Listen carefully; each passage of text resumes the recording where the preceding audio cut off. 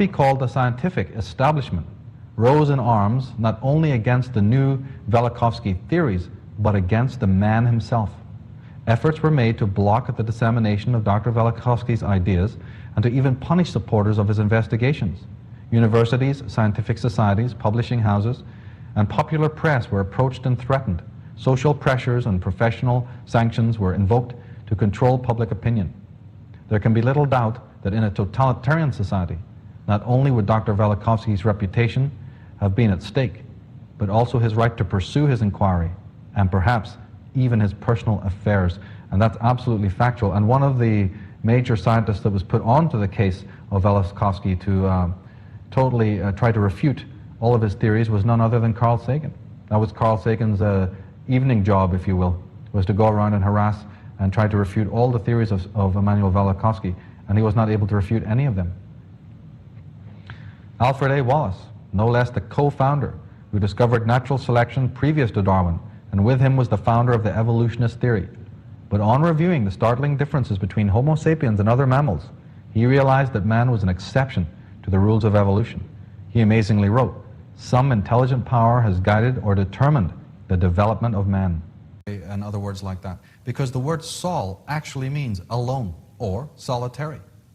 Well, the original word for the moon, luna, also is a derivation of the word alone. Luna, the lone one. Why are they called the alone ones? Because they understood, the ancients understood, that they are alone now, because they had a cousin, they had a twin, the second son, and the second son is no longer there. So from that time onwards, in order to commemorate this celestial cataclysm, the sun and the moon were called the alone ones. That's their title, that's their name. In fact, the very words we use today to signify travesty also commemorate exactly what we are talking about.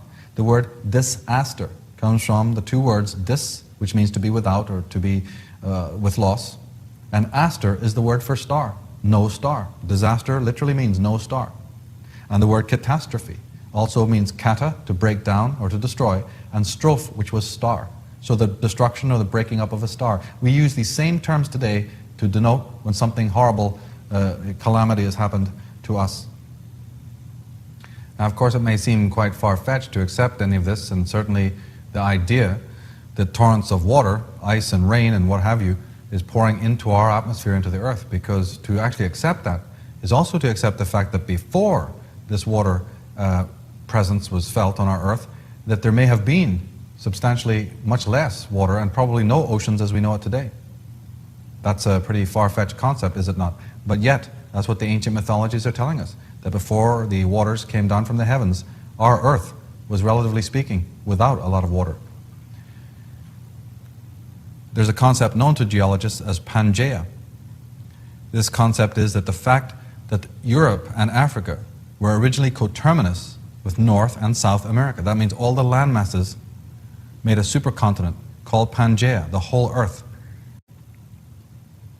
Now, again, two top scientists in California, Otto Binder and Max Flint, in their book, Mankind, Child of the Stars, have this to say. Molybdenum, a very rare metal, plays an important role as a trace element in the physiology of all Earth creatures.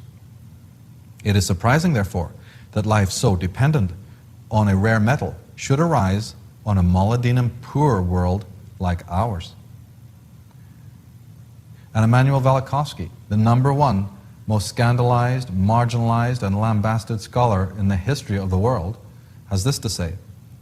Most controversial is the evolutionary question. I have done a great deal of work on Darwin and can say with some assurance that Darwin did not derive his theory from nature, but rather superimposed a certain philosophical worldview on nature and then spent 20 years trying to gather the facts to make it stick. Alfred de Grazia of the Velikovsky, and it actually means to discover or to find out, and evidently this refers to science. The Nephilim were scientists, and as scientists, those people who were able to find things out, they chose the symbol of the serpent. This is not, as David Icke and others have professed, that they looked like serpents. They did not. The serpent was merely their symbol for wisdom, the symbol for higher understanding, the knowledge of genetics, the knowledge of science. And that is because anyone who's actually seen the DNA spiral, knows what it looks like. The DNA spiral is very serpent-like. It's coiled and it looks like a serpent. So those who were able to look at it used that symbol of the coiling serpent symbol. Not because they looked like serpents, but because they were wise ones, scientists, those who were able to know the mystery of the DNA and of the helix, the DNA helix. The DNA helix has always, from ancient times onwards, been figured as a serpent, a coiling serpent. And this is the symbol that is still used today on the medical conglomerates and monopolies of the world.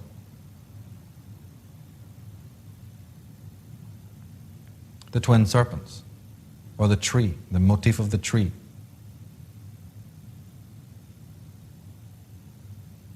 All through Celtic Ireland, there's a great emphasis on the serpents. And here we have the Egyptian god on the right, with the twin wands. This is Thoth, the god of wisdom, and he's raising the Ankh to the dead Pharaoh. And in Genesis 2 we read, "And the Lord God formed man of the dust of the ground, and breathed into his nostrils the breath of life, and man became a living soul."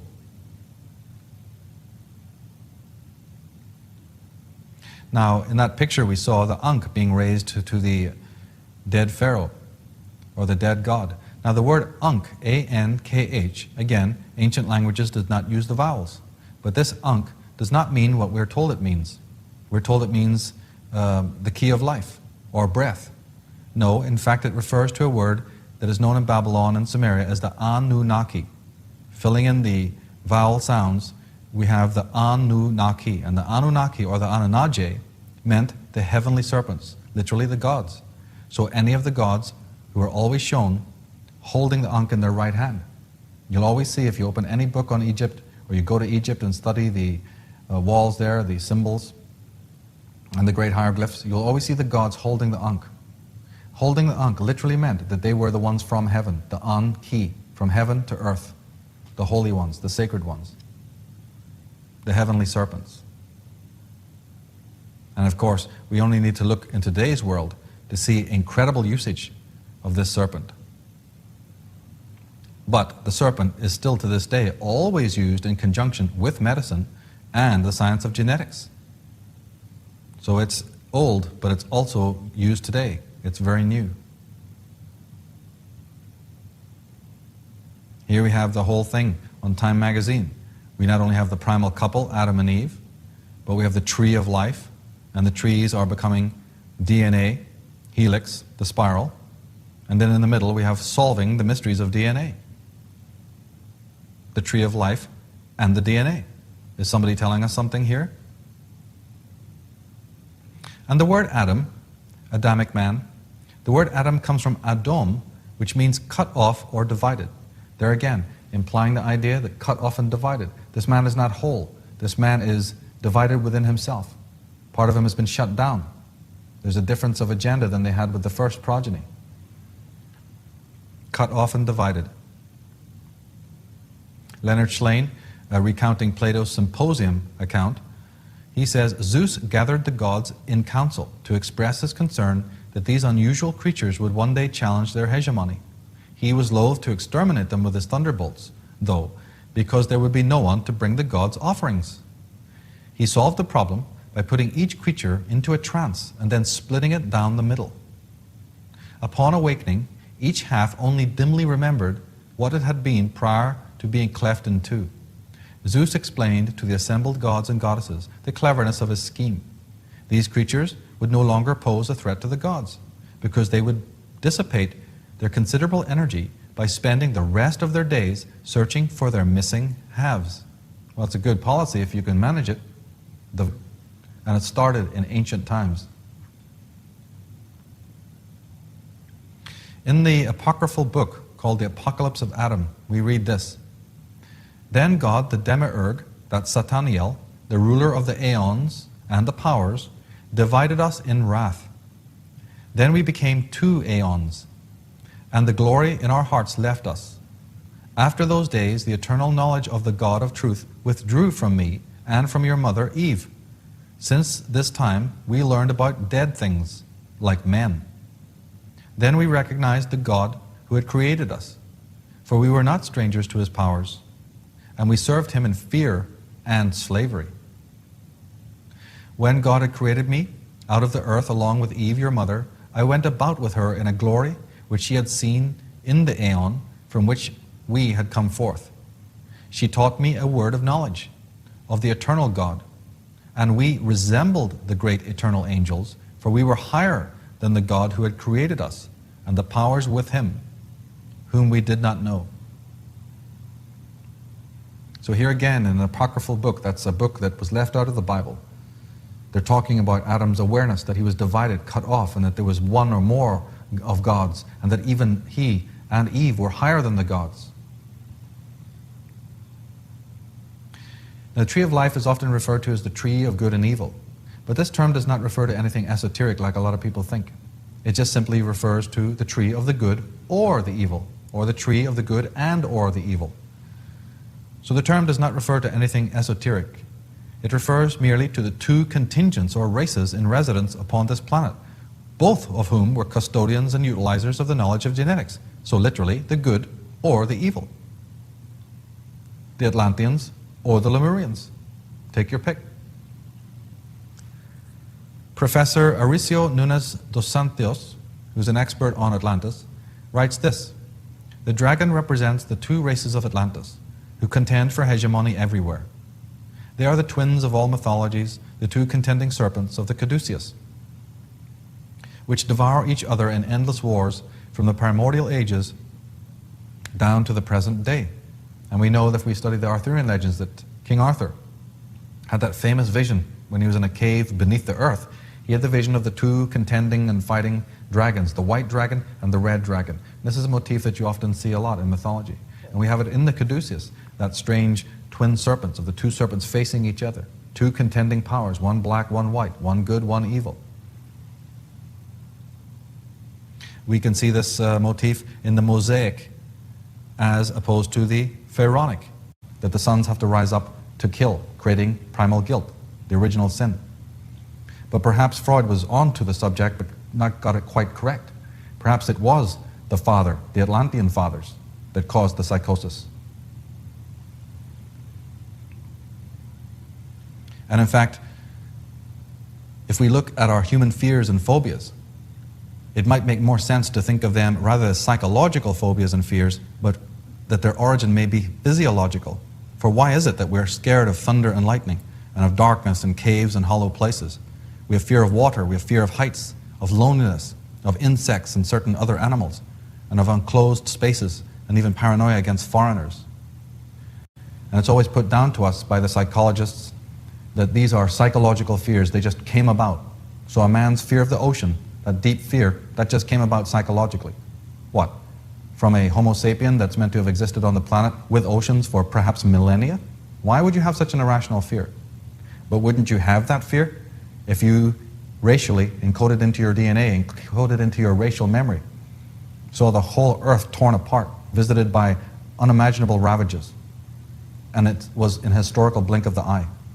Such events are written in our genetic memory, and that is the origin of all these fears and phobias. They are physiologically based, not psychological. Two serpents or the two pythons entwined. These, of course, are representing the two natures of mankind, that man is now a bipolar entity.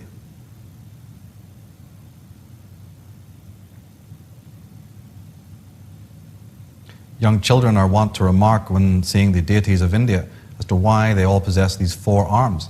Well, if you have 4 arms, it often implies that you're 2 people in one. 2 people in one would make 4 arms. And we have the left wing and the right wing again of Egypt. Freemasons also have a central figure in the double-headed eagle. One head of the eagle or phoenix facing east and the other facing west. If one studies a swastika, you'll find that it originated with 2 serpents. The Phalphot, the original symbol of the swastika, comes from 2 interlaced serpents. And as we saw earlier, mythology is replete with the war or the conflict between man and his hybrid nature, his own lower self. The Old Testament puts it this way: in a passage that relates to the conflict between Jacob and Esau, we read, "In your limbs lie nations twain, rival races from their birth. One the mastery shall gain, the younger o'er the elder reign."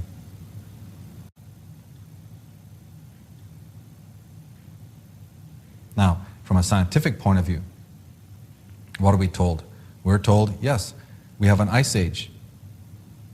This ice age happened in what we know as the Pleistocene epoch, and before the ice age, there was nothing. Men walked around in skins, and Neanderthal man, hunter-gatherers. No such concept as Atlantis or Lemuria or any other advanced civilization could possibly have existed. So what is the tenets of the official theory? Well, the high priests of geology were of Charles Lyell. He was the exponent of the theory of uniformity. That simply means that through the geological record, nature, evolution, all of these things are incrementally slow. Very, very slow movements of development over vast expanses of time. Louis Agassiz, he was the exponent of the glacial theory, exponent of the ice ages. And particularly Professor James Geekie, geology professor at Edinburgh University, a major champion of the ice age theory. And believe me, that's all it is, a theory, as we're about to see. Now, the ice ages are meant to have taken place, geologically speaking, in what is known as the Pleistocene epoch. This is this is the epoch lasting 2 million years that is housing what we know as the ice age. But Professor James Geekie says, if there is anything more fantastic than Geekie's extravagant theory, it is that it has been lapped up by his successors and by intelligent men who, by logic alone, should be able to denounce it. Yet it is today a dogma. This is Commons Beaumont, one of the most suppressed scholars of all time, talking about Geekie's findings. He says it's unsustainable, simply a dogma. Commons Beaumont goes on to say, the flood, to the world generally a vague and nebulous tradition, really conceals the most appalling visitation, and its ravages in the British Isles and Scandinavian lands may be retraced to more considerable extent by the effects of what geologists term the drift age. It was no mere ice drift, it was a sudden and terribly swift and violent. So Beaumont was one of the great catastrophists. Along with Immanuel Velikovsky, he was a person who decried and did not believe in or subscribe to the uniformitarian philosophy. He understood that we had been visited by tremendously swift cataclysms of the past. And he spent his life trying to refute what Geekie and the uniformitarianists were advancing. And in the fine book, When the Earth Nearly Died by Allen and Dallaire, they say it is an astonishing that such an unscientific explanation ever came to be formulated, yet in a short time both it and the concept of immense, thick ice sheets descending from a hypothetical northern mountain system was enthusiastically embraced as virtually established fact.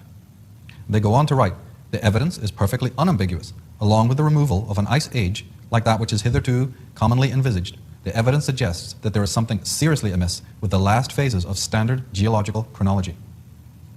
Now, these unsustainable theories of ice ages and drift ages has been refuted in the 90s by several authors, not only Allen and Dallaire, but by Michael Cremo in his monumental work Forbidden Archaeology, and more specifically by the Observer magazine scientific writer Robert Milton, who wrote a fine book called Shattering the Myths of Darwin.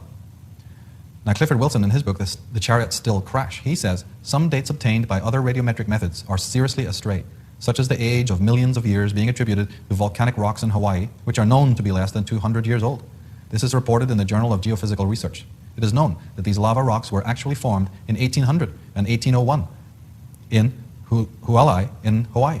The potassium-argon dating methods was utilized, and a formation age of 160 million to 3 billion years were given for this rock formation, which was known to be just over 170 years old. This is not an isolated report. Rock samples from 12 volcanoes in Russia and 10 samples from other places around the world, all known to be of recent age, that is, formed within the last 200 years, when dated by the uranium, thorium, lead method, gave ages varying from millions to billions of years. So here's your science for you. But luckily, a lot of these scientific findings are now being seriously refuted, and we need to know about this. Clifford Wilson goes on to say, there is increasing evidence to suggest that those figures of millions of years, which we were given in our childhood, must be put to one side. And indeed they must. But what would happen if they are? What happens if we suddenly start to question these Royal Academy and Royal Society dates and figures and scholarship? Well, then the truth of what might be behind that Pleistocene epoch. I mean, if you concertine the whole 2 million year Pleistocene epoch out of existence, suddenly you have no ice ages, no substantial ice ages, and therefore no great wall between our time and the past. Evidence thus converges from numerous directions to support the conclusion that on the testimony of radiocarbon and other dating techniques, immense physical and climatic changes occurred on Earth some 11,000 years or so ago. And these marvels, these Cyclopean ruins, what are often called the Cyclopean ruins, the places of the giants. All over the world, especially in Celtic Ireland, you see these standing stones, again, marvels of architecture, marvels of creations, and these are often aligned to compass points and to celestial events. And some are perfectly aligned even to this day. Another interesting thing that you see a lot in Celtic countries of the Sarmatians and the Vikings and even the northern Russia and all through the coast of England and Ireland are the great burial mounds where they say their fallen heroes, their fallen kings are meant to be interred. Again, the opening of these tombs often faced due north, and the stones around these burial chambers also were aligned to the constellations. Of course, they are not in pristine condition anymore. In India, there is an ancient belief still held by some in a subterranean race of serpent people who dwell in the cities Patala and Bhogovati. According to the legend, they wage war on the kingdom of Agartha. The Nagas, according to the deep dwellers, are described as a very advanced race or species with a highly developed technology. They also harbor a disdain for human beings, who they are said to abduct, torture, interbreed, and even to eat. And one might want to notice the prevalence of hollow earth motifs in movies, not just of Hollywood, but of movies in general. We have a great deal of movies in this world that feature hollow earth, some of them very famous, and people watch them all the time and never think of it. And yet they're seeing constant reference to this, not just in science fiction movies, but in many others. Richard Sauder is an expert on this theory and has written 2 books, Underground Bases and Tunnels and Underwater Bases and Tunnels. These are fine books and definitely should be perused. He gives thorough understanding of how even in modern age there's a lot of drilling and research into the hollow earth concept. In Paris, there are 6 million corpses buried directly under Paris in the 156 miles of caves which were discovered there.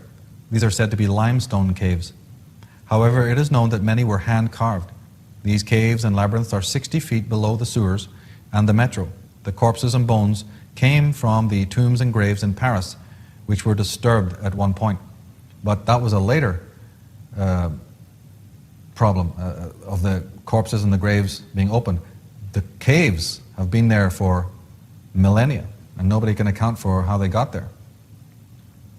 And you can take trips and go right down there on a guided tour and take a look. In Revelation 9, when he opened the abyss, smoke rose from it like the smoke from a gigantic furnace. The sun and sky were darkened by the smoke from the abyss.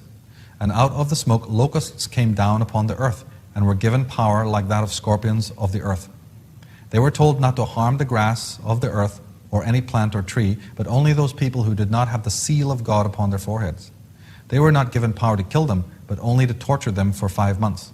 And the agony they suffered was like that of the sting of a scorpion when it strikes a man. During those days, men will seek death, but not find it. They will long to die, but death will elude them. So again, repeatedly throughout all of the mythologies of the world, we hear about the giants, men of great stature. In Deuteronomy 9, we read, "A people great and tall, the children of the Anakims, whom thou knowest, and of whom thou hast heard say, who can stand before the children of Anak?" Well, all over the world we have giantism. Here's a couple of pictures from the Far East and from China and Manchuria, where we have gigantic beings well in excess of 8 feet.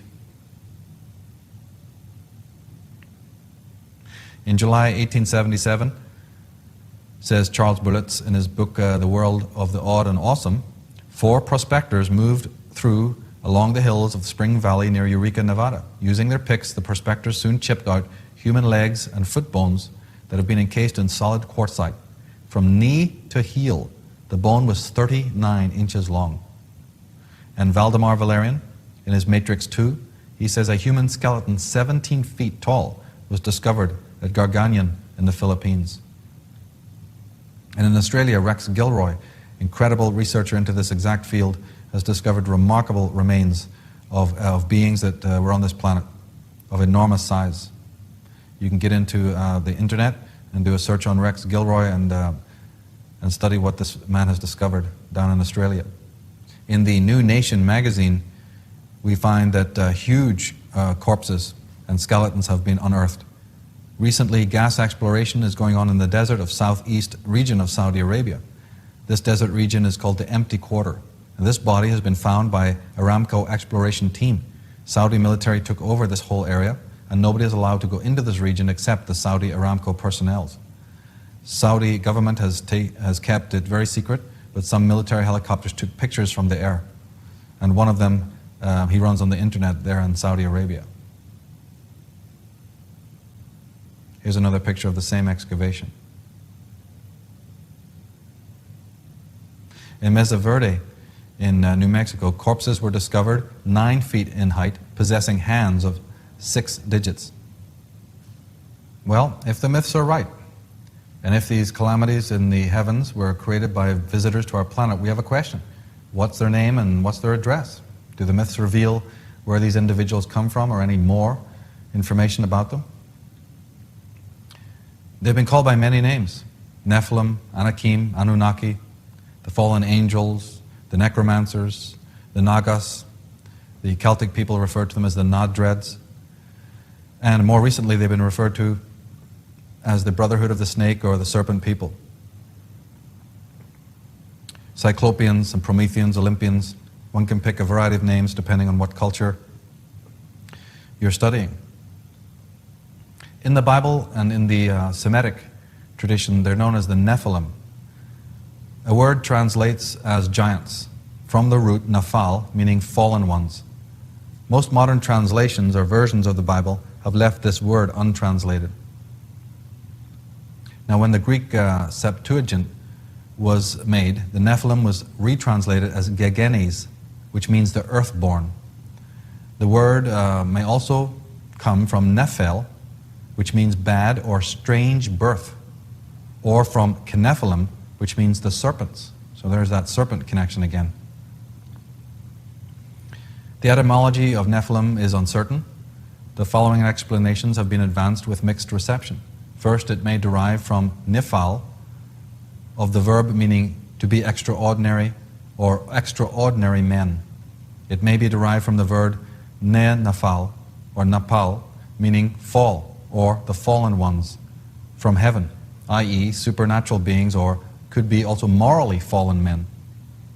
The International Standard Bible Encyclopedia defines it as meaning unnaturally begotten men or bastards, from nepel, abortion or miscarriage. Now the cosmic upheavals, just like Beaumont was implying there, the cosmic upheavals that happen in the heavens above us were often stylized in myths as the conflicts between Rama and Ravana, let's say, or Horus and Set, or Ahura Mazda and Ahriman, if you are from the Persian persuasion, or Arthur and Mordred, or St. George and his dragon, you see, and Christ and Satan. A lot of these mythological adversarial conflicts are actually illustrations, motifs, portrayals of something that happened cosmically. This has now been accepted. Allen and Dallaire, in their book Cataclysm, say that giant electromagnetic storms, lightning, earthquakes, volcanic eruptions, stupendous hurricanes, abruptly displaced bodies of water, celestial bombardment, rains of astonishing volume, and a mighty flood are all quick-acting violent events. There's that key term, quick-acting. These are individuals who are not putting aside this idea of slow, gradual, gradations of change over vast areas of time. Now, these two characters who've written this book, Cataclysm, and who wrote the book When the Earth Nearly Died, who are these individuals? Well, D.S. Allen is Cambridge University science historian specializing in paleography. His colleague, J.B. Dallaire, is Oxford University geologist, anthropologist, and museum creator of geology at the University of Southampton. These characters come out with a book, When the Earth Nearly Died, and their other one, Cataclysm, in the 90s. And the science is in to prove that the uniformitarian theories are just not sustainable, and that Darwinian theories are not sustainable. But how come we have not heard universal debate about these works? These are the top specialists in their field. And yet we go to high school, we turn on the television, we read in the journals and the magazines and the newspapers the same old regurgitated Royal Academy, Royal Society information, as if nothing has ever changed. In those days, Noah saw the earth that it had sunk low, and its destruction was nigh. And he arose from thence and went to the end of the earth. Of course, I'd question how did he manage to do that. Anyway, it says he went to the end of the earth and cried aloud to his grandfather Enoch. And Noah said bitterly 3 times, hear me, hear me, hear me. And I, Enoch, said unto him, tell me what it is that is falling upon the earth, that it is in such evil plight and shaken. Book of Enoch again. And the moon shall alter her order, and not appear in her own time. And many chief stars shall transgress their prescribed order, and these shall alter their orbits and tasks, and not appear as the seasons proper to them. And the whole order of the stars shall be concealed from the sinners, and evil shall be multiplied upon them, and punishment shall come upon them so as to destroy all. In Scandinavian mythology, they have a reference to it as well, although it's again figurative, it's mythological. They have the Midgard serpent, their great enemy, their great adversarial agency there, the Midgard serpent, blows so much poison that the whole sky and the sea are splattered with it. Here we have the essence of fable, here we have the essence of allegory, that something stands in for something else. This is the way the ancients commemorated the histories that they knew. So for us to look back with contempt is outrageous. Allen and Delaire, in Cataclysm, traditionally the destruction was almost always associated with water in one form or another. That's right, not so much ice, but with water cataclysm. This is where the myth of the Great Deluge came from. They go on to say, ancient Mesopotamian texts repeatedly allude to the original watery nature of Tiamat. From such fragments we may conclude that Tiamat was essentially a watery planet, and that very large quantities of water were probably dispersed into space during Tiamat's destruction. Well, we can enlarge upon that by saying, yes, water, if the planet Tiamat for some mysterious reason gets destroyed and its waters, its ocean waters are blown out into space, well, outer space is a cryogenic chamber.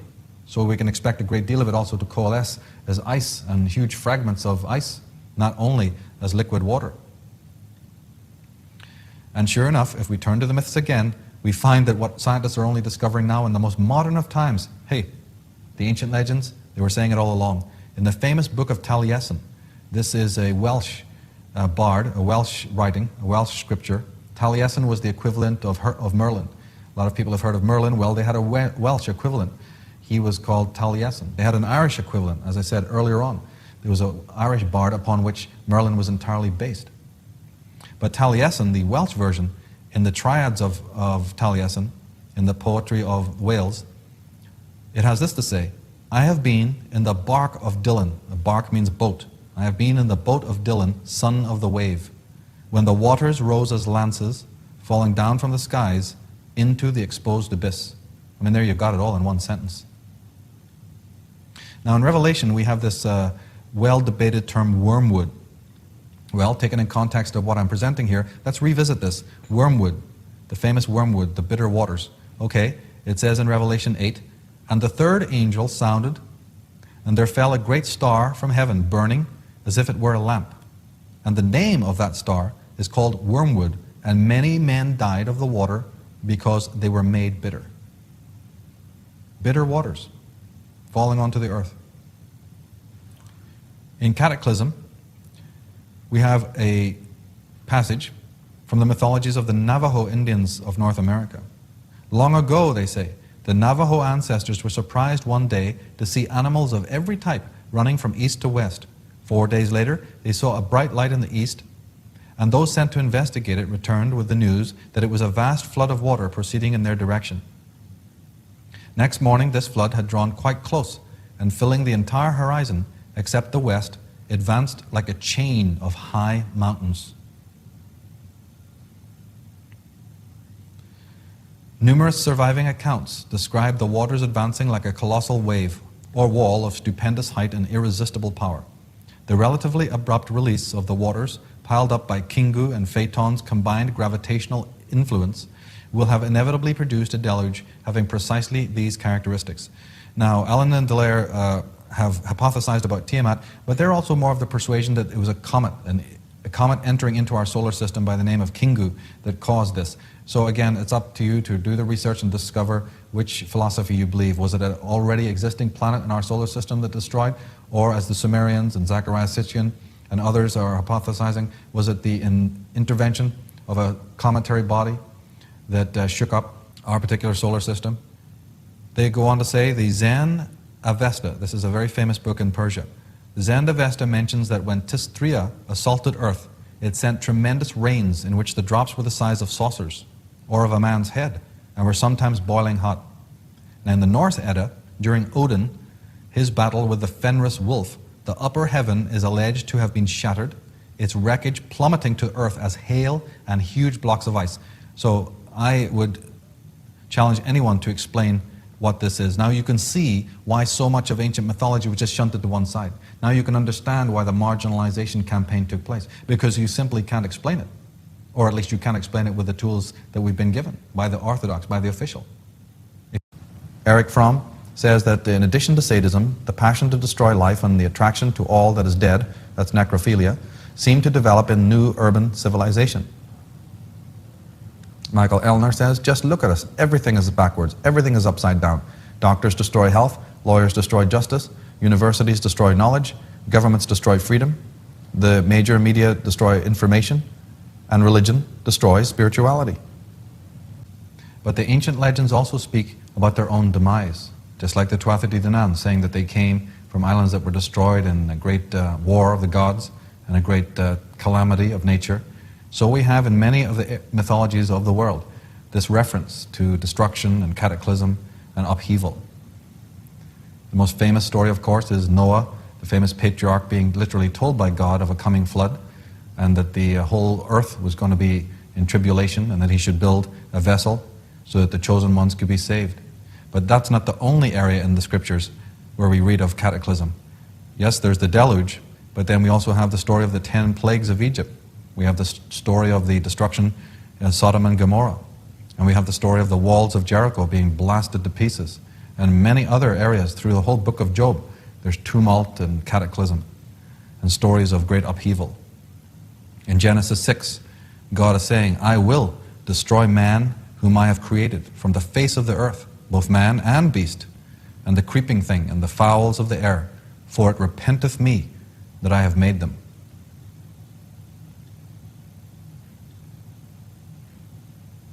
Now, from a scientific point of view, what are we told?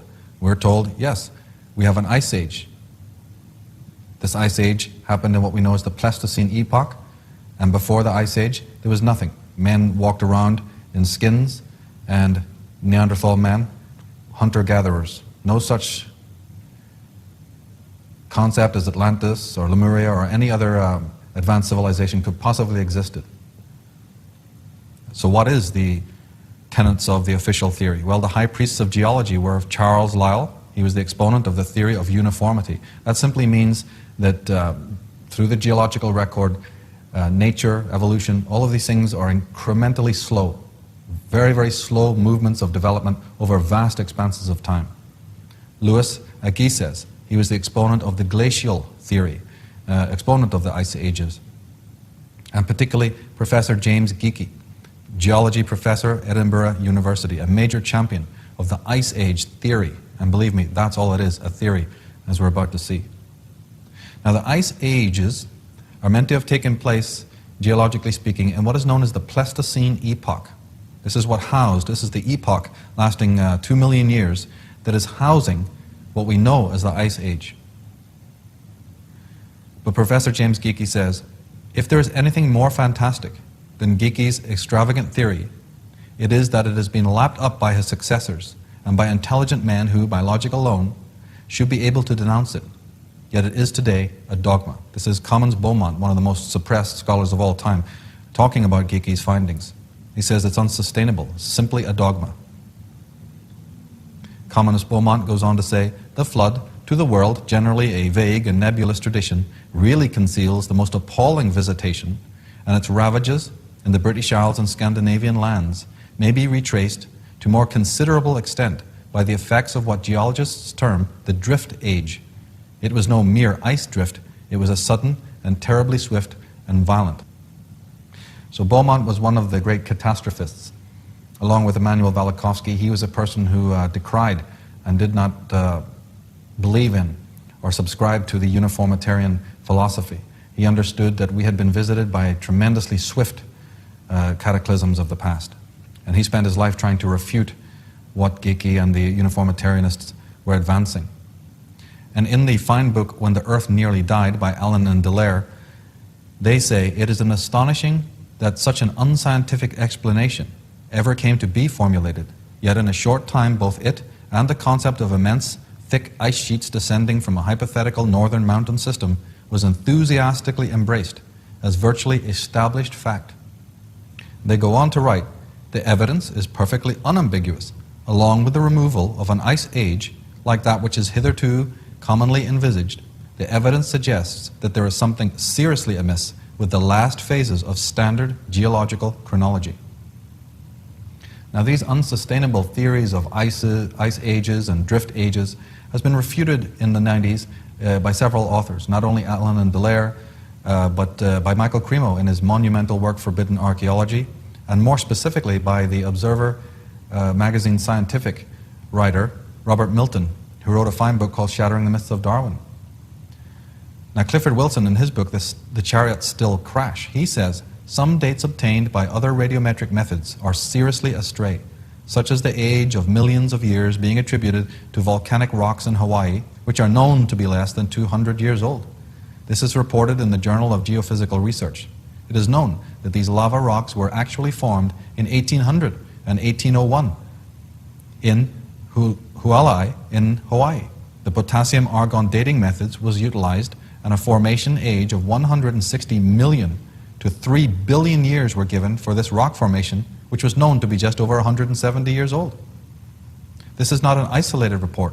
Rock samples from 12 volcanoes in Russia and 10 samples from other places around the world, all known to be of recent age, that is, formed within the last 200 years, when dated by the uranium, thorium, lead method, gave ages varying from millions to billions of years. So here's your science for you. But luckily, a lot of these scientific findings are now being seriously refuted, and we need to know about this. Clifford Wilson goes on to say, there is increasing evidence to suggest that those figures of millions of years, which we were given in our childhood, must be put to one side. And indeed they must. But what would happen if they are? What happens if we suddenly start to question these Royal Academy and Royal Society dates and figures and scholarship? Well, then the truth of what might be behind that Pleistocene epoch. I mean, if you concertine the whole 2 million year Pleistocene epoch out of existence, suddenly you have no ice ages, no substantial ice ages, and therefore no great wall between our time and the past. Evidence thus converges from numerous directions to support the conclusion that on the testimony of radiocarbon and other dating techniques, immense physical and climatic changes occurred on Earth some 11,000 years or so ago, when an ice age that probably never existed came to an end, and an apparently uniformitarian regime was abruptly terminated. There you are. That's Allen and Dallaire saying that something happened so much more recently, and it had very little to do with an ice age. Thus, if many of today's highest mountains were much lower when the alleged ice age was reputedly at its zenith, then how did so much ice, if it actually existed, manage to accumulate? Indeed, we can take a step further and ask whether the ice sheets so beloved of the glacialists ever existed at all. Now, these two geologists have discovered that the mountains that are quite high today all over the world were not as high 11,000 years ago. Well, of course, that goes to the heart of the glacialists' theory. You have to have very high peaks in order to have the cold for the ice sheets to be created. But if those mountain peaks were much lower than they actually were being told, then there goes your ice theory right out the window. They go on to say, the time allegedly occupied by the glacial and interglacial episodes of conventional Pleistocene chronology was actually non-existent. Now, how come we have not heard worldwide debate about this book or of Robert Milton's Shattering the Myths of Darwinism? How come we are not hearing debate on the television and in the magazines about these fine books? In Colin Renfrew's book, Before Civilization, he says, archaeologists all over the world have realized that much of prehistory, as written in the existing textbooks, is inadequate, some of it quite simply wrong. And I have a question. If this is the case, then how can science go that wrong? We have experts like Agizes and Lyle, we have Darwin, we have these uniformitarian theories that are just wholesale sold to us, over the counter, so to speak. We have millions of dollars being thrown into all of these researches, and yet we come up now to discover that the whole Pleistocene epoch is unsustainable? I have a question. How can science go that wrong? Now the cosmic upheavals, just like Beaumont was implying there, the cosmic upheavals that happen in the heavens above us were often stylized in myths as the conflicts between Rama and Ravana, let's say, or Horus and Set, or Ahura Mazda and Ahriman, if you are from the Persian persuasion, or Arthur and Mordred, or St. George and his dragon, you see, and Christ and Satan. A lot of these mythological adversarial conflicts are actually illustrations, motifs, portrayals of something that happened cosmically. This has now been accepted. Allen and Dallaire, in their book Cataclysm, say that giant electromagnetic storms, lightning, earthquakes, volcanic eruptions, stupendous hurricanes, abruptly displaced bodies of water, celestial bombardment, rains of astonishing volume, and a mighty flood are all quick-acting violent events. There's that key term, quick-acting. These are individuals who are now putting aside this idea of slow, gradual, gradations of change over vast areas of time. Now, these two characters who've written this book, Cataclysm, and who wrote the book When the Earth Nearly Died, who are these individuals? Well, D.S. Allen is Cambridge University science historian specializing in paleography.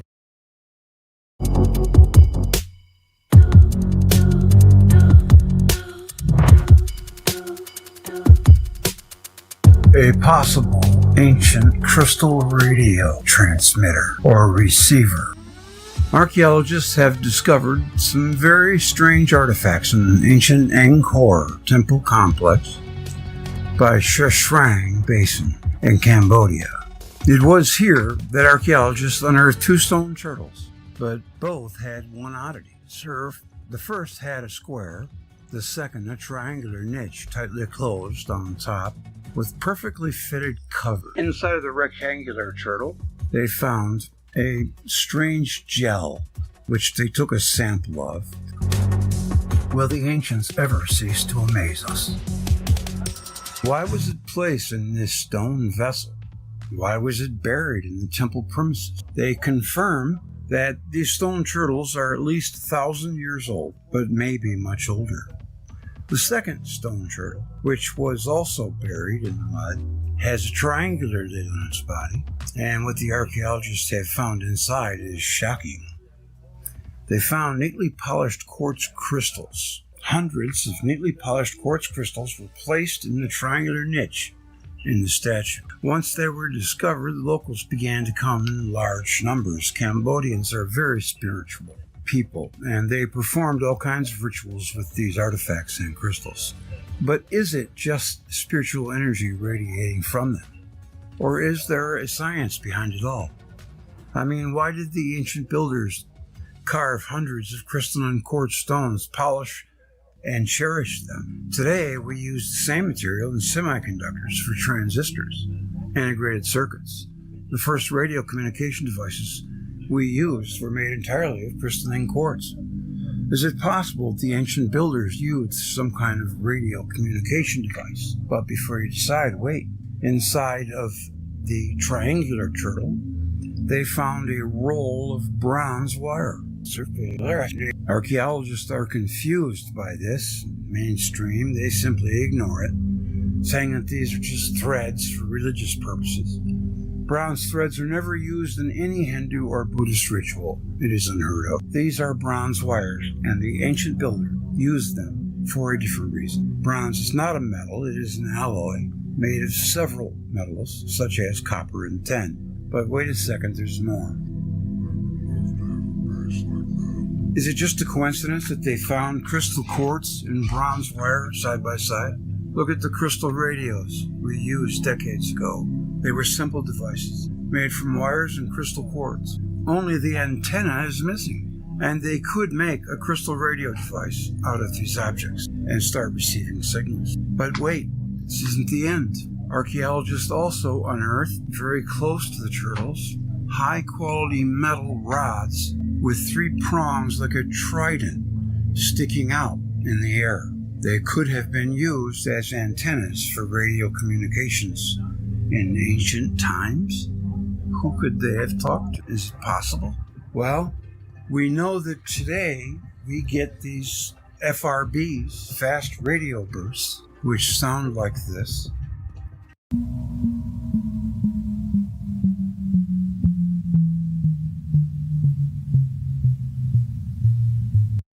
And mainstream cosmologists and physicists have no idea what's causing them. Could they possibly be artificial?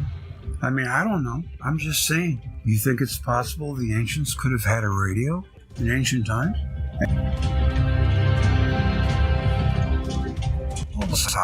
That's not all either. We're getting mystery signal from 4,000 light years away, which is nothing like cosmologists have seen before. And a strange signal from the core of our galaxy. I don't know about you, but the more I learn about the ancients, the more I scratch my head in amazement of everything they knew. At one time on this planet, long ago, there were some very intelligent beings, to say the least. You know, sometimes in order to get one thing, you have to go through 7 different steps to get there. And then when you get to the 8th thing, all the 7 steps were forgotten on how to get there. Just like NASA says we can't remember how to get to the moon. Well, I suppose it's possible. Information can be lost by just one catastrophe. So just think, I wonder how many times information has been lost. It would be really... Speaking of radio bursts, Earth seems to be pretty popular these days as a mysterious energy source, unlike anything astronomers have seen before. As coming across the waves there, the team mapping radio waves in the universe has discovered something unusual that releases a giant burst of energy 3 times an hour. And it's unlike anything astronomers have seen before. It has to be electricity that's releasing. The team had discovered, I think it could be a neutron star, which are impossible, or a white dwarf.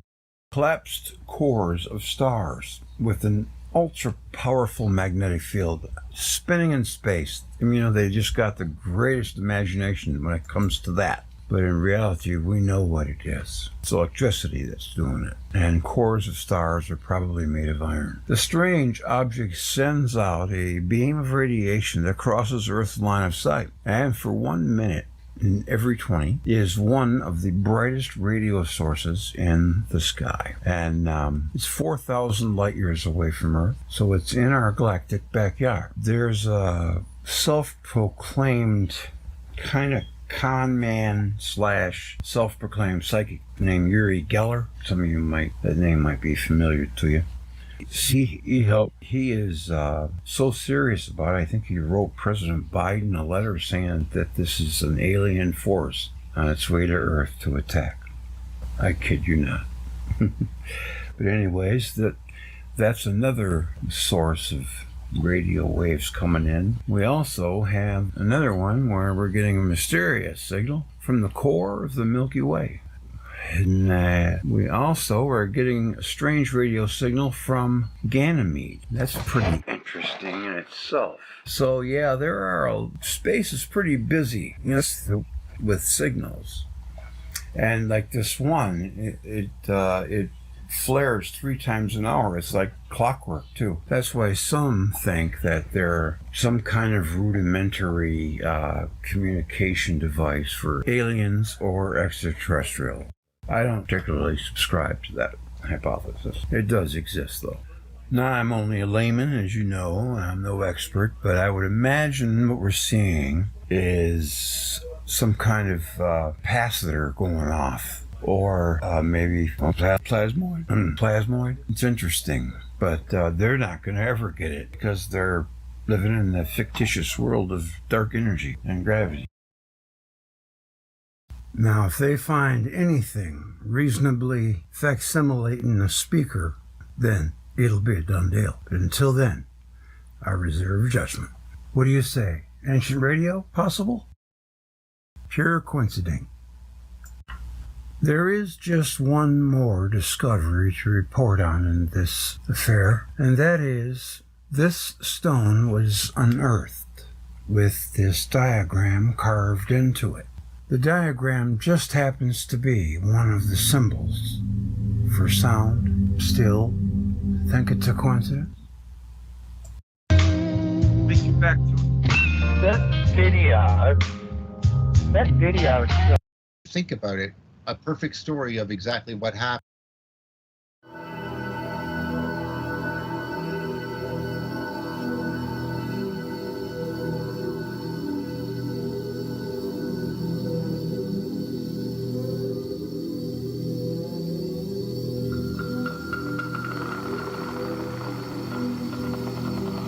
This is one of my favorite conversations.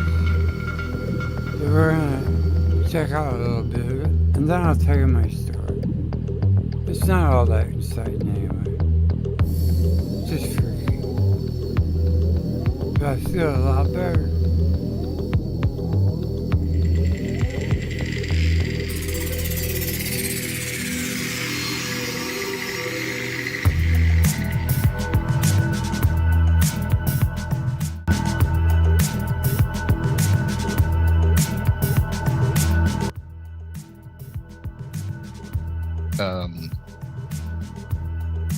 in different parts of the body. Yes, I've heard that before. You've not read up on Jerry Tennant's stuff? Well, I have clearly not enough. Not enough. Yeah. I've seen a couple of his presentations, but I'm not real familiar. I know he had something to do with water.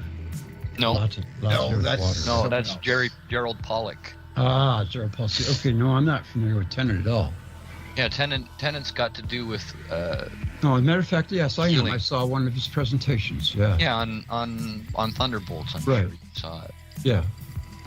Yep. He's done a couple of videos on Thunderbolts. Yeah.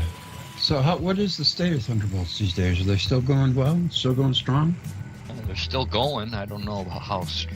A lot of, I guess, a bunch of the guys that were big or heads of the Sapphire are kind of moved over to Arion, I would imagine, and starting to, develop the companies for remediation of fracking water. Is that what they're doing with Sapphire? Yeah, unfortunately, they're not into changing the world, which they should be doing with Sapphire. I mean, that's a groundbreaking Science thing. change. Yeah, I mean, they basically are would have rewritten physics books. They just couldn't have that. I don't know. I'm kind of disappointed.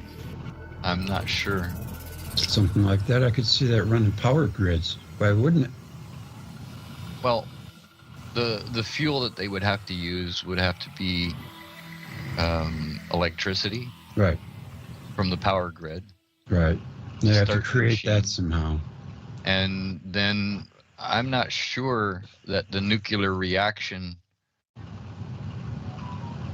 or not nuclear reaction, the electrical reaction that's going on would be sustainable. There was the heat anomaly, and maybe that heat anomaly could be controlled. But I don't know. If it could be controlled, then they could use that heat to generate electricity and power the device itself with that and maybe make an excess of energy from that. My feeling was basically with his ability to create 80 different elements, my thoughts were immediate. Combine this technology, scale it down, or scale it up, depending, and then combine it with a CNC machine, and you have a replicator. Just keep making more Sapphire machines. Well, I mean, let's say you were on a ship and you were out at sea in a military vessel and you needed to make something out of platinum. Well, now you can. Or you need to make oxygen so people can breathe. Now you can. Yeah. Direct from electricity. Mm-hmm. You just have to know. That is alchemy of the nth degree, and only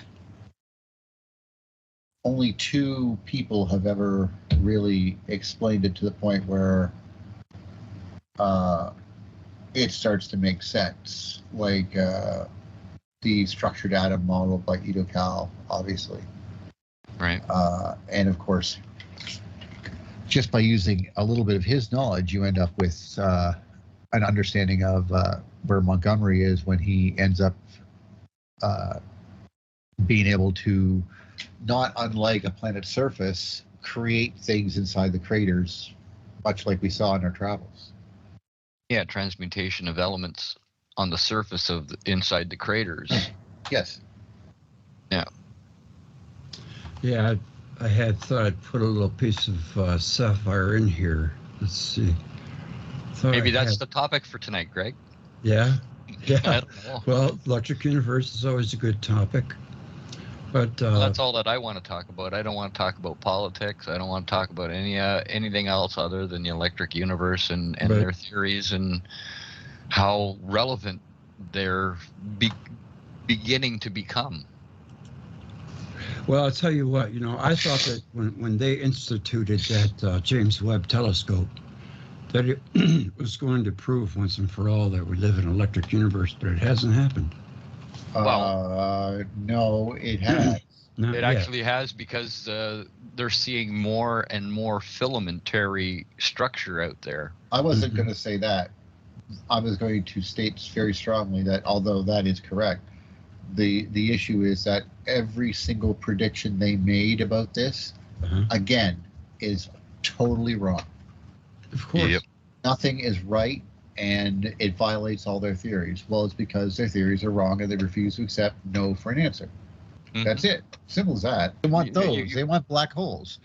And that is like, why would you use the weakest force in the universe? I mean, right there is that galaxy is more like a bifocal twisting space tornado than it is friggin', that right there, by the way, that's a perfect picture. Yeah, plasmoid? No, Right. but do you know what those plasmoids are? Not really, no, but that is a plasmoid. I remember Walt talking about that. It's not a black Of hole. course. Oh, I know. But go back a bit. Okay. Well, you think of a Z-pinch, Greg. A plasmoid is basically a Z-pinch, a multiple right there. Magnetic field Z-pinch. Yeah. Many magnetic fields Z-pinching and creating a plasmoid. Actually, Yeah. it depends completely on the situation. In this particular case, there is a ripple behind the Earth on the night side. That is a plasmoid. We know it's there, and it is farther from the Earth than the Moon. So this plasmoid exists beyond, it's a structure, but it exists technically beyond anything else that we have. Now, this connection, and see how it's open field lines, so it's connecting to other bodies on the top and bottom of the sun or of the Earth. But when you look at this, if this was a little bit brighter and you had brightness coming up the north and south poles, okay, you had a man-like object on the south pole with like the feathers and stuff all along his head, which became the symbol for so many darn cultures. Mhm. And then you have the on the top you had the Gristle World Tree or the Christmas tree leading towards heaven or the star above or whatever you want to call that. The god above. There's lots of interpretations, but at least we know that much, guaranteed. So if we had rings and that plasmoid was even remotely turned on so that we can see it because it is a focal point electric activity, and let's say you were in, say, I don't know, Greece. So you're in Greece, you're looking down towards the south, and in the sky you see giant rings. You call these rings the 7 seas because there's 7 of them. At night, a shadow of the Earth comes across this location. Okay, this river in the sky. River Styx. Right, but imagine the shadow of the Earth across those rings. What would it look like? Directly, if it was in the middle of the sky and it was midnight, so the sun is directly behind you, what would you see? I don't know. What would you say? Well, if I was looking at that, knowing that plasmoid, it would probably be glowing red. So you'd see two red eyes in the just above the, and it would look like a cloak, which is covering the rings. I And see. he's carrying a sickle, which is shining back towards your eyes directly from beside the shadow of the earth, because that's what happens, say, with wet grass. The Reaper. You see the sun's behind your head and you have a halo around you. Well, that effect would be occurring to anyone on either side of that thing. You would see the metal sickle. This is the boatman. This is the Grim Reaper. And it's in the right direction. That is where all the gods go to die. It's not hell. It's the underworld. And that's when these things went further and further out from Earth. Eventually, they started sputtering. Earth was dimming down. The power is being transferred to these big bodies, obviously, because they can take more, and they're highly charged bodies. But again, with that idea that they are highly charged, I question the very validity of the fact that they may be gas. And when I the think ancients that they talk are about, solid. yeah. Mhm. Well, they're packed with electrons in there, but when the ancients talked about the underworld, they weren't talking about under the ground. Right. They were talking to the south. south. Space. Yeah.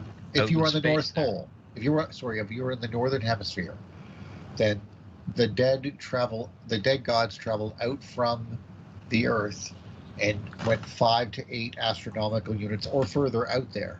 That's where they stopped when they almost collided. Now, Right. Earth was free at that point. The Great Flood happened as all the water rebalanced, and here we are. Well, for lack of a better term, I mean, it might not have been exactly the flood of Noah, but this was obviously a tumultuous event that is attributed to the Younger Dryas flood. Now, Well, Raymond says that the Sumerians say that when the earth touched Enki's shoulder, that's when the flood happened. and who's Enki? Enki. No, I mean, I want you to tell me who Enki is, or for everyone so they know. Enki is the main god in Right. in Sumerian lore. I mean, the oldest versions of Enki, he created all the rest of the gods, not Anu. No, Enki. I understand that. I My was told thoughts- that his name was Ea Inky, and that's where we get the Earth from. I don't know if that's true, but that's what Billy Carson says, you know. Well, Billy Carson, I don't know him. Yeah, I don't watch him. He's one of those guys that he's grabbed the mainstream, he runs with everything. Yeah. Yeah. So, you know, but he's doing pretty good for himself, so I can't complain. But yeah, I know, you know, plasmoids have always perplexed me because where do they come from? They come from, obviously, Z pinches create them. Z pinches. So, okay, well, what creates... they're just focuses of magnetic and electric energy in a plasma. Flow. In a flow of electric magnetic energy, they are in a pinches plasma, in yeah. that, within that, and they can be They don't have either to complex wires, for pinches or example. they can be have- very. I wonder if very it gets a Z easy pinch somehow. pinches. Sorry, what? Well, no. It's not a Z pitch in this particular case. The plasmoid is a secondary inductance from the main current running down the pipe of the Earth's tail out away from the sun. So this plasmoid exists there simply because right in front of it is the Van Allen radiation belts, right? Mhm. So Okay. there is a space, and then this plasmoid exists. Well, the reason that this happens to be that way is because this plasmoid is actually basically like a secondary current, not unlike the jet stream on the Earth. The jet stream goes around and around, and it's just a ring current induced by the current going in the poles. Okay. We would have to be in a more energetic situation, like as when Saturn came into the solar system, displaying like a comet that gave a lot of energy to the Earth system, and you I would don't be think able to that's what see. caused that. No, but you would be able to see, like in glow Oh, mode. for sure. Yes. In no doubt. glow mode, you would be able to see that plasmoid if there was a large dump of energy into the system. Well, yes, it's but I think what happened is that over the course of, several millennium BC, things began to turn off and on. They were only on when they were close to the ecliptic of the sun. Yeah. So as they crossed it, they might light up again, and then eventually they didn't anymore. Well, that was when Earth was closer to the sun, and No. I'm talking its about charge. something more recent. I'm talking about when these bodies were no longer fighting themselves, and they would basically they turned off, and you only got the aurora from Jupiter like we have today. But when it went across one of these things with more charge, it bolstered itself, Yeah, well, and it became just visible again. And we waited for those moments, and then eventually they stopped coming. Yeah, well, I was just going to say, they came because Earth was slightly differently charged than it is now. Well, I'm And- talking about things and that are when just moving away from us. When That's it all went I into the ecliptic, it would brighten up. Yes. It would turn into glow mode, and then when it went out of the ecliptic, it would Yes. shut off. Right? Yeah. But those were the, I guess you could say, the temporary times where people still could believe in the gods, and then once 2700 BC, or well, actually, according to some, 2685, Venus flared up and then became just a bright dot in the sky, and that was Lucifer rivaling God for his brilliance, and he was struck down for it. Right. That tale is simply one of Venus basically turning off. Like it's no longer has a tail that's glowing. The tail goes into dark mode, and Yeah, and it disappears. as we know this, but still the truth of it is that Venus gives off twice as much light as it receives from the sun. So Right. You can tell that just by looking at it in a Yeah. telescope. Yeah, it's bright as hell. It's bright as hell. It looks like it's well, glistening. it's the brightest thing in the sky besides the moon. Yeah. I remember reading from John Cook in his book, Saturn. Yes. What is it? Saturnian Cosmology. He Cosmology.org. said that at one time there were three plasmoids around the Earth. Yeah. That must have been pretty crazy. Well, I think that we saw those plasmoids in addition to seeing them. We saw them get eaten.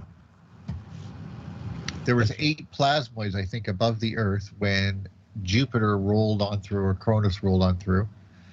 And those plasmoids were around him, and they appeared to be his children, and then he consumed them. And you have pictures of that, stories about that. Yes. They weren't obviously other planets. These are plasmoids where the current traveling through, remember, we're now all in series. In series, we are a planet stacked atop a planet stacked atop a planet. We're all in series with each other. That means that we have the same current traveling between us, which is why the Earth was so being basically Saturn enveloped in cometary in mode. Saturn's, inside of Saturn's thing, which pushed Cometary glow, our ionosphere much further closer to the Earth.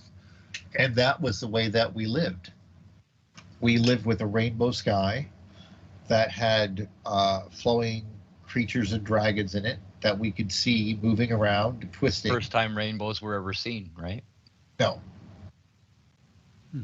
I honestly think that Janelle Cook was right, that the first time we were dropped off on this planet about 560 or 270 million years ago, at the age of the first flowering plants. The plants that are perennials, because before that, we had deciduous or trees that would take years to blossom. Carnivorous, right? Well, they were Coniferous, yeah. And we still have those today, and they are really good at avoiding getting covered in water and drowning, because it apparently rained a lot, especially in the Purple Dawn area. Mm-hmm. And here you are dealing with a situation where this body is now attached to Earth and shrinking in our electric field. And of course, we all begin to glow, and the potential energy between the Earth and the sky increases so that man can make use of it. Go ahead. Well, I assume, but not necessarily. Like I mean, the trinkets they had that seemed to indicate they had some knowledge of electricity are scant at best. Yeah. But now, I'm not saying it doesn't exist. It's just scant. But well, you pointed out a few examples, like the priest with the rope tied around him, so just in case. Oh yes. Oh no, stuff like that. So. But those are still, like, even with all of this, it tells me that the Earth had more charge than it does today. And when it started fading, okay, Stonehenge used to apparently light up with blue fire when they watered it. I never heard that before.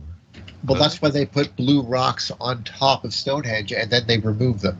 Not unlike when the Moai of Eastern Ireland got red headdresses that looked like fire, because they were on the edges of the water, and these high things would basically attract the ions in the air, which are heading towards this island anyway. And they're connected directly into the ground, so they ground out through these statues, but it causes them to have this cool red thing. Well, the same thing was happening then when you watered Stonehenge, and then when you were done that, it would only show up during storms, that would glow blue. And then after that, it didn't happen again, so they put the stones on top. Then they took the stones down. But then you have the people who, as you hear from the Tale of the Tempest, wizards that would travel up mountains. Why? To get closer to the electricity, of course. That's why. I mean, look at the name, Tempest. Okay. I mean, Temptation. Tempest is a storm, a violent electrical storm, like like God has never seen, type of thing, like a giant thunderstorm. I didn't know that. Well, yes, or usually in water. We were caught in a tempest. Yeah, I've heard storms described as tempests before. Yeah, so this is the situation that you're looking at, and I think that these people were acutely aware of how to protect their islands from getting hit by lightning. The same way as you basically put the same thing around Stonehenge. When only the storms would turn it on again, what do? Well, since we can travel around pretty freely, but I mean, what do you think the line of menhirs all through France were doing? They're all lined up, pointing to the place where it touched down, like you could see it connected to the Earth. That's where those are pointing. These rocks, of course, each one would be negative with a positive around it, like the negative embedded in the ground, and then there would be a positive that would form between them. You know what I mean? Yeah. And you could imagine them rippling. If you just hit it with a rock, you could imagine a ripple being sent down all the way across the whole thing as magnetic field and electric field interact and create, either sounds or other interesting phenomena such as glowing, like the other rocks did. Yeah. Well, what happens then when these bodies, these things are no longer working, but they only come out when it rains? Well, instead of living in caves near these places for their own safety and stuff, or on low hills, they wanted to travel, because it wasn't as bad as it used to be. So now they want to travel, and how do they do that? Well, they build not roads, but the only thing that they need. Dolmens. Shelter. Yes, dolmens. Yes. Shelters Yes, we've talked about from all the way from Mongolia all the way to the middle of America. There are dolmens. Yes. They're We've all showed high them up. before. They're all on rocks. Yes. They all would be ideal Faraday cages for avoiding death. Yeah. Let's see. Is it DOL? I got a bad keyboard. DOLMENS. I have to keep smashing on it until it shows up. D.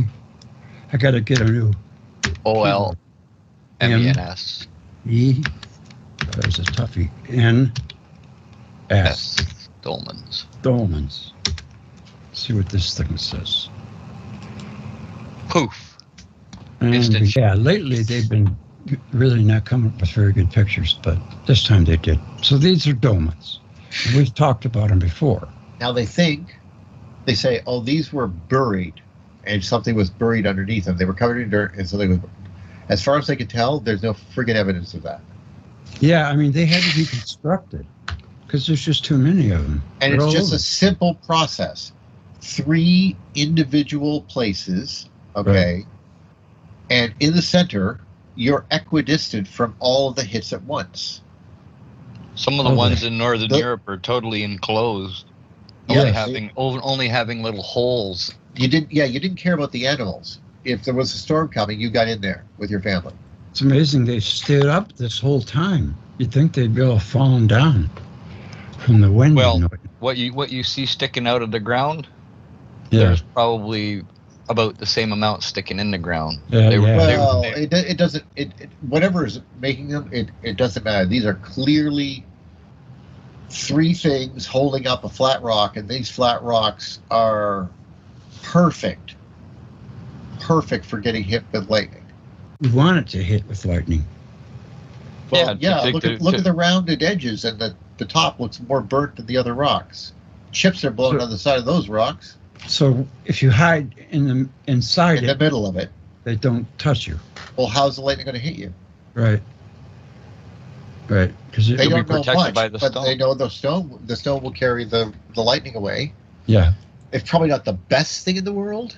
Like, I mean, obviously today you would not do this. You would use metal and stuff, but the principle is sound. Yeah, I mean, some charge could leak through some of the gaps that are in the stone, but generally Well, it could even speaking, be it as would simple as people carrying pieces of metal with them to throw, like chains, to throw over the stones, Mhm. and that's it.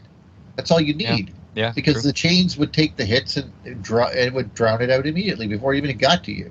Yeah, bring it It's right to the just ground. And notice that they're all on high peaks. Mm-hmm. They're not Yeah. low. They're Right. designed to be hit. Yeah. Yeah, it sure is a lot better than hit while you're running across the pasture because a lot of places are barren too. You Well, don't get to yeah, have a lot of and trees. of course, let's say it's a real storm. Do you know why I think they also built them on hills? Makes Mm. perfect sense. Because the valleys would flood. Yeah, Yeah. that's right. So you get to these shelters, which tells you that there's not a ton of people, and they look like they were made for traveling. Like you were going from place to place. In between places would be one of these towns. Like Right. like it wouldn't, because the towns would already have caves nearby, right? Cellars, anything they can go into. But these people walking would be totally at the mercy of lightning bolts that are hitting 100 times a second. Yes. I mean, look at that rock on the top. It's just been, like, it's smoothed. Mm-hmm. You see what I mean? Like, it looks almost like, why is it different type of rock? Like, Yeah. is it different or is it changed? And stuff like that. Yeah. No, this one looks a little more permanent. I can't see them lugging that around. No, they didn't move these things around. Oh, they were just in between. I get it. Yeah, basically Yeah. for travelers, right? Right. I mean, right. let's say you had 2 towns far away, took hundreds of miles to get there. Well, you'd want a few of these at the high points. So Right. if you saw a storm coming, you run and get Yeah. in them, Yeah. and then that's you right. wait. And That you makes sense. now you're dry, mostly. Mhm. Cover yourself with some blankets. The wind's going to suck, but you're not going to die from lightning strikes. And something as big as that could hold not just you, but your horses. Yeah. They're pretty big. Those things are amazing. They're all over the place too in Europe. You don't see it in Yes. America though. Yes, you do. You do? Yeah, look at dolmens in America. Just type it in. Oh, okay. There you are. They're everywhere, man. Oh, you're right. They are in the U.S. Oh, damn. This tells me that I don't care what they say. The 2 cultures on the planet. I mean, there's a culture on the planet that was in both continents. Yes. Look how big that one is. That one. This one I went past. I mean, look yeah. at that. Look at that. You could basically squeeze you and all your sheep in there. Yeah. Remember, you don't have to live there. No. You just have to survive the lightning, that storm that goes by. That's the Because core of the lightning rate. It Well, must before- have been really violent. Before the Earth expanded and got larger, and Well, I mean, killed off this a lot I of think the this is a animals. long after that. Yeah.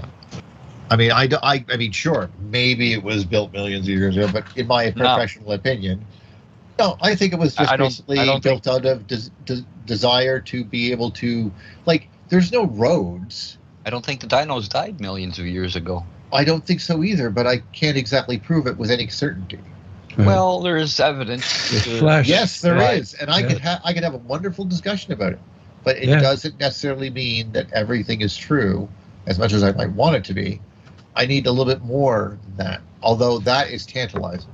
What about that? They found T-Rex blood. How come blood? No, that's the one I'm talking about. That's the one that I was. No, they didn't. They didn't find T-Rex blood. They found soft tissue from T-Rex once they dissolved the bone in acid. I thought there was blood. Well, they found cells, blood cells. They found soft tissue. They found ligaments, tendons, things like that. There's no way that something 65 million years old should have any of those things. Exactly. That's my point. Exactly. 65,000? Maybe. 70,000, maybe, but not 65 million. It would all have turned to dust and stone.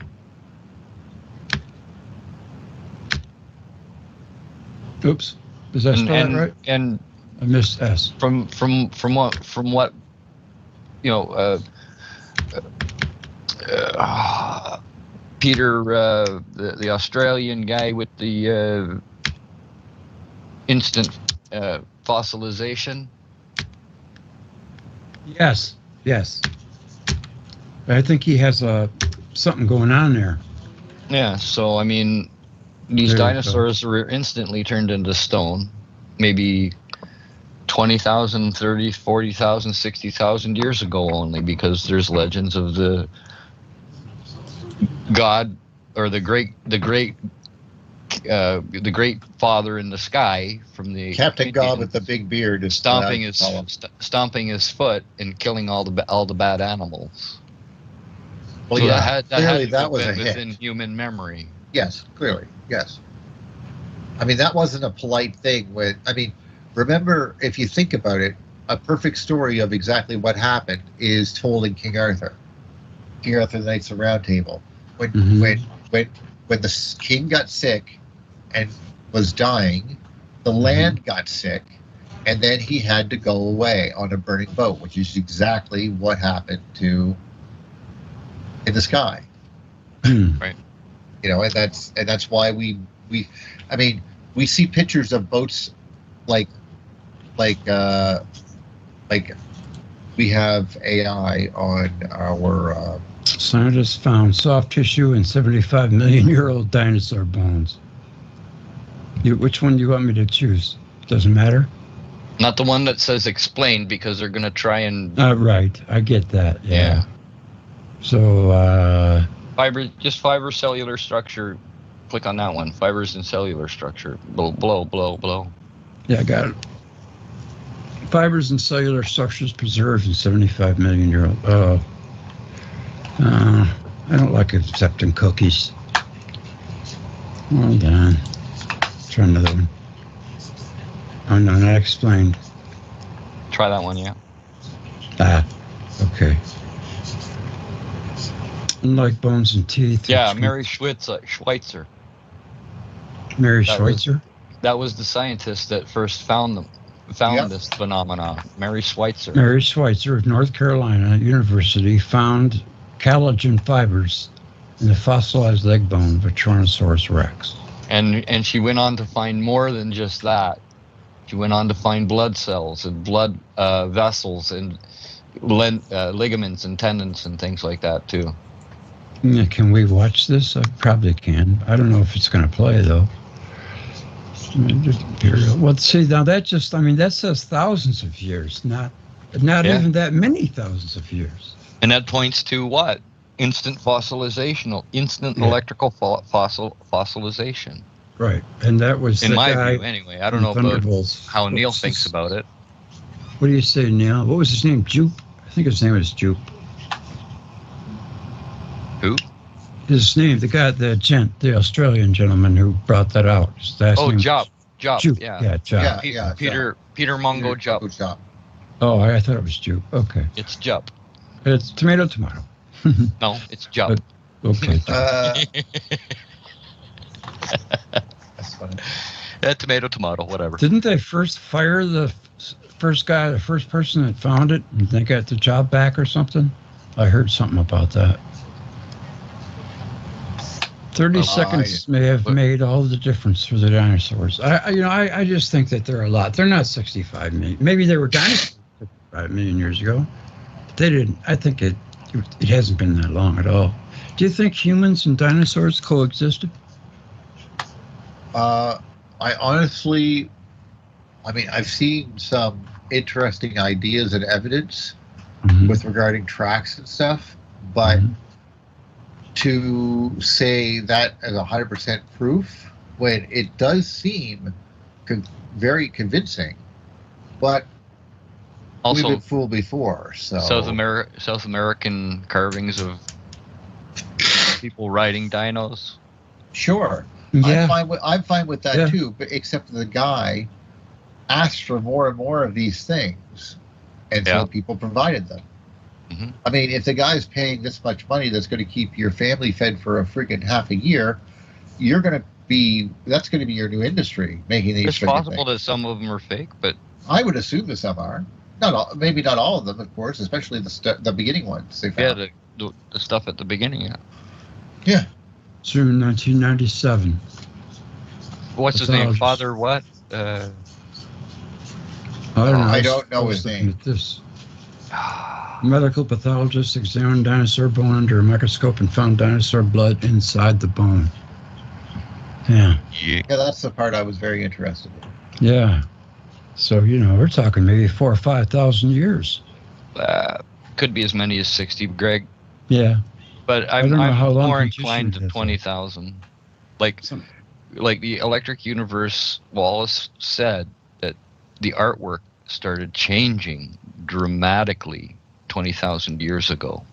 Yes. Humans' artwork changed dramatically 20,000 years ago. We went from naturalist to like the Neolithic age that didn't make sense. Symbols and yes, all that kind of thing. Which led, of course, to Carl Jung's interpretation, which I think is wrong. Like him as a thinker, but not Jung, right? Yeah, well, you know what I mean. Yeah, Carl Jung. Jung. J-N-U-G. Or J-U-N-G. Yeah, his interpretation of the archetypes is not correct. Oh, yeah. I'm not really familiar with a lot of his work.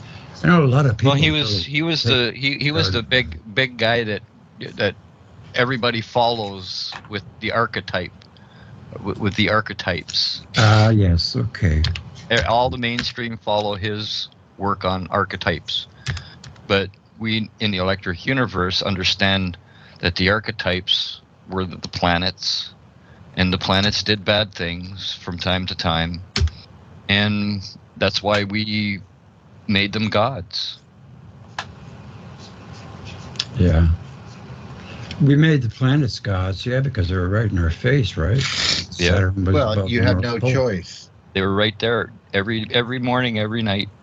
In a way, and I kind of find this funny, the technology that we want to simulate things is very similar to the need to sort of reach into the past or somehow recreate a golden age. Like they don't want to be here, they want to be there. It's like a universal human thing. We're never happy where we are. Yeah. Well, I'm pretty happy where I am. I'm not expecting any more or any less of the world than what I'm receiving. So I just day to day it, man. Yeah. Yeah, I do. I'm doing the same thing, Shockwave. And I got my little family, and I'm pretty happy. I could use a lot more cash. But, can't, but... But, outside of that, we struggle, but we make it, It's not going to come down from the sky like a lightning bolt. We always get through. Yeah, I know. I know what you mean about that. Sure isn't.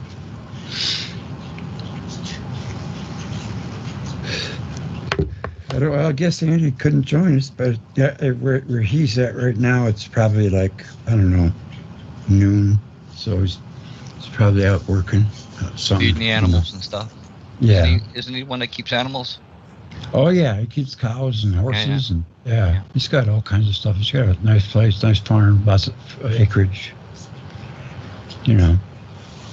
And, so, you know, I remember the first time I was attracted to Saturn theory, I heard Wallace Thornhill's take on it. It just struck me, man. Like nothing else. Yeah, with the electric universe, it's like overload. It's going to change my life, really. To be honest. You just went quiet there, Greg. I did? Yeah, you just came back again. Oh, no, not again. No, you're all, for the whole call, you've been fine until just then. I don't know what you did just then, but don't do it again. Okay, I moved the table. I said, okay, I won't do that. Don't do that. Yeah. So, is there anything in the future going on with Thunderbolts? Who's running it now? And is Don Scott still around? I assume that Scott's still around, but I think that most of it is being still run by the lovely lady Susan. I think is still handling things. Okay. It's quite a blow losing Wallace Thornhill, you know. I don't even want to think about it. Yeah, I know. Yeah. And well, don't forget Don Scott. He's up there in age too, and don't. Yeah. Okay, look, I'm worried about my own dad. Yeah, no doubt. Life is short. You gotta enjoy it all you can. Yeah. Well, I've lost both my parents already, so I know how it feels. But it is what it is, and you just move on and just keep moving forward, and hopefully things get better. Like the electric universe, I hope that mainstream starts recognizing the electric forces that are going on out there. The falsifications from this new telescope have been mind-boggling. Yeah. I mean, they're literally screaming no at this point. Mm-hmm. So I feel that they have no choice but to try to fall back on previous theories and somehow try to write all of us out of the equation. Mm-hmm. But you don't understand. It's too complicated for you. Yeah, that's what they say. Yeah.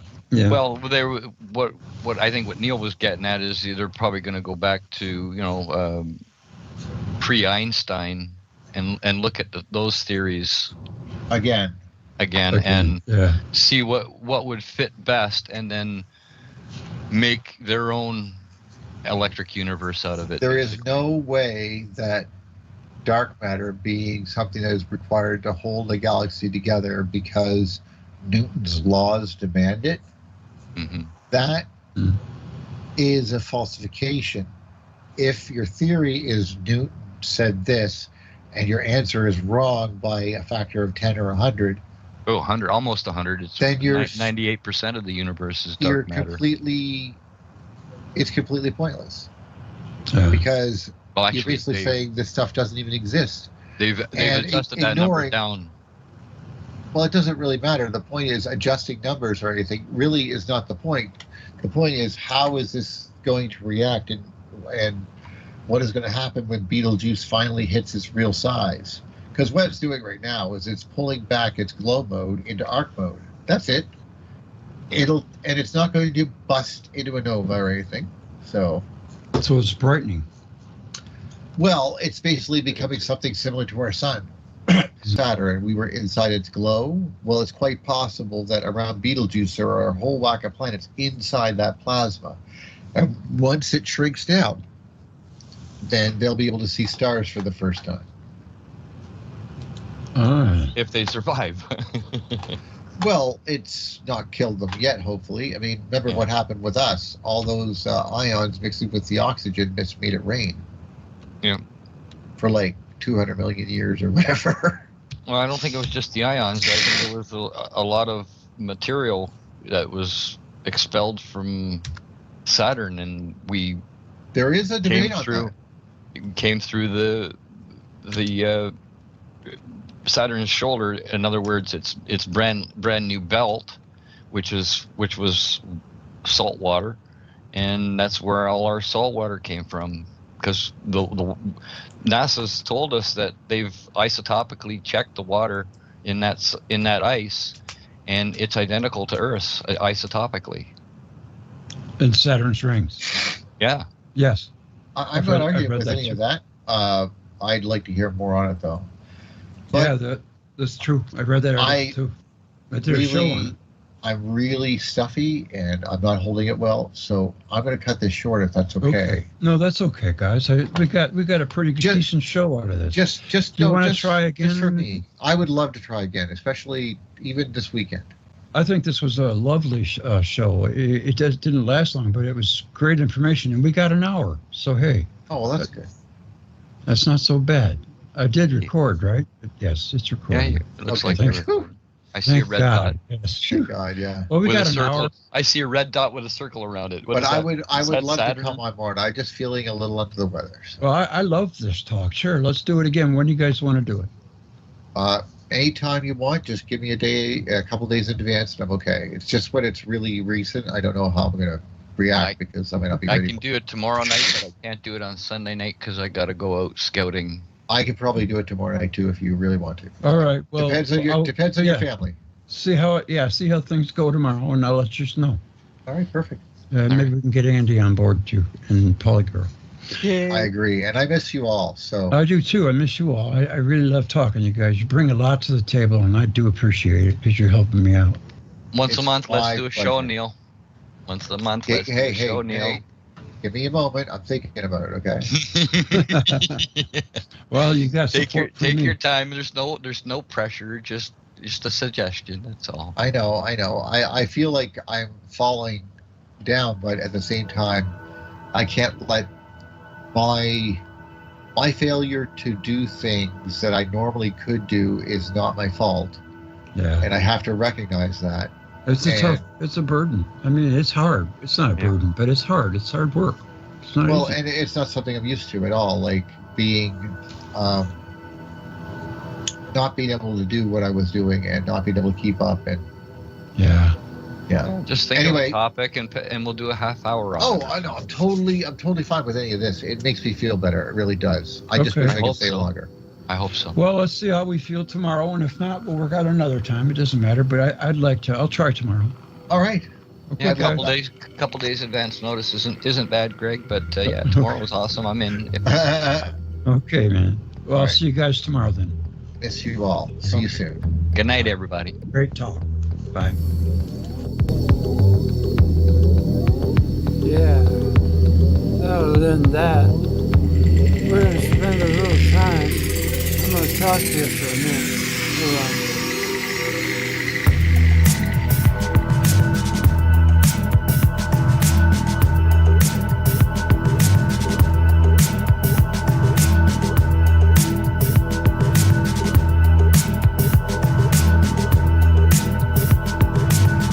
I like this song. It's funky. All right.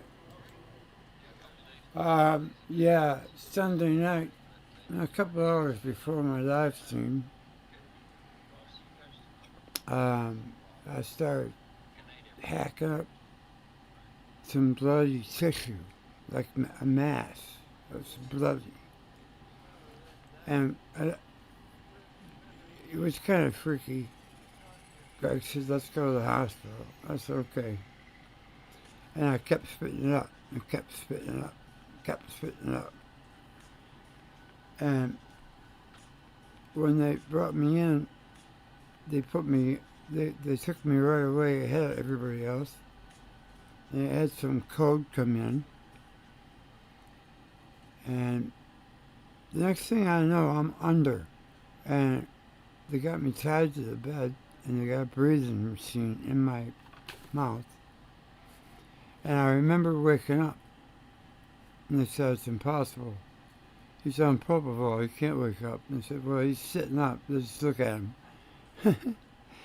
So it turned out, then I slept, I guess when I slept, I was out for 2 days, for that, the rest of that day and all Monday. I was out. And When I woke up, Greg told me what had transpired. And they put me up in a room. They got me out of ICU. I was in ICU for 2 days. But they went up and through my groin, up into my neck with a camera and a cauterizer, looking for a bleed, and they couldn't find one.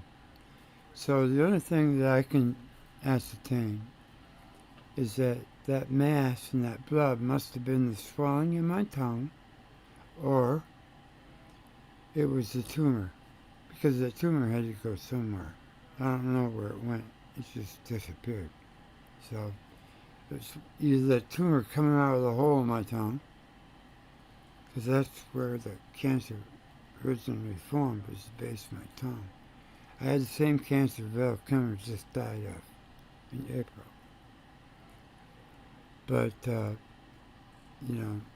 he had it for 10 years.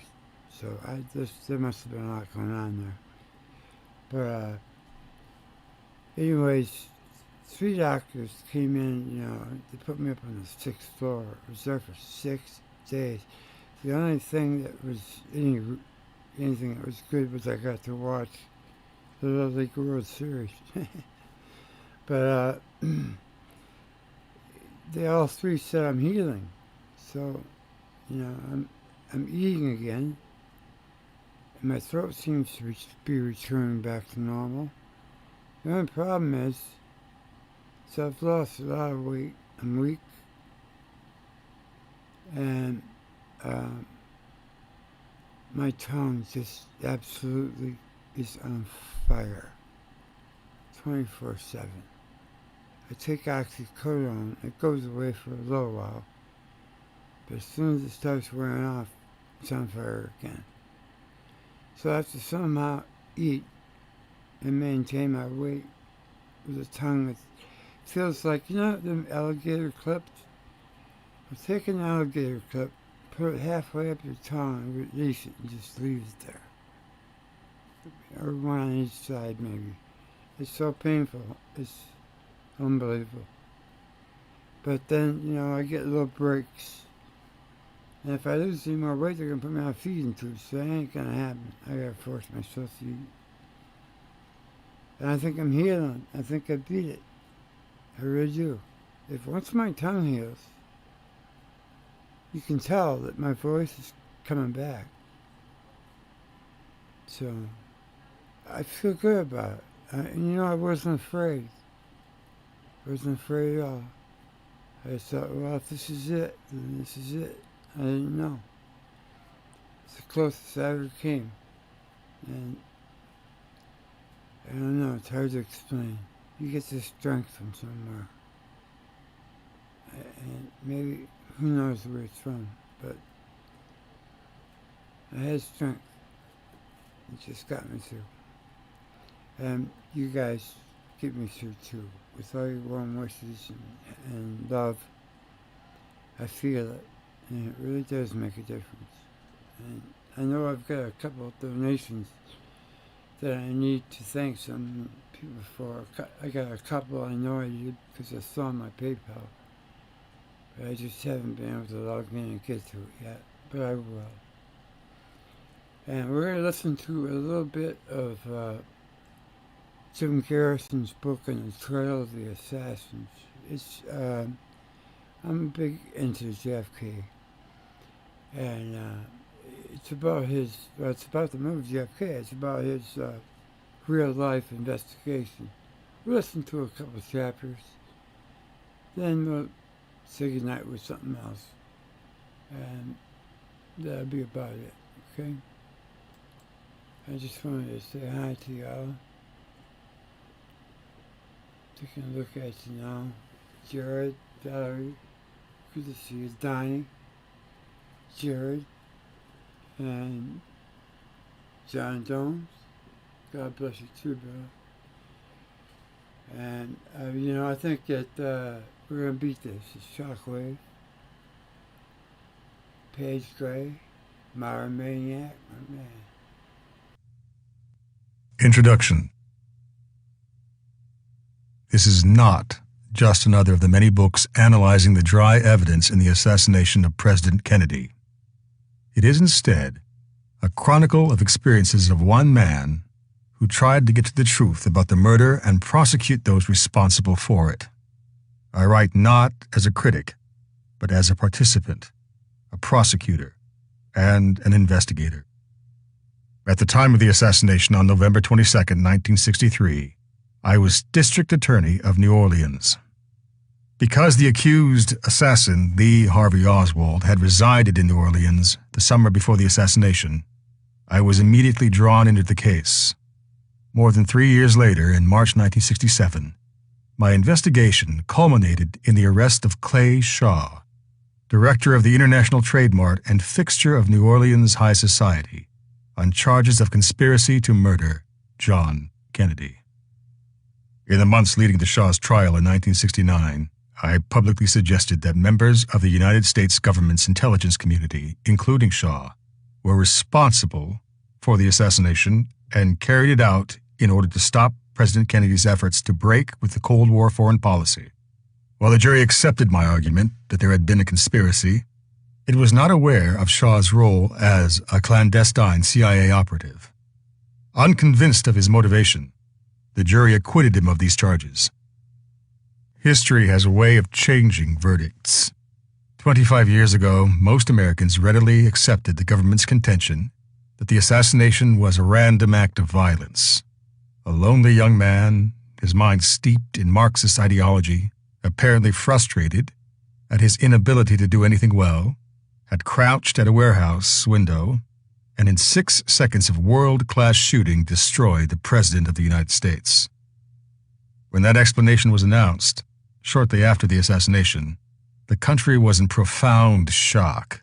We had suddenly lost a very special leader whose personal attributes, freshness, youth, humor, style, intelligence, warmth, had made each of us feel renewed pride in the presidency. The whole country mourned as we watched the now familiar images of Lyndon Johnson being sworn in as president, the solemn funeral, the grieving first family, Oswald shot by Jack Ruby in the basement of the Dallas police station on national television. Saddened and outraged, Americans wanted an answer, and we got one. The Dallas police closed the case almost immediately, convicting Lee Harvey Oswald without trial. The FBI agreed, virtually closing the case in a matter of weeks, and the Warren Commission, appointed shortly after the assassination, added its official stamp of approval less than 10 months later. But time has undone the official explanation that most Americans at first believed. There were too many contradictions, too many witnesses, too many photographs and motion pictures taken at the scene, too many skeptics. As time passed, previously unheeded witnesses were located. Investigative reports of the assassination were found to be false, and other evidence was found to have been altered or destroyed. Even the concealment of assassination evidence for 75 years by the federal government could not prevent independent critics and researchers from uncovering gaping holes in the Warren Commission report. By 1967, 2/3 of the public did not accept the conclusion that Lee Oswald was the lone assassin. In the 1970s, the new Freedom of Information Act opened more doors. Material that federal agencies had stored away in their files, believing it would remain secret forever, became available to the public.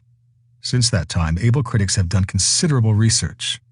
Many books have raised incisive questions about the official story and disclosed new and troubling evidence. Yet much of this information remains unknown to the majority of Americans.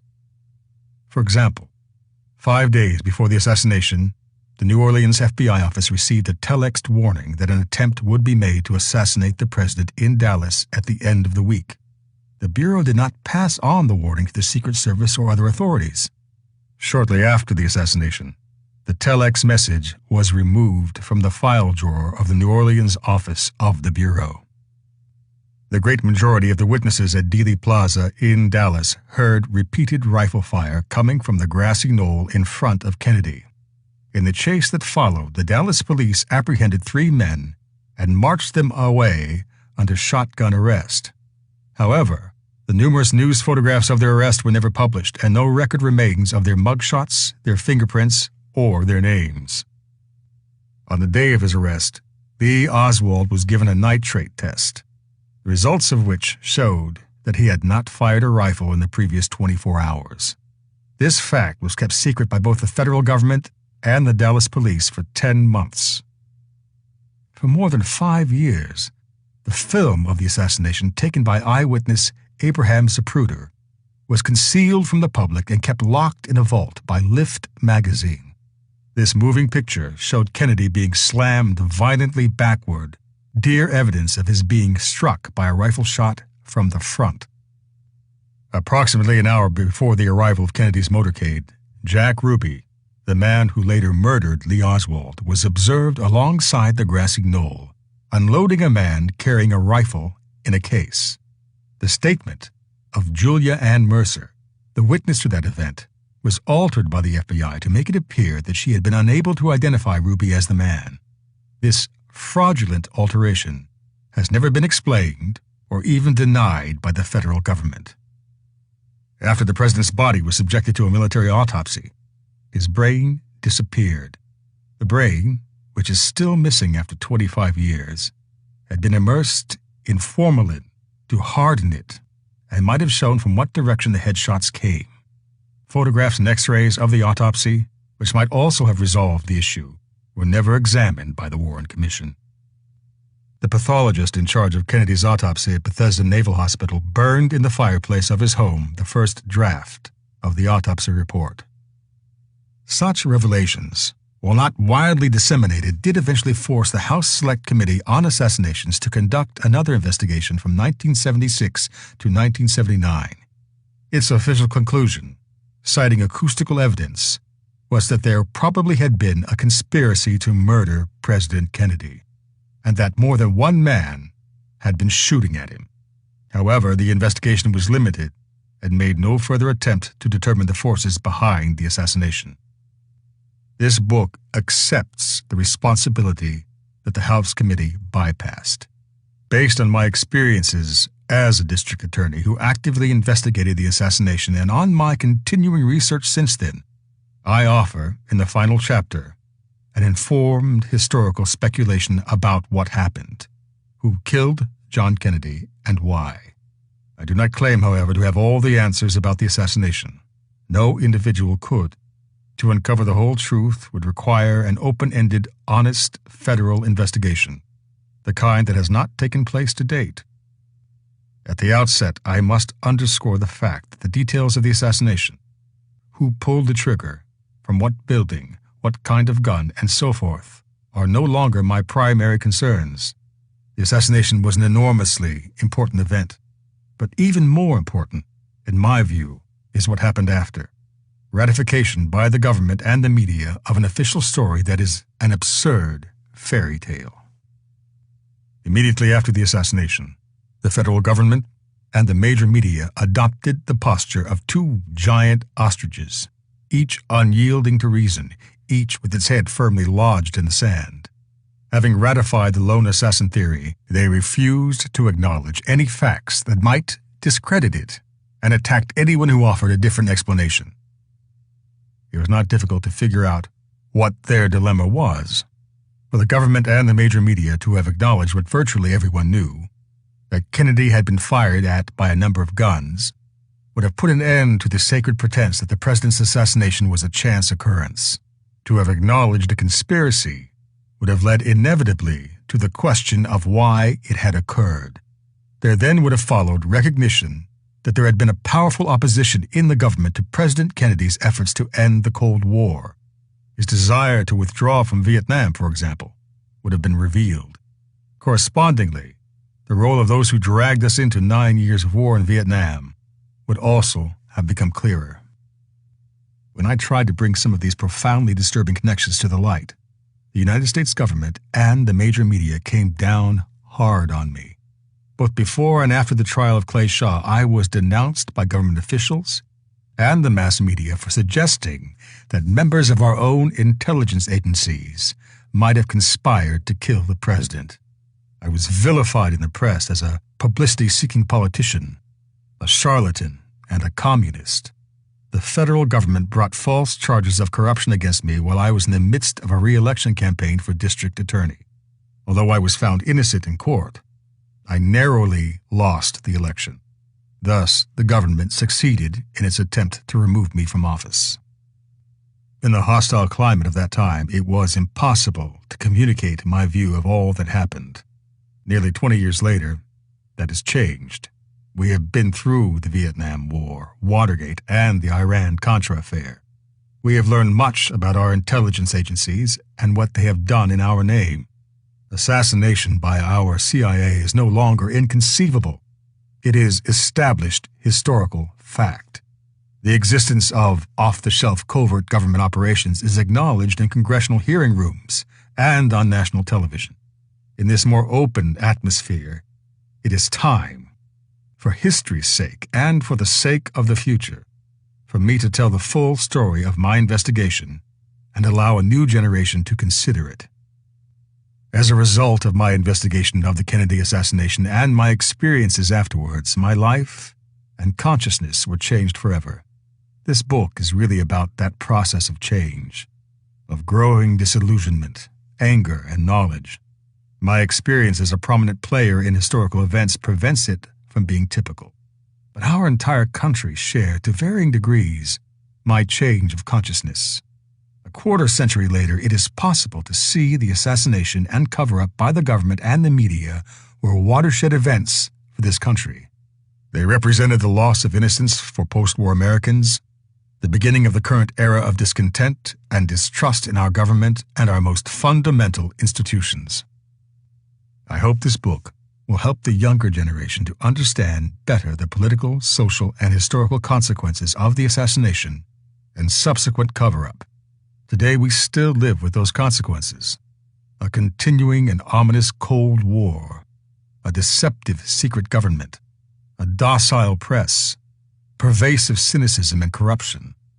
To bring an end to this era in which the lies of our elected government and the covert operations of our secret government threaten the very survival of our society, we must begin to see the Cold War and our national security in a new light.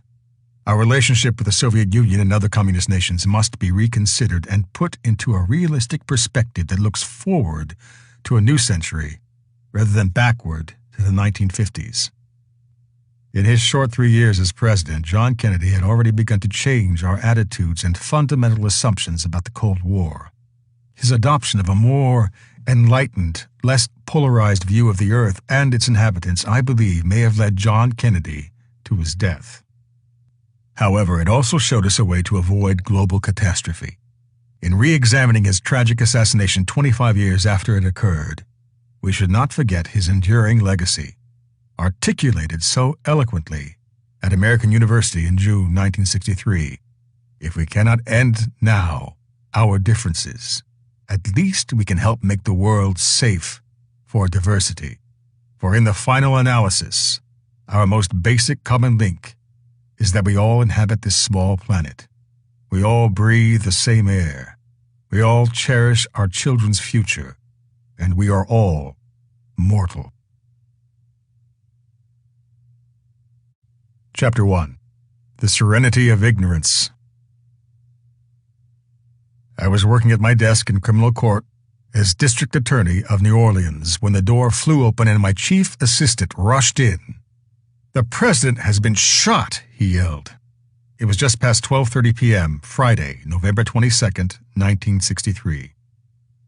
Today, a quarter of a century later, I remember my shock, my disbelief. After I grasped what Frank Klein was telling me, I clung to the hope that perhaps Kennedy had merely been wounded and would survive.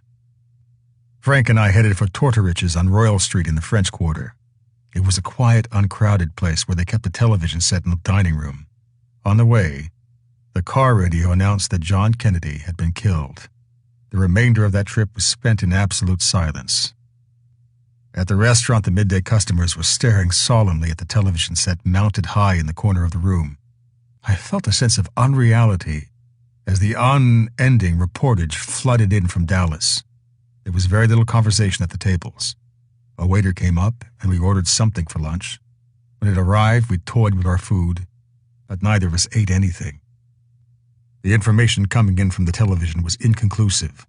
Although the Secret Service, The FBI and the Dallas police, along with an enormous crowd of onlookers, had all been at the assassination scene in Dallas. For at least 2 hours, the crisp voices of the newscasters provided no real facts about who the riflemen or riflemen had been. However, we were hypnotized by the confusion, the unending snippets of trivia, the magic of the communications spectacle. Concerned with what had happened to the president and with our own hurt, no one left the restaurant that afternoon. The business and professional men who had come for lunch canceled their appointments. Frank and I made our calls to the office and returned to the television set. Then, well into the middle of the afternoon, the arrest of the accused assassin suddenly was announced. Approximately 15 Dallas police officers had caught him while he was seated in a movie theater, a considerable distance from the assassination scene.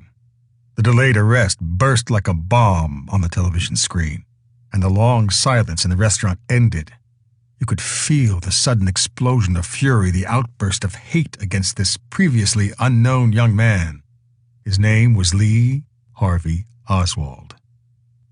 While Frank Klein and I were transfixed in front of the television set at Tortorich's, a most unusual incident occurred at Guy Bannister's office about 12 blocks away on the other side of Canal Street.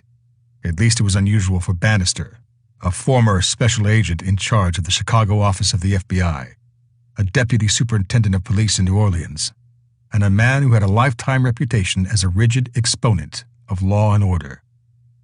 I knew Bannister fairly well. When he was with the police department, we had lunch together now and then, swapping colorful stories about our earlier careers in the FBI. A ruddy-faced man with blue eyes which stared right at you. He dressed immaculately and always wore a small rosebud in his lapel.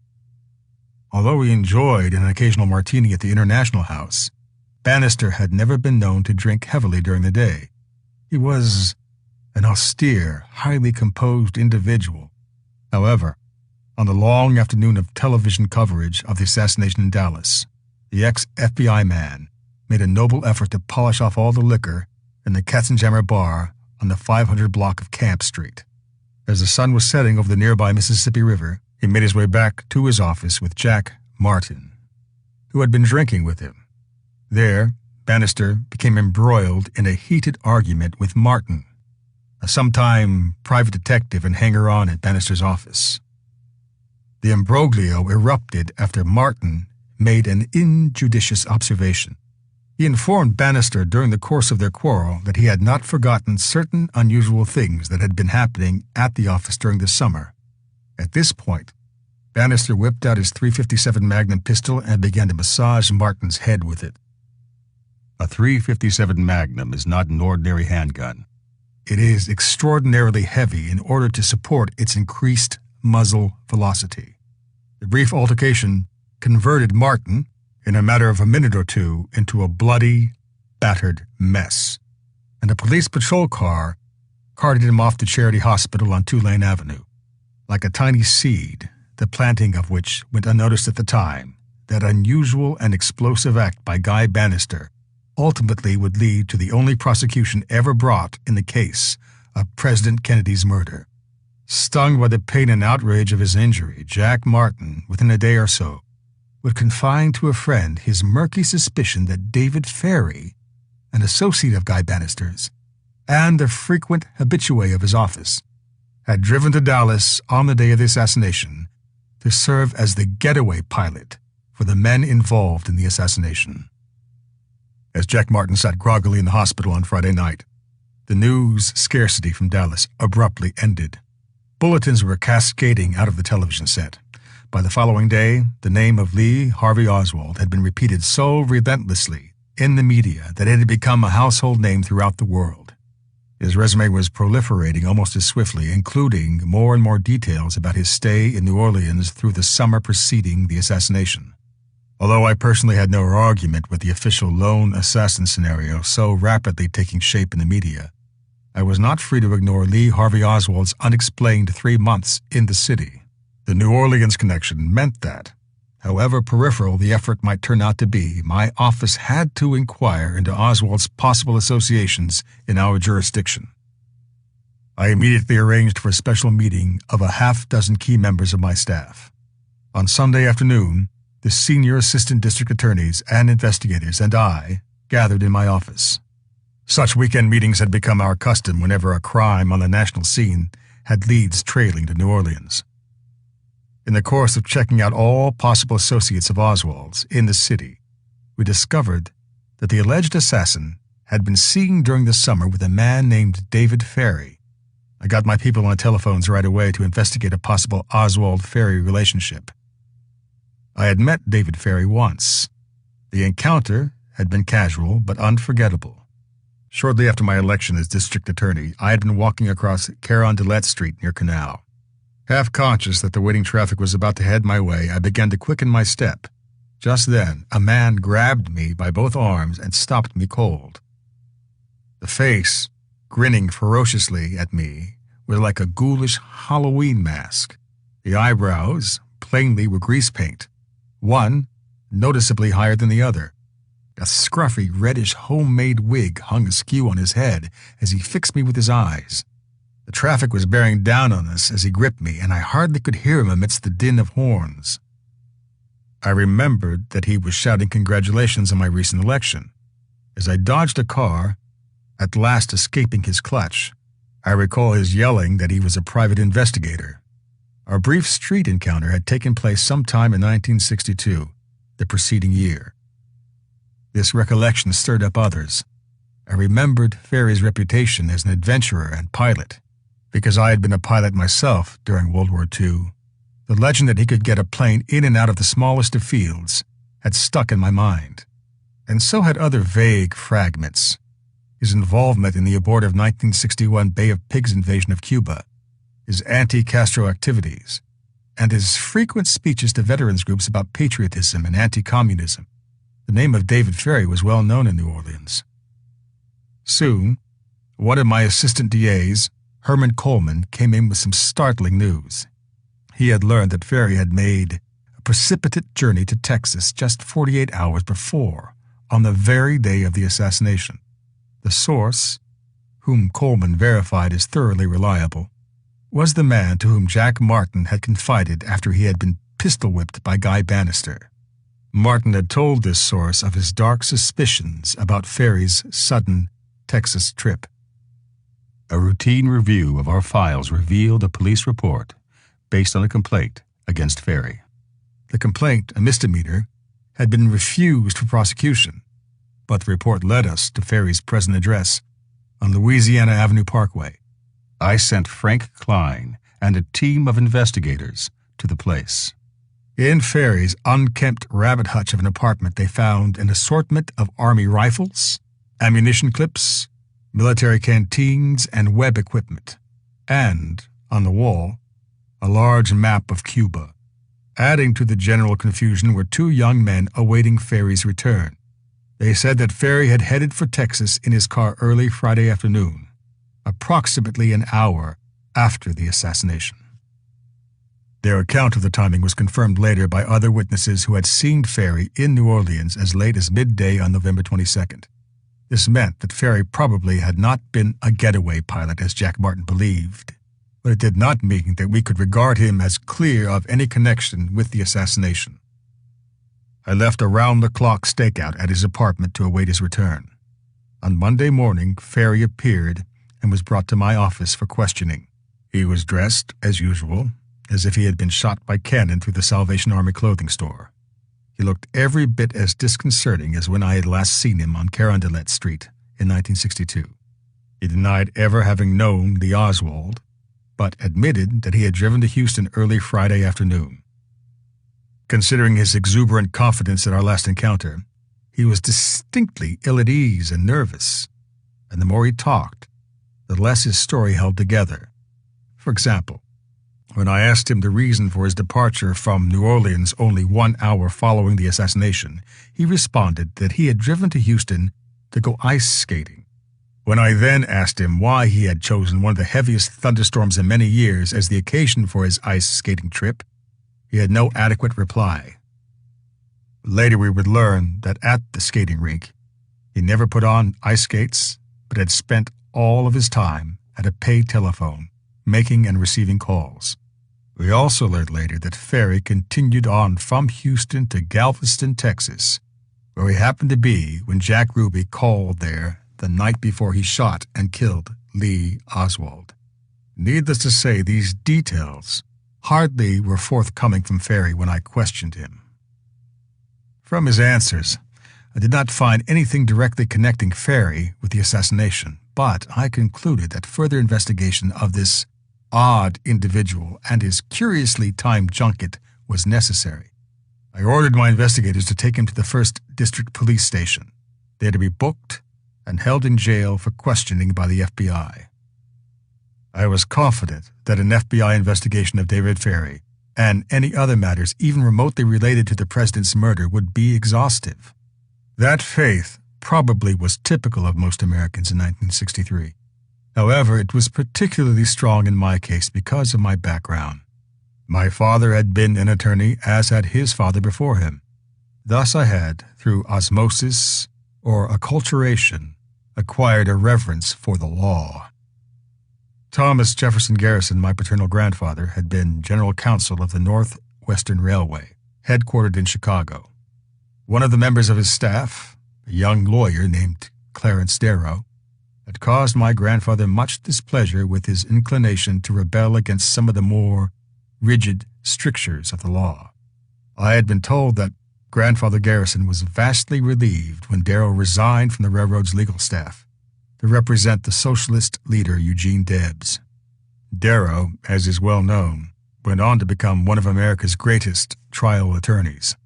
Ironically, as much as I admired my grandfather, I developed a high regard for Darrow's unparalleled ability as a trial attorney and his great passion for justice. For this reason, and perhaps because of his relationship with my grandfather, one of my sons is named Darrow. My maternal grandfather, William Oliver Robinson, was a most patriotic man. He came from a predominantly Irish family, and he stood 7 feet 3 inches in height. His 2 brothers were each 7 feet tall. He had no patience for fools or for anyone who did not believe that the United States of America was the greatest country in the world. Successful in real estate and the coal business, he stood straight as an arrow, wore a magnificent turn-of-the-century mustache, and dressed elegantly, having his clothes tailor-made and sent to him from New York. There were, of course, no tall men's clothing stores in those days. As one of the leading businessmen of Knoxville, Iowa, and undoubtedly as one of its leading characters, he often would represent the town at the railroad station when an important dignitary passed through on the cross-country train. When he did so, he wore a red, white, and blue Uncle Sam costume, including the stovepipe hat, exemplifying the patriotism of the citizens of Knoxville. I have a photograph of him, imposing in his grand regalia, greeting President William Howard Taft, who had just dismounted from the train. I was born with that Knoxville patriotism in my blood and grew up in New Orleans, but the important formative years of my youth were spent in the military. I entered the Army a year before Pearl Harbor at age 19, and liked it so much that it became a surrogate family to me. After being commissioned a lieutenant in field artillery in 1942, I volunteered for training as a pilot to fly Grasshopper planes for observation of enemy targets. Following tactical flight training at Fort Sill, Oklahoma, I was sent to Europe, where I flew in combat over the front lines in France and Germany. Like the other men in my unit, I had become an artillery pilot primarily for the adventure of it. However, I was also flying to support the United States government's efforts to defeat the Nazis and the evil they represented.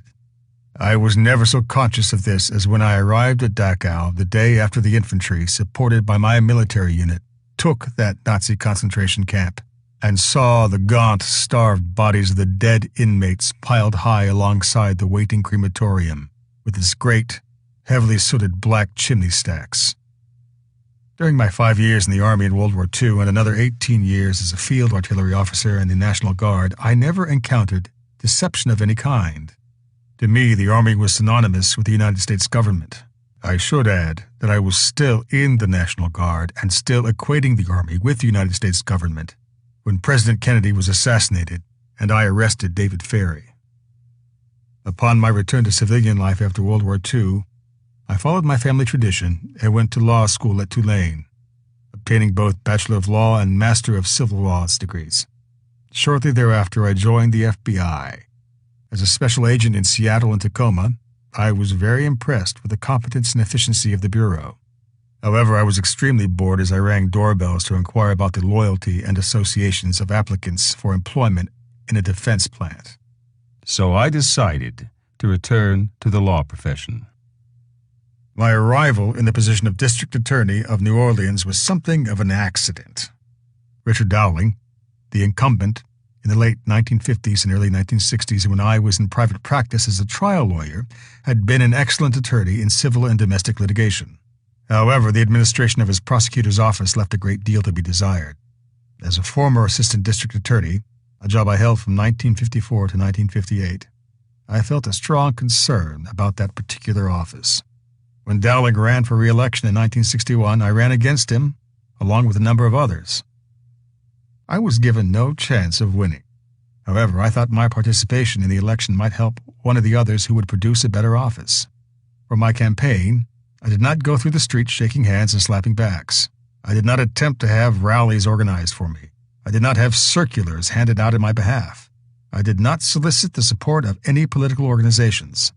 I simply spoke directly to the people on television. And, inasmuch as I truly did not have any organizational support except for a handful of friends, I always made it a point to appear on television alone, to emphasize my independence, to turn my lack of political support into an asset. I ended up in the runoff against Dowling, unexpectedly received the support of the local newspaper, and in the second round campaigned exactly as I had in the first. To my surprise, and to the astonishment of a good many others, I was elected and took office as district attorney on March 3, 1962. This was the first time in New Orleans history that any public official ever had been elected citywide without any political organization support. Consequently, I brought to the city a brand new and truly independent DA's office. From the beginning, I chose my assistant DAs from among the top graduates of the neighboring law schools and from among the best of the city's young trial attorneys. There was not a single political appointment on my staff. Thus, we were able to operate without obligations to any outside individual or organization. I was 43 years old and had been district attorney for a year and 9 months when John Kennedy was killed. I was an old-fashioned patriot, a product of my family, my military experience, and my years in the legal profession. I could not imagine then that the government ever would deceive the citizens of this country. Accordingly, when the FBI released David Ferrie with surprising swiftness, implying that no evidence had been found connecting him with the assassination, I accepted it. I assumed that the Bureau had thoroughly examined Ferrie's trip and found it to be of no importance.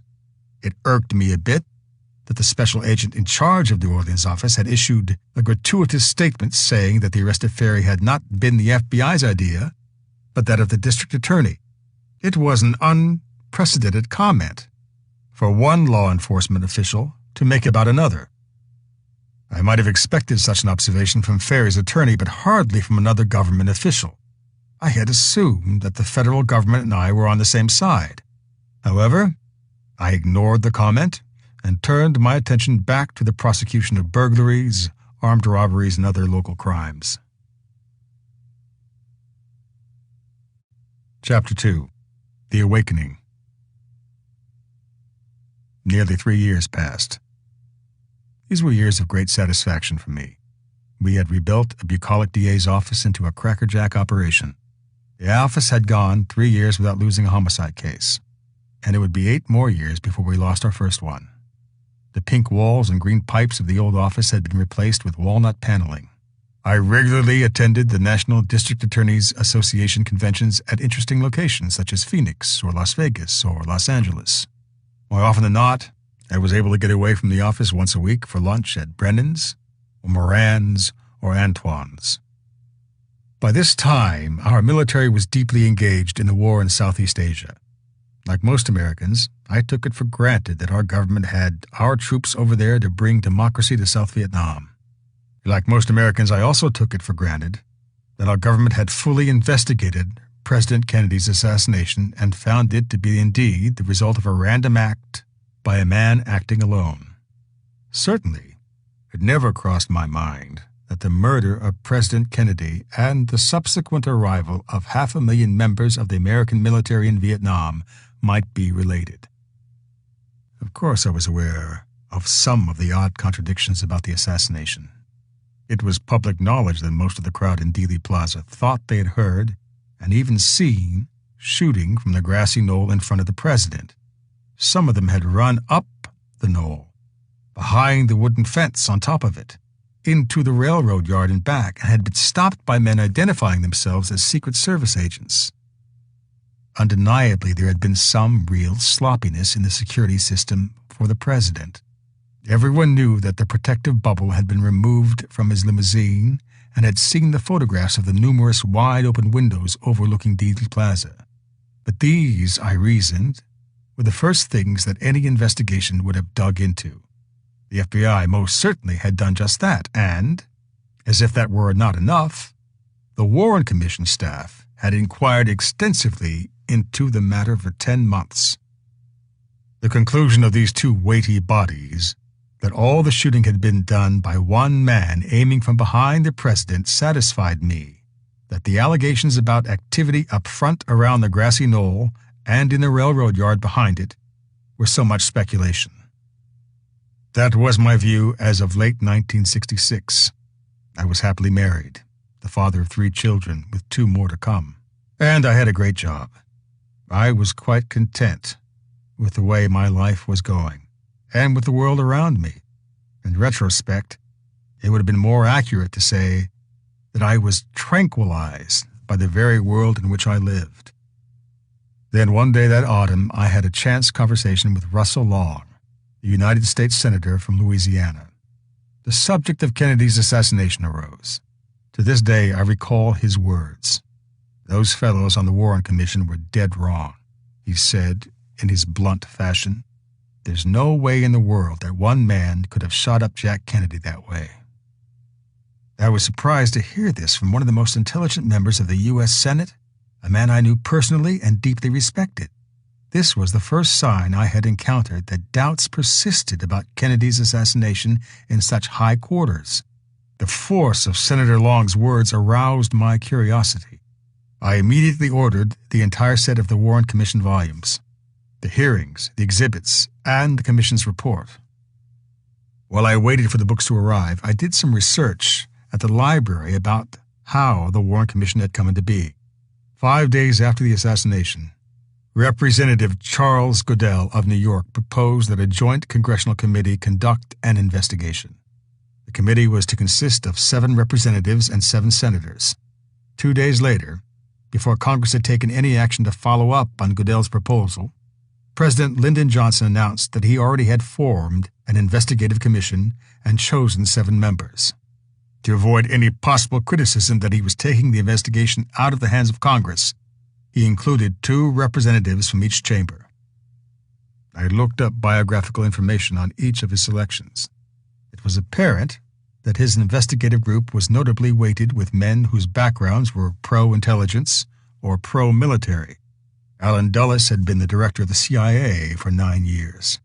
Representative Gerald Ford was described by Newsweek as the CIA's best friend in Congress. Senator Richard Russell chaired the Senate Armed Forces Committee and headed its subcommittee on intelligence. John J. McCloy had served as Assistant Secretary of War and as the United States government's High Commissioner in occupied Germany at the end of World War II. At the time of his appointment to the Warren Commission, he was generally regarded as the unofficial top member of the armed foreign policy establishment. At the time, I found nothing questionable about the makeup of the commission, nor did I have any reason to doubt the honesty or integrity of these respected leaders. When the 26 Warren Commission volumes arrived, I immersed myself in the testimony and exhibits for some weeks, mostly at nights and on weekends. This was not my idea of a stimulating project, but I did it for the same reason that, back in 1963, I had inquired into David Ferry's oddly timed trip to Texas. Lee Oswald had spent the summer preceding the assassination in New Orleans. This was my jurisdiction as district attorney. Considering the lofty credentials of the commission members and the quality and size of the staff available to them, I had expected to find a thorough and professional investigation. I found nothing of the sort. The mass of information was disorganized and confused. The commission had provided no adequate index to its exhibits, although one was subsequently produced by Sylvia Meager, a prominent critic of the official version of the assassination. The number of promising leads that were never followed up offended my prosecutorial sensibility, and perhaps worst of all, the conclusions of the report seemed to be based on an appallingly selective reading of the evidence, ignoring credible testimony from literally dozens of witnesses. The commission officially concluded, for example, that Kennedy's murder was accomplished by one man shooting from behind the president. This was not merely crucial to the official position, it was sacramental. Yet I discovered early on my reading that the statements of many of the witnesses at Dealey Plaza did not support the official explanation of the president's murder. Visualize the scene at Dealey Plaza. The motorcade, having just made a sweeping left turn from Houston Street, was headed west on Elm Street. At the time the president was hit, the Texas School Book Depository, from which the Warren Commission claimed Oswald did all the shooting, was well behind him, to his right rear. Up in front of him, somewhat to the right, was the grassy knoll, with a wooden picket fence creating a small stockade on top. There was a grove of small trees clustered along the picket fence. Also on the right front, but slightly closer to the president, was a concrete arcade. All of this was on a terrace, high atop the grass-covered slope overlooking Elm Street. A number of witnesses vividly recalled noticing strange activities taking place in the grassy knoll area in front of the president around the time of the shooting. For instance, an hour before the assassination, Julia Ann Mercer, an employee of Automat Distributors, was driving west past the grassy knoll on Elm Street. Caught in a traffic jam, she found herself stopped alongside a pickup truck, parked partway up along the curbing. She saw a young man with a rifle in a case dismount and clamber up the steep incline onto the knoll. The day after the assassination, I later found out she reported this unsettling incident both to the FBI's local office and the Dallas Sheriff's Office. But strangely, Julia Ann Mercer was never questioned by the commission's staff. Lee Bowers, the switchman for the railroad yard, had a box-seat view of the grassy knoll from his glassed-in tower 14 feet above the yard. According to his testimony, a few minutes before the shooting began, he observed two men he did not recognize standing behind the picket fence on the knoll watching the approaching parade. Earlier, he had seen an unfamiliar man driving a car around in the railroad yard behind the knoll. The man appeared to be speaking into a hand-held microphone. In an affidavit given to the sheriff's office, J.C. Price, a Dallas roofing worker, said that following the volley of shots, he saw one man run towards the passenger cars on the railroad siding. He had something in his hand. I couldn't be sure, but it may have been a headpiece.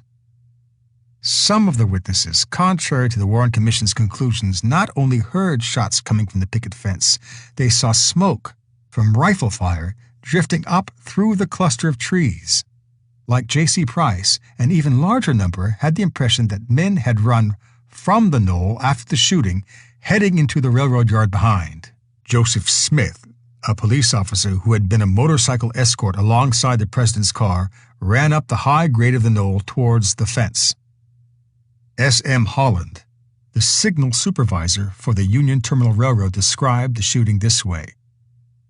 I heard a third report, and I counted 4 shots. And in this group of trees, there was a shot, a report. I don't know whether it was a shot, I can't say that. And a puff of smoke came out about 6 or 8 feet above the ground, right out from under those trees. I have no doubt about seeing that puff of smoke come out from under those trees. I definitely saw the puff of smoke and heard the report from under those trees. O.V. Campbell, the president of the book depository, said the shooting came from the grassy area down this way, indicating the direction in which the motorcade had been headed once it passed the book depository. He said, "I heard shots being fired from a point I thought was near the railroad tracks." James Tague, a Dallas car salesman who was cut on the face, perhaps by a glancing bullet, said, "My first impression was that up by the, whatever you call the monument or whatever it was, that somebody was throwing firecrackers up there, and the police were running up to it." Billy Lovelady, an employee of the book depository who was having lunch on its front steps, recollected the shots as having come from right there, around that concrete little deal on that knoll, between the underpass and the building right on that knoll. Abraham Zapruder, who became famous for the home movie he took of the shooting, was standing on a cement slab by the grassy knoll with his back to the picket fence. He described the police officers running past him, headed behind the knoll area. As to where the shooting came from, he added, "I also thought it came from back of me." Forrest Sorrells, the local Secret Service head, was riding in front of the parade. He testified that when he heard the shots, a little too loud for firecracker, he looked over on this terrace part there, because the sound sounded like it came from the back and up in that direction. William Newman, a Dallas design engineer, had been watching the parade with his family from the curb at the bottom of the grassy knoll, a short distance in front of the picket fence. Newman said, "We were standing on the edge of the curb, looking at the car as it was coming toward us, and all of a sudden there was a noise, apparently gunshot. The president jumped up in his seat, and it looked like what I thought was a firecracker had went off, and I thought he had realized it. It was just like an explosion, and he was standing up. By this time, he was directly in front of us, and I looked directly at him when he was hit in the side of the head. Then we fell down on the grass, as it seemed that we were in the direct path of fire. I thought the shot had come from the garden directly behind me. I do not recall looking toward the Texas School Book Depository. I looked back in the vicinity of the garden." L.C. Smith of the sheriff's office was on Main Street when he heard the shots. He ran as fast as I could to Elm Street, just west of Houston. There he encountered a woman who told him that the president was shot in the head and the shots came from the fence on the north side of Elm, referring to the picket fence in the grassy knoll area. Malcolm Summers, the owner of a local mailing service, recalled the moment when the shooting ended. Then all of the people started running up the terrace. Everybody was just running around towards the railroad tracks, and I knew they had someone trapped up there. One lady, Jean Hill, actually chased one of the men. She admitted that she was not sure what she would have done had she caught up with him. She testified that she saw the man go toward the railroad tracks to the west. According to Hill's account, the railroad yard, up ahead and to the right of where the president had been hit, plainly was the destination of the men running from the assassination scene. I went back again to the testimony of Lee Bowers, the switchman there, and studied his answers to questions about the aftermath posed by Warren Commission Attorney Joseph A. Ball. Mr. Ball: "Afterwards, did a good many people come up there on this high ground at the tower?" Mr. Bowers: "A large number of people came from more than one direction. One group converged from the corner of Elm and Houston and came down the extension of Elm and came into the high ground, and another large group went across the triangular area between Houston and Elm, and then across Elm, and then up the incline. Some of them all the way up. Many of them did, as well as, of course, between 50 and 100 policemen within a maximum of 5 minutes." Mr. Ball: "Is this area around your tower?" Mr. Bowers: "That's right. Sealed off the area, and I held off the trains until they could be examined. and there were some transients taken on at least one train. Mr. Ball, I believe you have talked this over with me before your deposition was taken, haven't we? Mr. Bowers, yes. Mr. Ball, is there anything that you told me that I haven't asked you about that you can think of? Mr. Bowers, nothing that I can recall. The fact that at least one of the trains in the railroad yard had to be stopped by the switchman so the transients could be taken off ordinarily would raise the hackles of any good attorney. However, the unperturbed commission counsel quickly changed the subject, I noted, cutting off further discussion of the accommodating train departure of these unknown men. I noticed exactly the same legal maneuver when Sergeant D.V. Harkness, the officer in charge of searching the departing trains, testified in response to questions by Warren Commission Counsel David Bellin. Mr. Harkness, I went back to the front and Inspector Sawyer helped to get the crowd back first, and then Inspector Sawyer assigned me to some freight cars that were leaving out of the yard to go down and search all freight cars that were leaving the yard. Mr. Bellin, then what did you do? Mr. Harkness, well, we got a long freight that was in there, and we pulled some people off of there, and we took them to the station. Mr. Bellin, you mean some transients? Mr. Harkness, tramps and hobos. Mr. Bellin, that were on the freight car. Mr. Harkness, yes, sir. Mr. Bellin, then what did you do? Mr. Harkness, that was all my assignment, because they shook two long freights down that were leaving.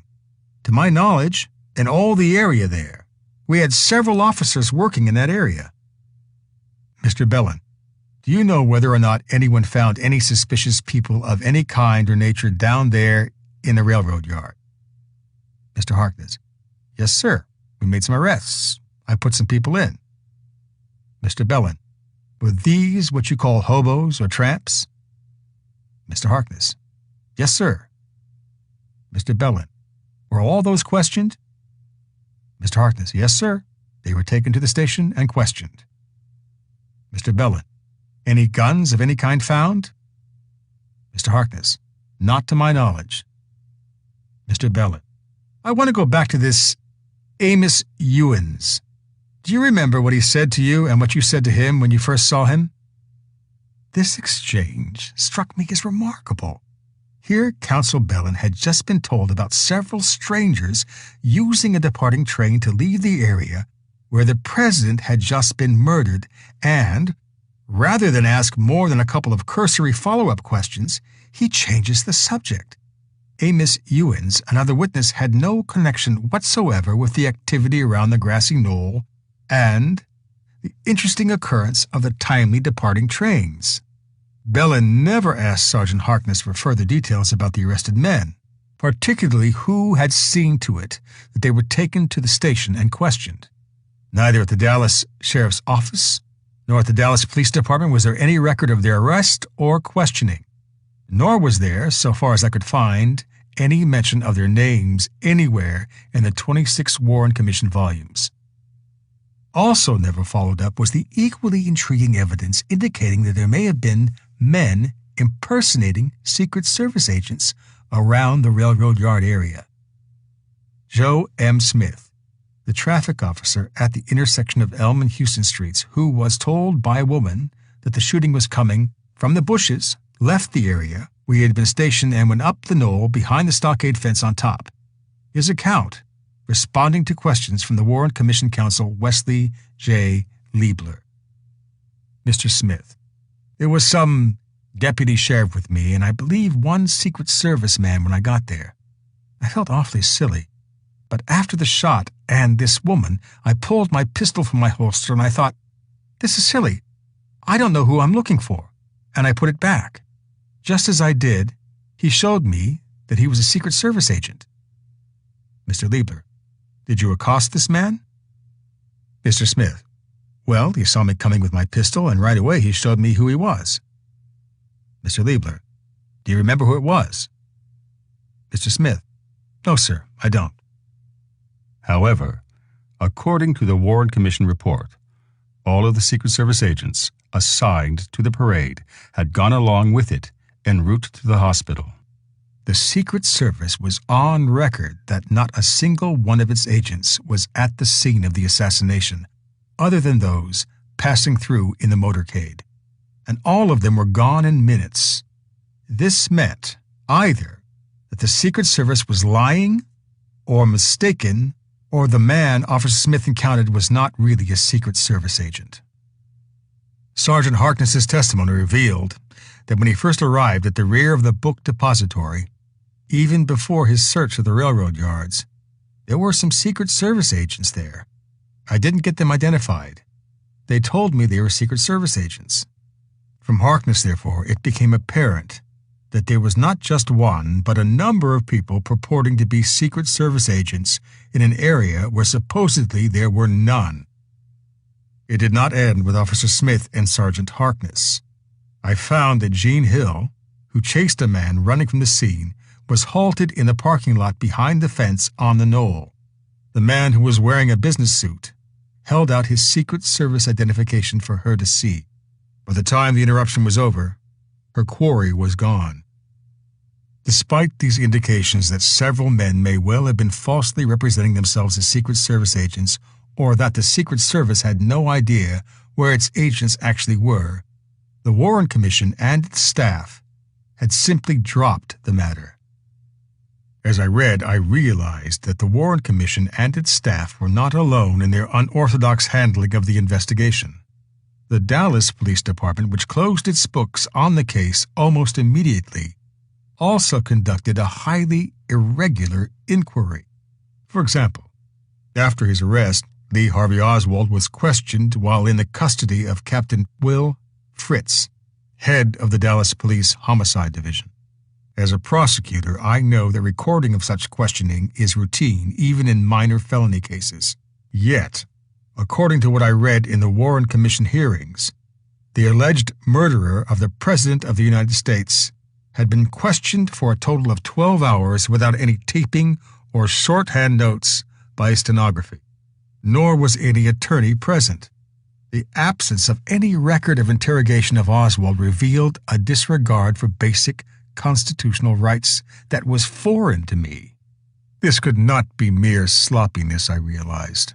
A police officer of 30 years' experience like Captain Fritz had to be aware that anything Oswald said under such circumstances would be inadmissible in any subsequent trial.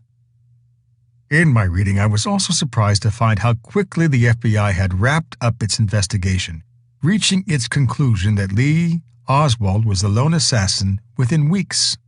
Judging from the plethora of loose ends, I was finding in the Warren Commission's testimony and exhibits such a rapid conclusion seemed incomprehensible.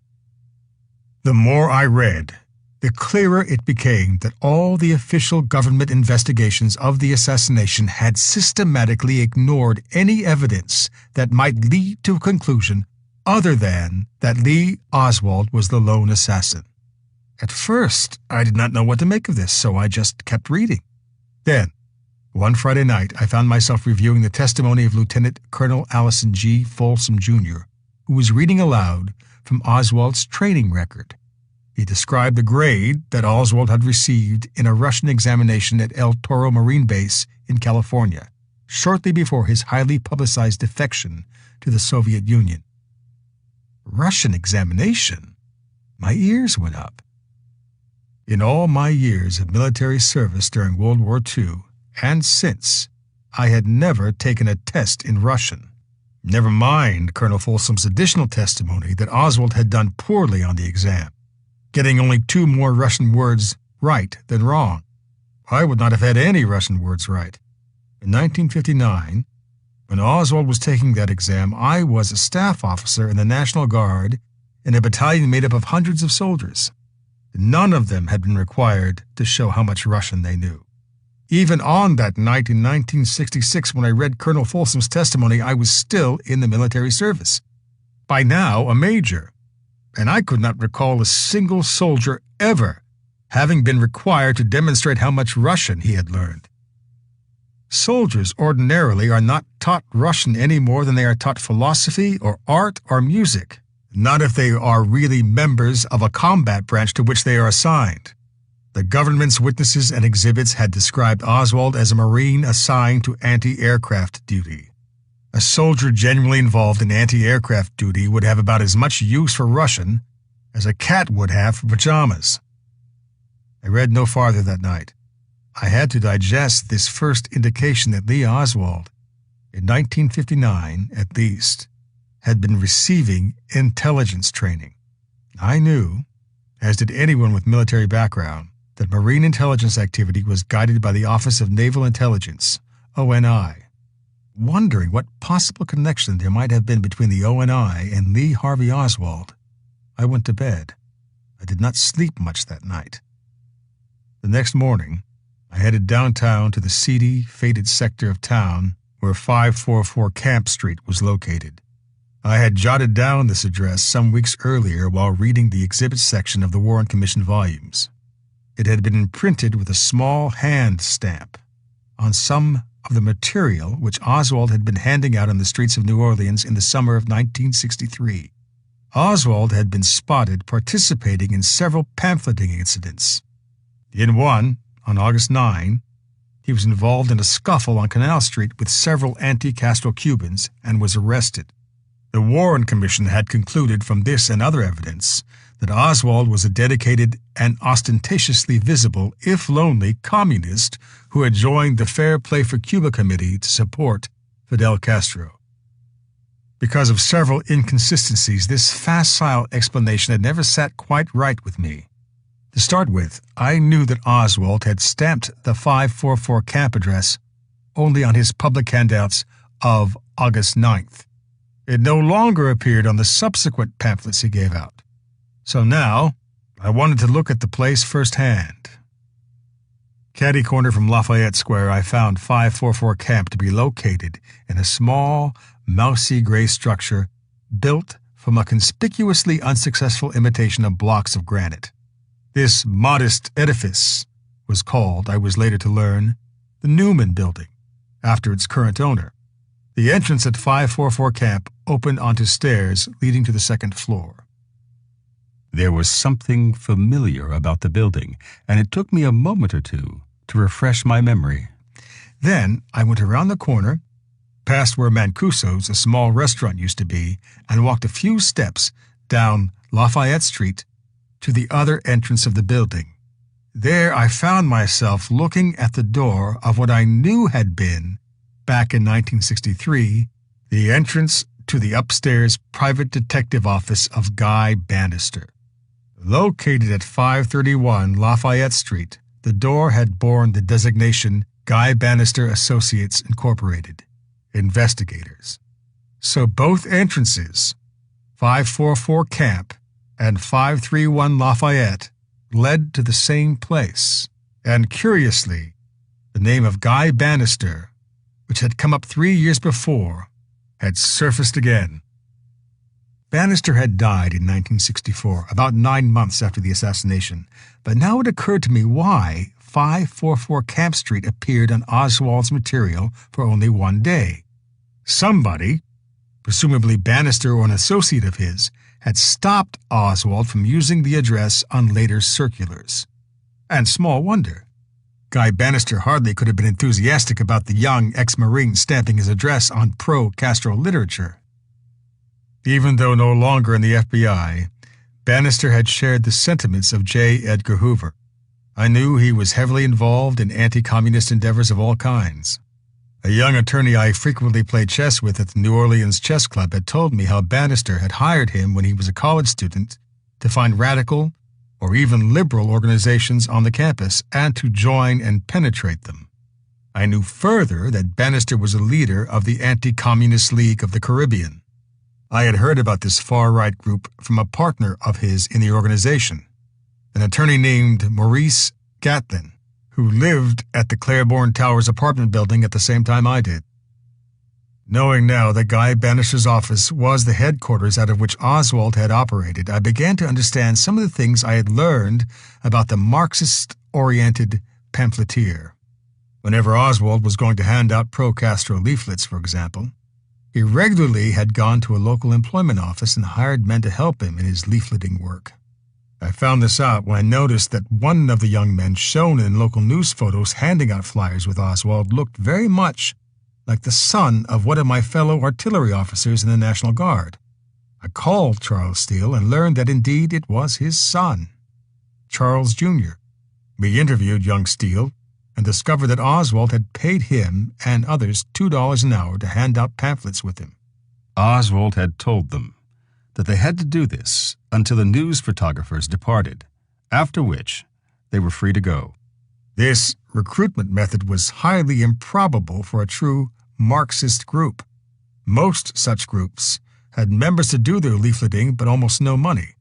Oswald's Fair Play for Cuba Committee, by contrast, had no apparent members other than himself, but enough money that it could hire unemployed people.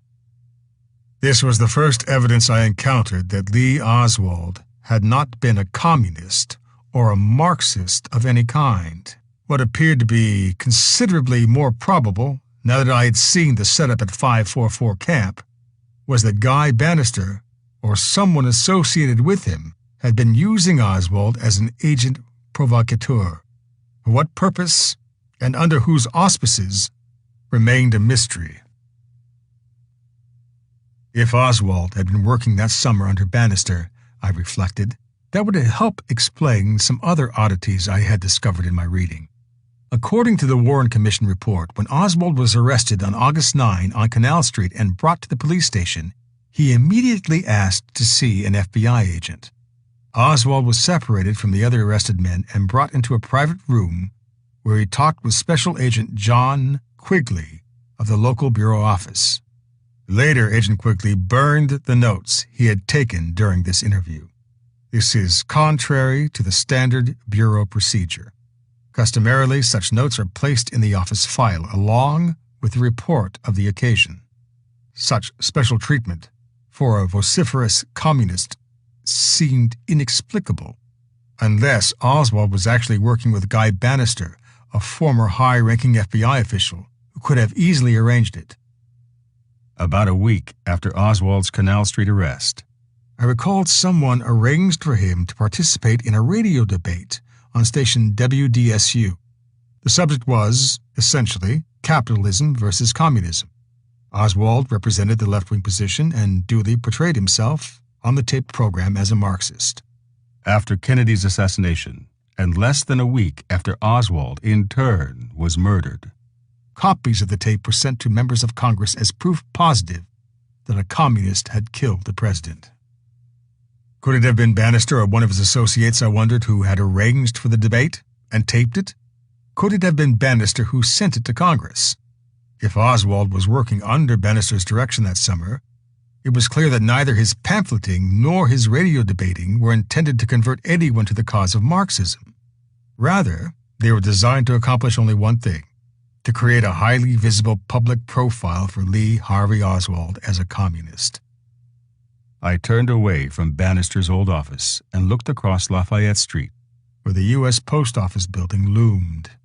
Occupying an entire city block, it was majestic and timeless in contrast to its decayed, weather-beaten surroundings. The building housed the New Orleans Secret Service operation, and, I now recalled, upstairs was the New Orleans headquarters of the Office of Naval Intelligence, the organization I had been musing about the night before in relation to Oswald's marine intelligence training. Was it just coincidence, I asked myself, that Guy Bannister, who had begun his career in World War II with the ONI, had chosen an office right across the street from his old employers? Just as much a coincidence, I supposed, as the location of his previous private detective office, directly across the street from the New Orleans offices of the CIA and the FBI. I walked down Lafayette Street toward the Mississippi River to look at two other addresses on the 600 block of Magazine Street that I had noted from my reading about Lee Oswald's movements. One was the Riley Coffee Company, where Oswald had been listed as an employee in 1963, shortly before his famous emergence on the city streets handing out circulars calling for fair play for Fidel Castro. You would have to be practically a stranger to the city not to know that William Riley, the coffee company's president, had actively supported the anti-Castro movement for years.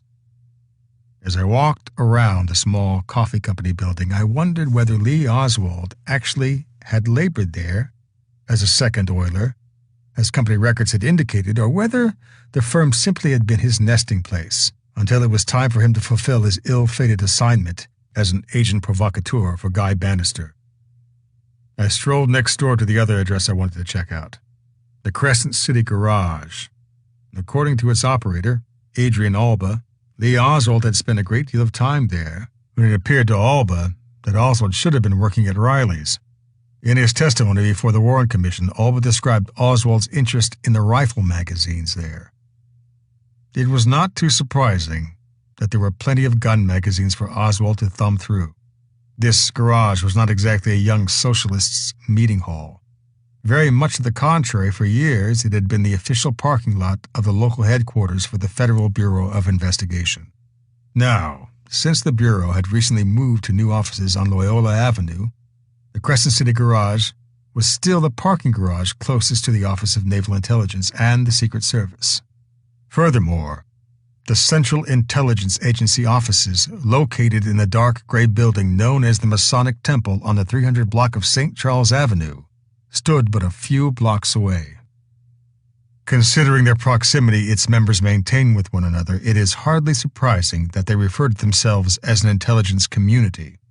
However, it seemed to me that a man planning to kill the president would have to be exceedingly nonchalant to have chosen the United States government's intelligence complex as the place to spend his spare time until shortly before his lonesome strike. In most countries, under such circumstances, a serious investigation would have begun with the working hypothesis that the intelligence community in New Orleans would have used Lee Oswald as an agent provocateur. At the outset, his extravagantly high profile as a supporter of Fidel Castro would have been understood in that context. However, it was plain from my reading that in the years since President Kennedy's murder, federal investigators never once had glanced in the most obvious directions. Similarly, the highest officers of the United States government appeared totally unaware of the concept of the agent provocateur. By the time I returned home that day, I realized I had some serious problems to resolve. The application of every responsible model to the available evidence had left me with a troubling conclusion. That was the apparent possibility of a pre-existing relationship between the man portrayed as the lone killer of President Kennedy and the intelligence community of the United States government. Chapter 3. War Games. 3 years earlier, our good fortune in stumbling across David Ferry had been turned aside by the FBI's assurance that there was no need to investigate him. Now it seemed to me that the best way to get back where we had started was to locate the original source of the information that Ferry had driven to Texas on the day of the assassination. Early Monday morning at the district attorney's office, I met with Herman Coleman, the assistant DA, who had come up with that lead the Sunday after the assassination. He informed me that the source was Jack Martin, the victim of Guy Bannister's pistol whipping. Within a few hours, we had tracked Martin down. He was seated across my desk, his anxious gaze fixed on every move. An on-again, off-again alcoholic, he was a thin man with deeply circled, worried eyes. Although he had been written off as a non-entity by many, I had long regarded him as a quick-witted and highly observant, if slightly disorganized, private detective. I had known him casually as far back as my days as an assistant DA, and had always gotten along well with him. "Jack," I said, "why don't you relax a little? You should know now that you're among friends here." He nodded nervously. He was seated in the roomy upholstered chair across from my desk, but he looked most uncomfortable. I offered him some coffee. "You're not under cross-examination, Jack," I said. "I just want a little help, understand?" His head nodded jerkily. "What I need is a little clarification about that day when Guy Bannister beat you over the head with his magnum. Remember that?" "How could I forget it? He nearly killed me." Here's my problem, Jack, I said. You've told me you and Guy were good friends for more than 10 years when that happened. At least 10, he said. Could be more. And he never hit you before. Never touched me. Yet, on November 22nd, 1963, the day of the president's murder, he pistol-whipped you with a .357 Magnum. His eyes were now fixed on mine. The police report says the reason Bannister beat you was you had an argument over telephone bills. I pulled a copy of the police report from my desk drawer and shoved it across to him. Here, take a look at it. He bent his head over and examined it as if he had never seen it before. I was sure that he had seen it many times, probably even had a copy at home. After a moment, he looked up without saying a word. His eyes told me he was deeply concerned about something. Now, does a simple argument over phone bills sound like a believable explanation to you? I asked. I waited. Then dreamily he shook his head slowly. No, he admitted. It involved more than that. How much more? Again, I waited. He breathed deeply, sucking in the air. It started like it was going to be nothing at all, he began. We'd both been drinking at Katzenjammer's, maybe more than usual, because of the assassination and all. Bannister especially. Pausing to chug down another cup of coffee, he made a real effort to collect his thoughts. Well, when we came back to the office, Bannister started bitching about one thing and then another. He was in a mean mood. Then all of a sudden, he accused me of going through his private files. Now, I never went through his private stuff, ever. Absolutely never. And that really ticked me off. He hesitated for a long moment. Go on, Jack, I said gently. I guess I blew up, he continued, his face flushed with memories of injustice. That's when I told him he'd better not talk to me like that. I told him I remembered the people I had seen around the office that summer. And that's when he hit me. Fast as a flash, pulled out that big Magnum and slammed me on the side of the head with it. Just because you remembered the people you'd seen at his office the past summer, I asked. Yeah, that's all it took. He went bananas on that one. And just who were the people you'd seen in the office that summer? I prodded softly. There was a bunch of them. It was like a circus. There were all those Cubans, coming in and going out, coming in and going out. They all looked alike to me. Someone once commented that whenever you really want to do something unseen, whenever you go to great pains to make sure that you are unobserved, there always turns out to be someone who was sitting under the oak tree, at the strange place that was Bannister's office. Jack Martin, unnoticed in the middle of it all, was the one sitting under the oak tree. He drew a long breath and then went on. There were all these other characters. There was David Ferry. You know about him by now. Was he there very often, I asked. Often. He practically lived there. Then Martin fell silent. I saw by the look in his eyes that he had come to a full stop. I was not about to let my weekend visit to 544 Camp Street go down the drain that easily, so I gave him a hand. And Lee Harvey Oswald, I added. Jack swallowed, then nodded. It was almost as if he felt relief in finally having a burden lifted from him. Yeah, he was there too. Sometimes he'd be meeting with Guy Bannister with the door shut. Other times he'd be shooting the bull with David Ferry, but he was there all right.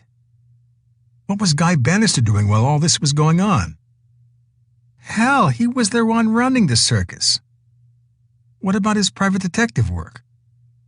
Not much of that came in, but when it did, I handled it. That's why I was there. So, Jack, I said, just what was going on in Bannister's office? He held up his hand.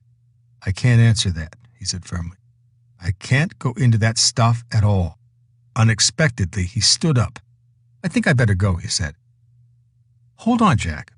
What's the problem with our going into what was happening at Bannister's office? What's the problem, he said. What's the problem? He repeated as if in disbelief. The problem is that we're going to bring the goddamned federal government down on our backs. Do I need to spell it out? I could get killed. So could you. He turned around. I'd better go, he mumbled. He wobbled as he headed for the door. Even after talking to Martin, it was still too early for me to create a formal investigative team to look into the assassination. The office was short-handed, and we did not yet have enough data. By avoiding the urge to climb onto a horse and ride off in all directions, I felt we were more likely to be successful. Informally, I assigned Louis Ivan the job of wooing Martin and persuading him to overcome his mental block about the action at Bannister's place. Ivan was a lanky, laconic young police investigator whose seemingly casual manner belied his intensity of purpose. I knew that Ivan, easily the brightest of the police assigned to my office, had a good relationship with Martin. On occasion, when Martin was given the cold shoulder by the police force on one of his investigations, Ivan had given the man a helping hand. I also gave Ivan the assignment of developing all possible information about David Ferry and of establishing liaisons with the police and sheriff's offices in adjacent Jefferson Parish, where Ferry had lived for many years. I had already informally brought in Frank Klein. In recent weeks, I had been providing him with more and more of the background information I had come across. I even took him on a drive through the back streets in the vicinity of the post office and the Riley Coffee Company. Although I had found much of the Warren Commission material to be worse than useless, I loaned him the volumes so that he, too, could savor the deception and uncover useful leads. What I needed from the outset was someone with whom I could brainstorm, trade thoughts, and acquire more understanding. In Klein, who had a first-class analytical mind, I had the perfect person. Finding Klein and making him the chief assistant DA had been a big step forward in forming the kind of prosecutor's office I had in mind. During my years in the field artillery, I had observed a characteristic common to the operation of the very best battalions. Invariably, the commanding officer delegated the details of running the organization to what the military calls his executive officer. This put him in a better position to see his outfit with a better perspective as it actually functioned. At the same time, the relative freedom from the day-to-day details gave more opportunity to evaluate policy, implement innovations, and make major decisions. Klein had served in the Marines, having been decorated in combat in Korea. He was almost Teutonic in his appreciation of discipline and order in administration. I, on the other hand, was more comfortable with the command of a loose ship. We complemented one another perfectly. One morning, about a week after my initial interview with Jack Martin, I came into my office and found Frank Klein stacking papers on my side table. "Why," I asked, "are you desecrating my office?" "Jack Martin stonewalled you on what was happening at Guy Bannister's," he said. "So I thought of a way we might find out for ourselves." "And just what would that be?" "I've been spending some time at the public library," he said.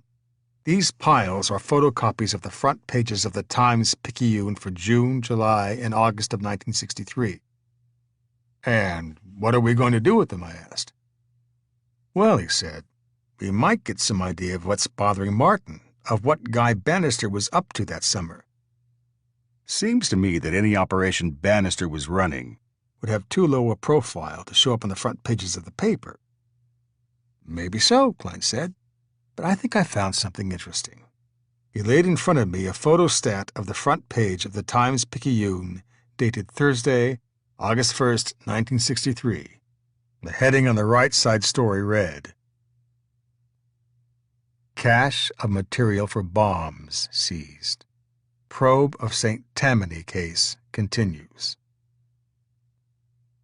I scanned the first paragraph. More than a ton of dynamite, 20 bomb casings 3 feet long, napalm, firebomb, material, and other devices were seized Wednesday by Federal Bureau of Investigation agents in a resort area in St. Tammany Parish between Mandeville and Lacombe. The story went on to say that the dynamite, bomb casings, and other materials, according to the special agent in charge of the New Orleans FBI office, were seized in connection with an investigation of an effort to carry out a military operation against a country with which the United States is at peace. This is in violation of Title 18, Section 960 of the U.S. Code. For such an adventurous foray, the local FBI official, with his broad generalities, appeared to me to be keeping his cards very close to his vest. He had not mentioned the country involved and had not mentioned any arrests. Yet the news story had no particular impact on me. I looked up at Klein. "This is interesting," I said. "But what's the point?" "Wait a minute," said Klein. "You haven't seen the whole story yet." He pushed another sheet in front of me. This one was a copy of the front page for Friday morning, August 2nd, 1963. On the left side of the page, I read, "Bomb cache cottage loaned to newly arrived refugee. Owner's wife says mate did Cubans favor." The wife of the owner of a cottage on the north shore of Lake Pontchartrain, where a large quantity of explosives and war materials were seized, said Thursday that the house was loaned to a newly arrived Cuban refugee 3 weeks ago. Mrs. William Julius McClaney, 4313 Encampment, said that neither she nor her husband, who operates a racehorse feed business, had knowledge that the munitions were stored at the house near Lacombe until agents of the Federal Bureau of Investigation questioned her husband Wednesday before making the seizure. She said the place was loaned to a Cuban they knew only as Jose Juarez, as a favor to friends of theirs in Cuba. The McClaneys had operated a tourist business in Havana but came to New Orleans in 1960 because Castro made things impossible down there. I looked up at Klein, waiting for his comment. "Remember when we raided Dave Ferry's apartment 3 years ago?" he asked. "Remember the map of Cuba that Ferry had on his wall?" I nodded, still listening. "Remember the army equipment and the rifles laying around? He even had an artillery shell sitting there. It was a 155 millimeter. And Jack Martin has connected Ferry with Bannister's office," I answered, thinking out loud. "So you think that this news story about the bombs connects with Bannister's operation? The one that Martin's afraid to tell us about?" Klein shrugged his shoulders. "I'm just suggesting a working theory," he said. "Remember, Martin mentioned a lot of Cubans being at Bannister's place, too. Look at this reference in the second story to the Cuban named Jose Juarez." So, Klein responded, what was Lee Oswald handing out? Were they fair play for Russia leaflets? Were they fair play for Romania pamphlets? No, they were fair play for Cuba leaflets. Did he ever show any interest in Cuba before 1963 when he started handing out those circulars with Guy Bannister's address on them? "Okay," I said. "You've given me something to chew on. Let me look at these news stories some more." However, I did not chew on it at all. So, some ammunition had been found north of Lake Pontchartrain. The local FBI chief had not indicated that anything had happened. There had been no announcement of any arrests. I pushed the news story off to the side. Later, I would recall having almost tossed away a major lead. The FBI announcement about the ammunition raid north of the lake would come to stand as a small milestone. It would represent the last federal government announcement relating to the intelligence community's activity or President Kennedy's assassination that I would not regard dubiously. Soon we got a new break. Guy Bannister's widow unexpectedly agreed to grant us an interview. She was very cooperative, but clearly never knew much about what Guy Bannister had been doing at his office. He never had been very communicative about the details of his work. However, she did recall one curious thing. After his death in 1964, she had been removing his effects from his office when she came across a stack of leaflets that she found very peculiar. They had said either, "Hands off Cuba," or "Fair play for Cuba," leftovers from Lee Oswald's performances as agent provocateur. Asked about what had happened to Bannister's office files, she recalled that federal government agents had arrived within an hour or two of his death, long before she reached his office, and carted off the locked filing cabinets. She was told that the men had been from either the FBI or the Secret Service. She could not recall which. However, the state police, she added, did not arrive until after she had. The state police? Apparently in a routine check, possibly because a brother of Bannister's had been connected with it, several state police officers had gone through his office.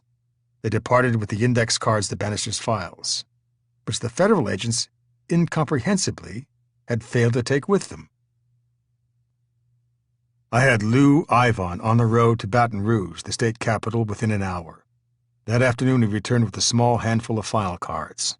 They were all that remained of what the state police had found in Bannister's office. It apparently had occurred to one of the state police officers that the back of these cards would be handy for informal office messages, and so for 3 years, this thrifty move had expedited inter-office communications at the headquarters of the Louisiana State Police. Nevertheless, the few remaining index cards spoke volumes. No local or private matters were referred to whatsoever.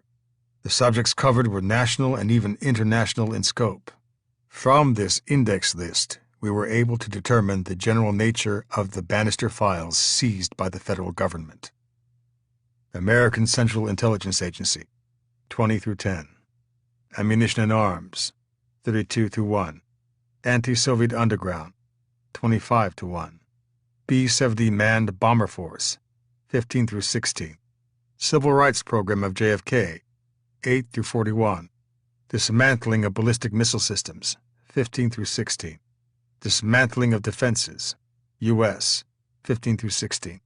Fair Play for Cuba Committee, 23 to 7. International Trade Mart, 23 to 14.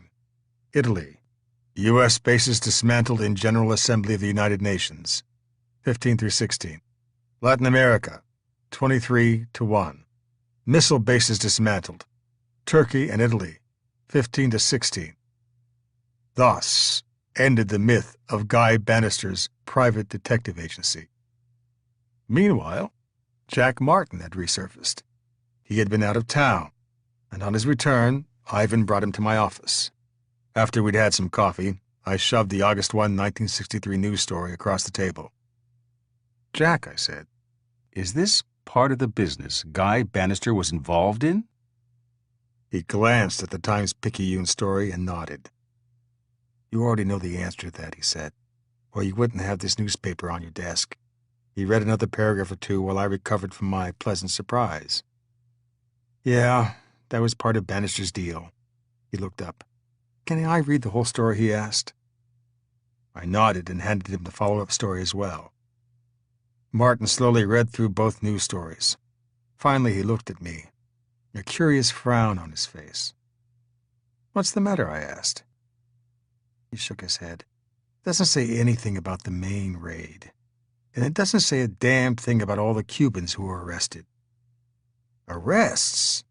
The FBI statement had not mentioned anything about arrests, least of all anything about Cubans, plural. "All right then, Jack," I said. "Why don't you straighten it out for us? Tell me about the entire operation at Guy Bannister's, the whole thing." And so Jack Martin started to talk.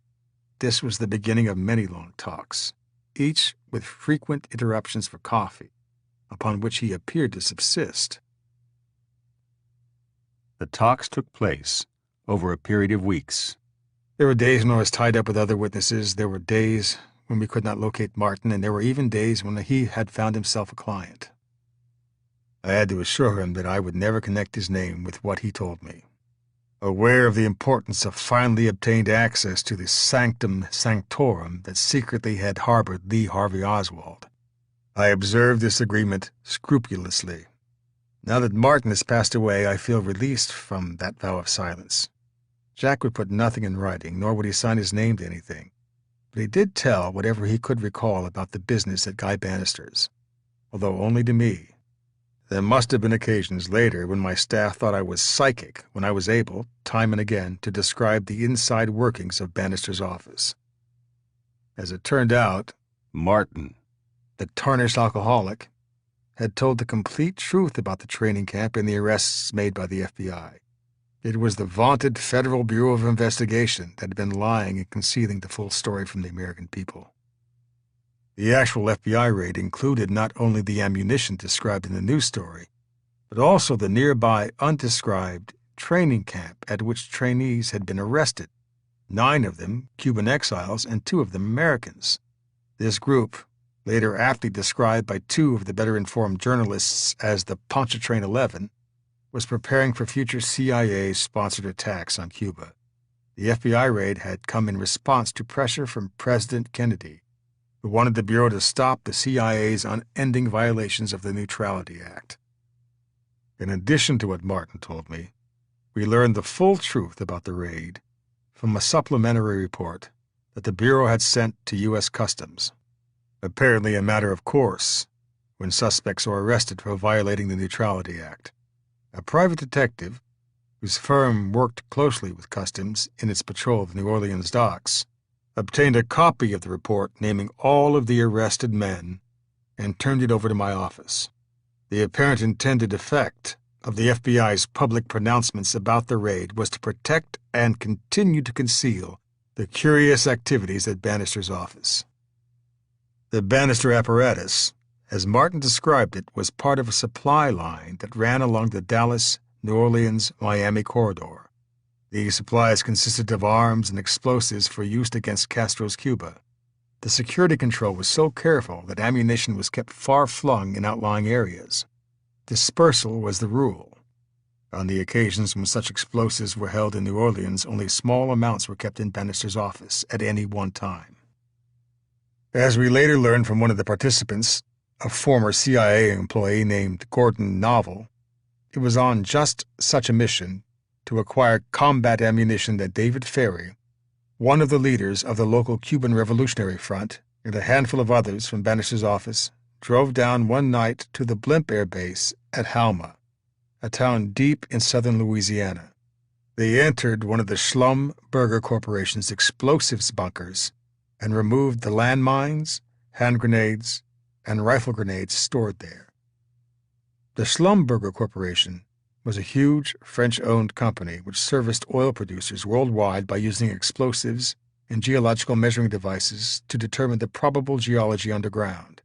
It had been a supporter of the French Counter-Revolutionary Secret Army Organization, OAS, which attempted to assassinate President Charles de Gaulle several times in the late 1950s and early 1960s for his role in freeing Algeria and North Africa. The CIA, which was also supportive of the French OAS generals, had supplied Schlumberger with anti-personnel ammunition, and in this operation at Halma, following the demise of OAS, was simply getting its ammunition back.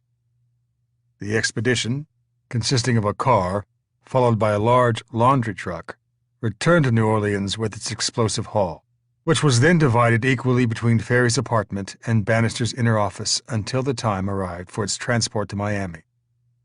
Bannister's operation also included the processing and handling of anti-Castro trainees passing through the city.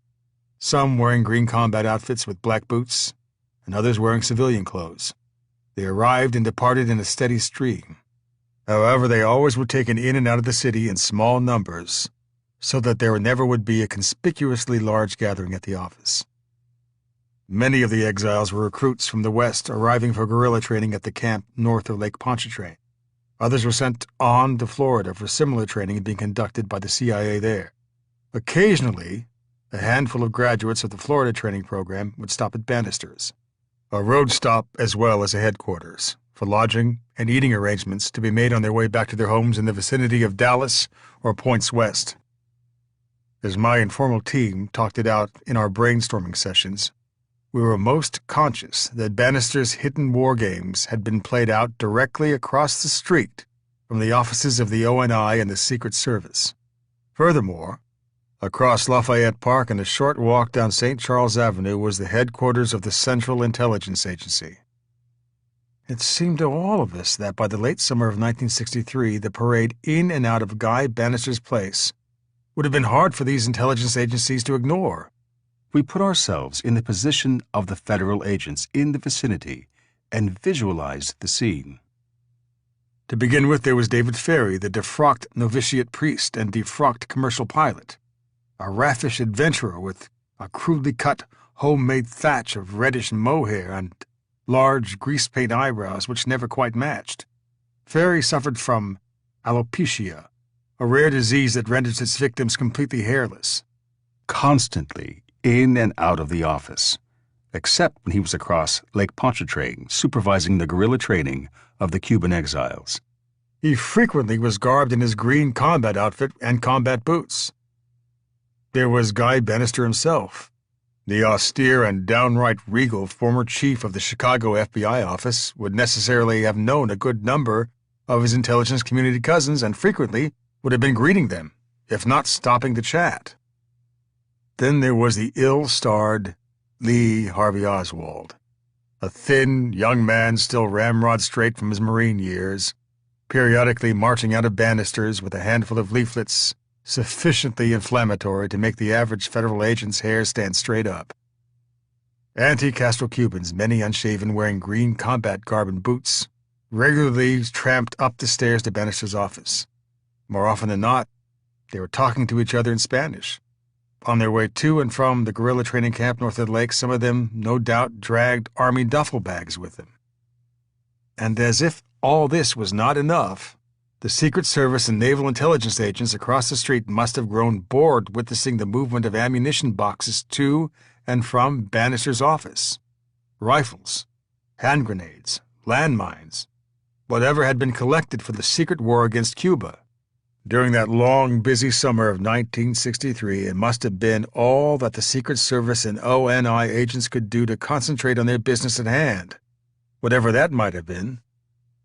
My small team and I wondered aloud at how it was known in advance that Bannister's operation, in such systematic and open violation of the Neutrality Act, was to be protected by various elements of the intelligence community, or indeed the FBI's grossly incompetent announcement of its raid north of Lake Pontchartrain had amounted to an enormous concealment of Bannister's continual and considerably more substantial violations of the Neutrality Act within the very heart of the New Orleans intelligence community.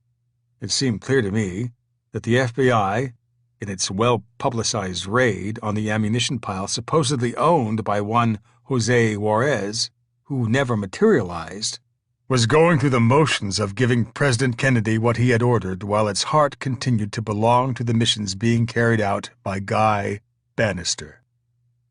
I obtained a copy of the Secret Service's report of its investigation of 544 Camp Street, the entrance to Bannister's office, and made it available to my staff.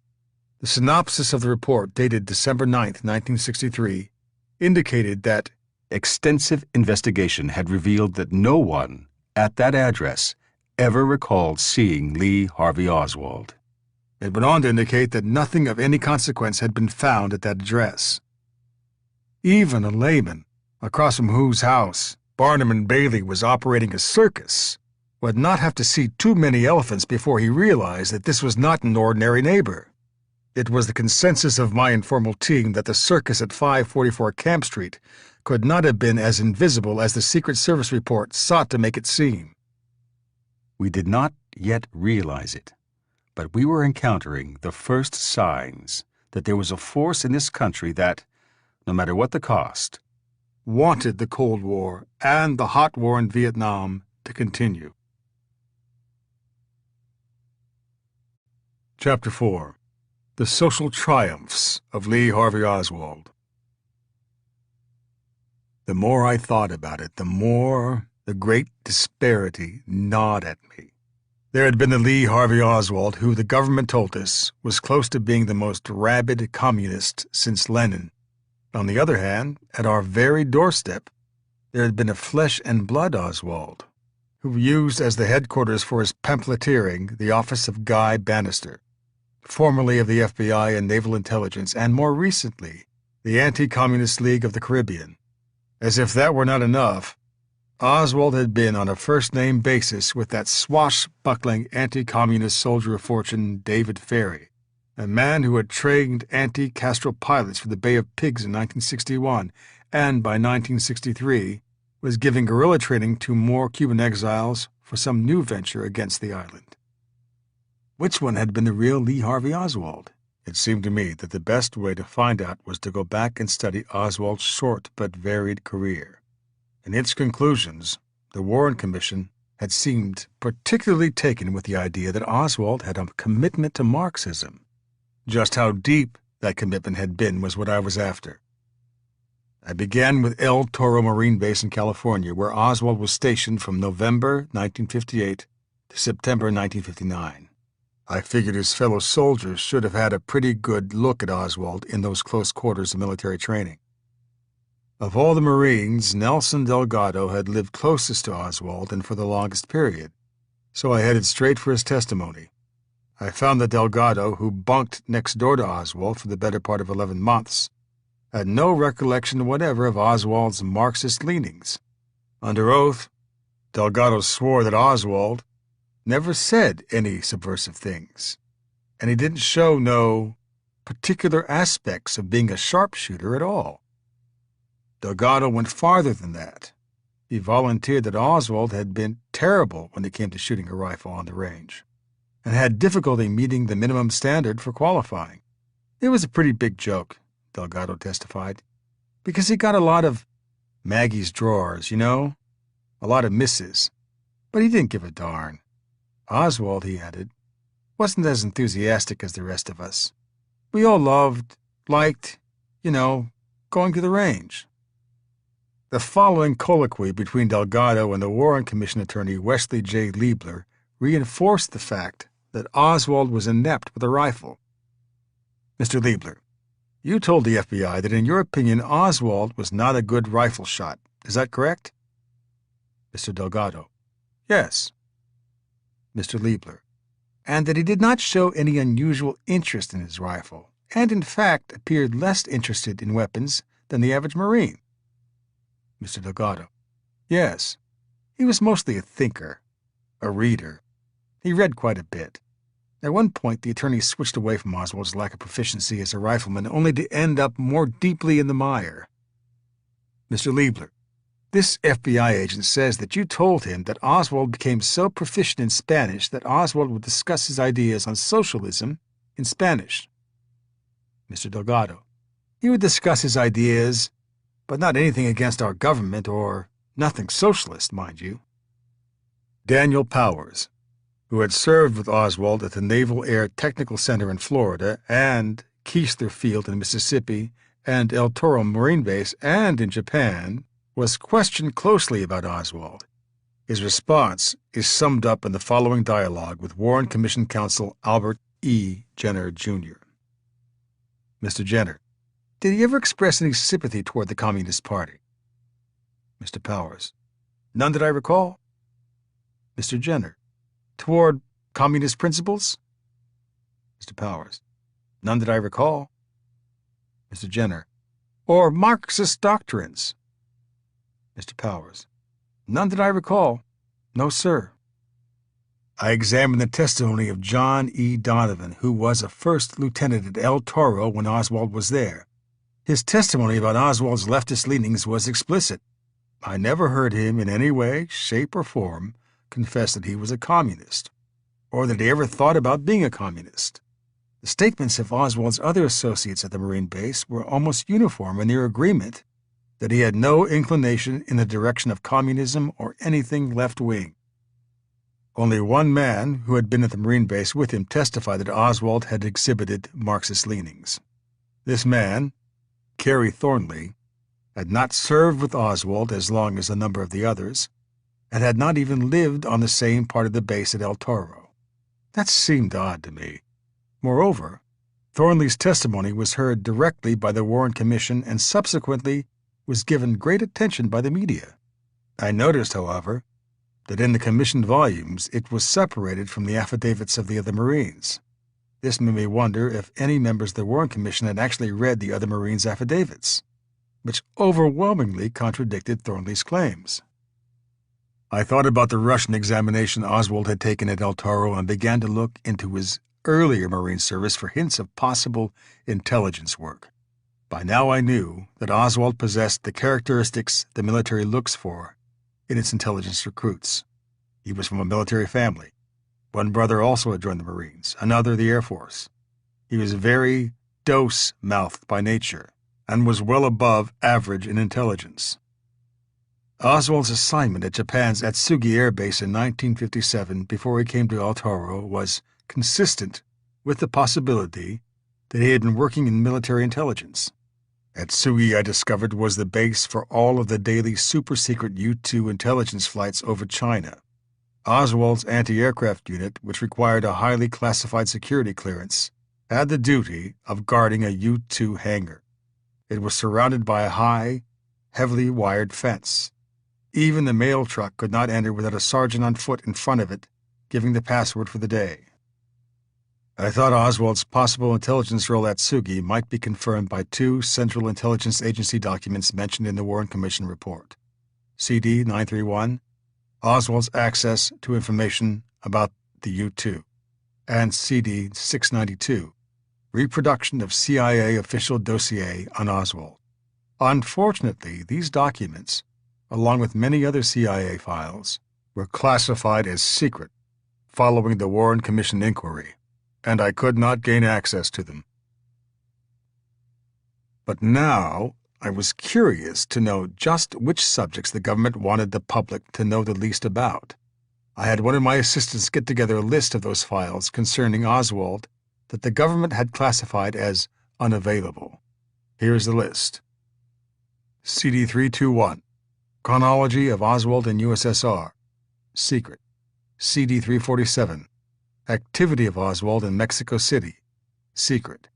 CD 384, Activity of Oswald in Mexico City, CD 528, RE, Allegation Oswald interviewed by CIA in Mexico City, CD 631, RE, CIA dissemination of information on Oswald, CD 674, info given to the Secret Service but not yet to the Warren Commission, secret. CD 692, reproduction of CIA official dossier on Oswald, CD 698, reports of travel and activities of Oswald and Marina, CD 871, photos of Oswald in Russia, secret. CD 931, Oswald's access to information about the U-2, secret. CD 1216, memo from Helms entitled Lee Harvey Oswald, secret. CD 1222, statements by George de Mohrenschildt regarding assassination, secret. CD 1273, memo from Helms regarding apparent inconsistencies in info provided by CIA, secret. This provocative listing made it more apparent to me than ever that something was fishy. Next, I decided to focus my research on Oswald's movements immediately after he left the Marines. In the summer of 1959, about 5 months after he had taken his Russian exam at El Toro, Oswald applied for a premature discharge from the Marine Corps. The reason he cited was that his mother was undergoing physical hardships that required his presence and care. In September 1959, he was given an honorable discharge 4 weeks early for hardship/dependency. After spending 3 days with his mother in Fort Worth, he left for New Orleans. Oswald's journey out of New Orleans to the Soviet Union was somewhat confusing. His departure for Europe, I found, was by ship. His steamship ticket had been obtained at the Likes office of the New Orleans International Trade Mart, directed by Clay Shaw, whose name we would come to know only too well later in the investigation. Although Oswald sailed to England, he flew eastward from there. Precisely what kind of air service he used, however, was mysterious. The Warren Commission stated that Oswald flew straight on to Helsinki on October 9, the very day he arrived in England. However, Oswald's passport showed that he did not leave England until October 10th, the following day. It was known that Oswald checked into his Helsinki hotel on October 10, but this would have been impossible considering the timetable of the only commercial direct route from London. Under the circumstances, the question arose whether he actually flew to Finland aboard a commercial airliner. Much later, in 1978, James A. Wilcott, a former CIA finance officer, told the House Select Committee on Assassinations that Lee Oswald had been recruited from the military by the CIA, with the express purpose of a double agent assignment in the USSR. Back in 1966, such clear-cut testimony was not in the public record, but the double agent scenario had crossed my mind. The CIA, of course, had denied from the beginning that Oswald was ever employed by the agency. However, I knew that was its standard position when asked about an employee executing any kind of intelligence assignment. After Oswald arrived in Moscow by train from Finland on October 16, 1959, he engaged in a series of contacts with Soviet officials. The initial response of the Soviets was cautious as they evaluated this young American who had not merely left his country behind, but brought the promise of gifts, the secret sweets of American anti-aircraft technology. The newcomer underwent extensive interrogation, although when, where, and under what circumstances have never been revealed. After 2 weeks, Oswald made a dramatic appearance at the American embassy. He flamboyantly handed over his passport and a letter that concluded that his allegiance was with the Union of the Soviet Socialist Republics. He also announced that he had told Soviet officials he would give them information about the Marine Corps and the highly secret radar operations he had been involved in. As Oswald's dramatic defection hit the world media, the FBI, after making a study of Oswald's Marine Corps files, stated that no derogatory information was contained in the USMC files concerning Oswald, and ONI, Office of Naval Intelligence, advised that no action against him was contemplated in this matter. J. Edgar Hoover later explained the FBI's failure to investigate the Oswald defection any further, stating that the American embassy in Moscow had given Oswald a clean bill. In early January of 1960, Oswald was sent to Minsk, one of 6 Soviet cities to which defectors customarily were sent, and given a job as a metal worker in a radar factory.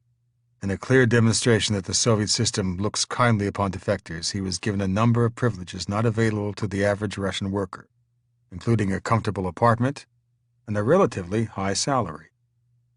In February 1961, after 15 months in the Soviet Union, Oswald applied at the American Embassy in Moscow to return to the United States. The following month, he met Marina Prusakova, a lovely woman with eyes of cornflower blue and also the niece of a lieutenant colonel in the Soviet Union's Domestic Intelligence Service. In April 1961, less than 2 months after they had met, they were married. Surprisingly, neither government objected to Oswald's return to America or to Marina's coming with him. It was as if the unending ice of the Cold War had suddenly thawed. Perhaps it was the arrival of spring. It is noteworthy, for example, that the State Department approved Oswald's return, although it easily could have refused a defector's request.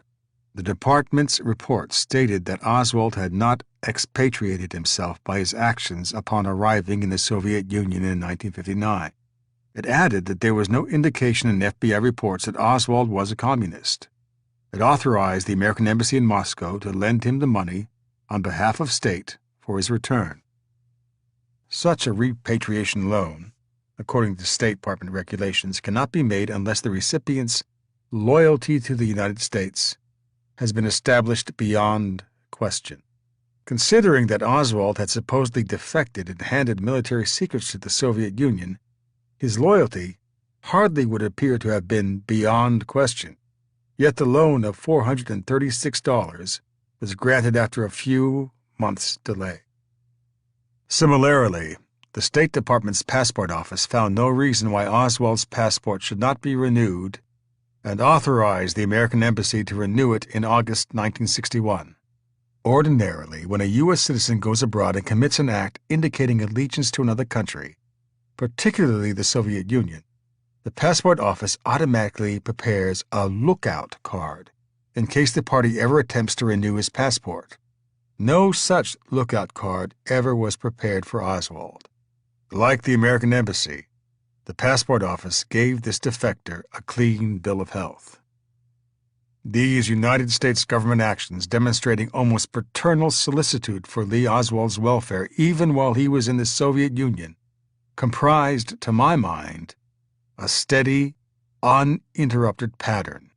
And the preferential treatment did not end with the arrival of Lee and Marina and their young daughter in New York in June 1962.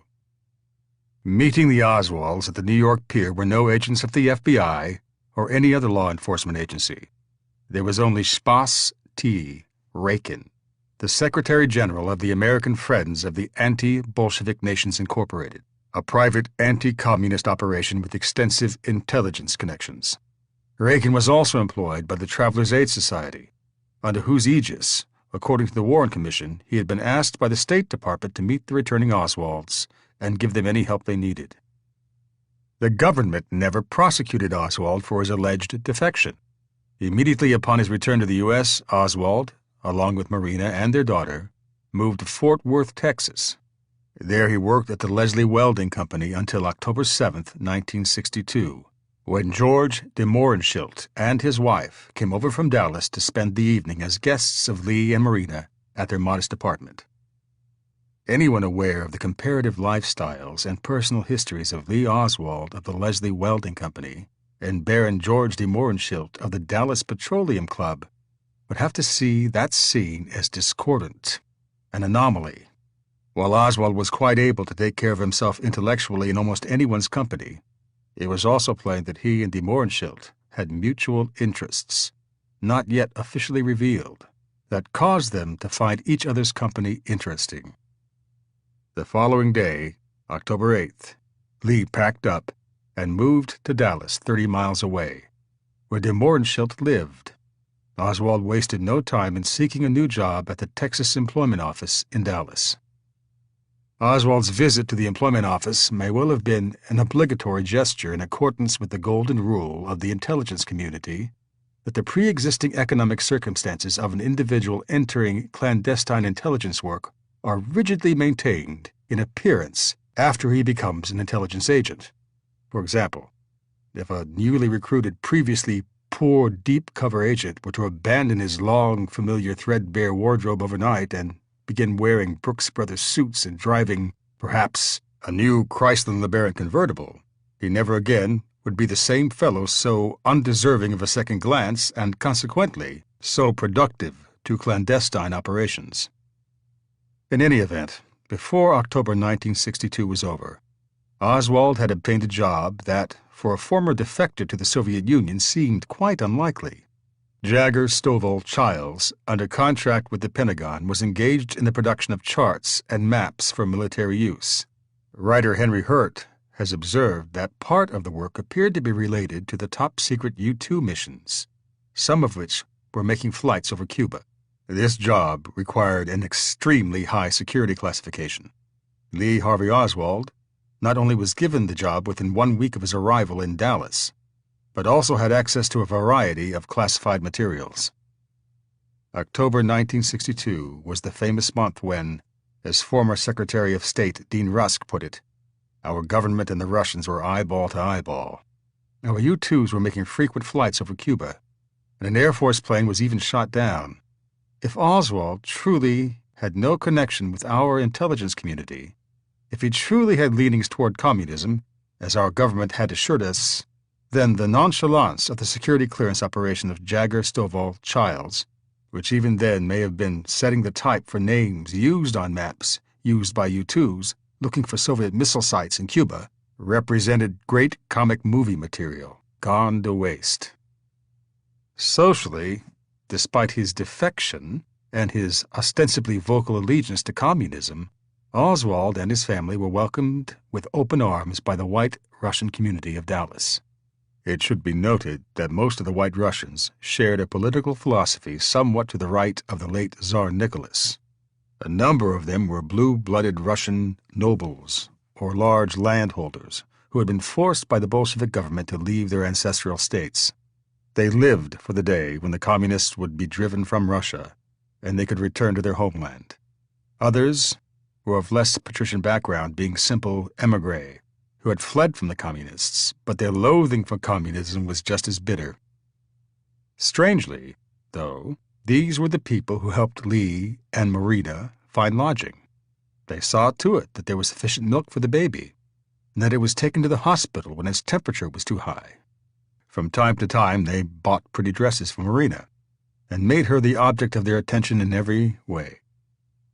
Oswald's most frequent associate in Dallas, I discovered, was George de Mohrenschildt. He had been in the United States longer than most of the White Russians, and was hardly an ordinary émigré. His father, Baron Sergius de Mohrenschildt, had been governor of the province of Minsk for the Tsar. The family had fled from the Communists after the 1917 revolution. De Mohrenschildt spoke Russian, French, German, Spanish, and Polish. In World War II, he had worked for French intelligence. This polished member of the international polo-playing set possessed a doctorate in international commerce and a master's degree in petroleum engineering and geology. De Mohrenschildt had become a consulting geologist and was a member of the exclusive Dallas Petroleum Club with extremely affluent contacts in the business world. Among his close friends, one of the more interesting was Jean de Manille, the president of the Mammoth International Schlumberger Corporation, which had close ties with the Central Intelligence Agency. De Mohrenschildt had traveled to the far corners of the world. He had visited Ghana in the role of a stamp collector, although he was actively in the oil business at the time and did not collect stamps. In Yugoslavia, he had spent an entire year representing the International Cooperation Administration, a well-known Central Intelligence Agency front based in Washington. He had been in Guatemala when, coincidentally, much of the CIA's combat training of the anti-Castro Cubans who invaded at the Bay of Pigs took place.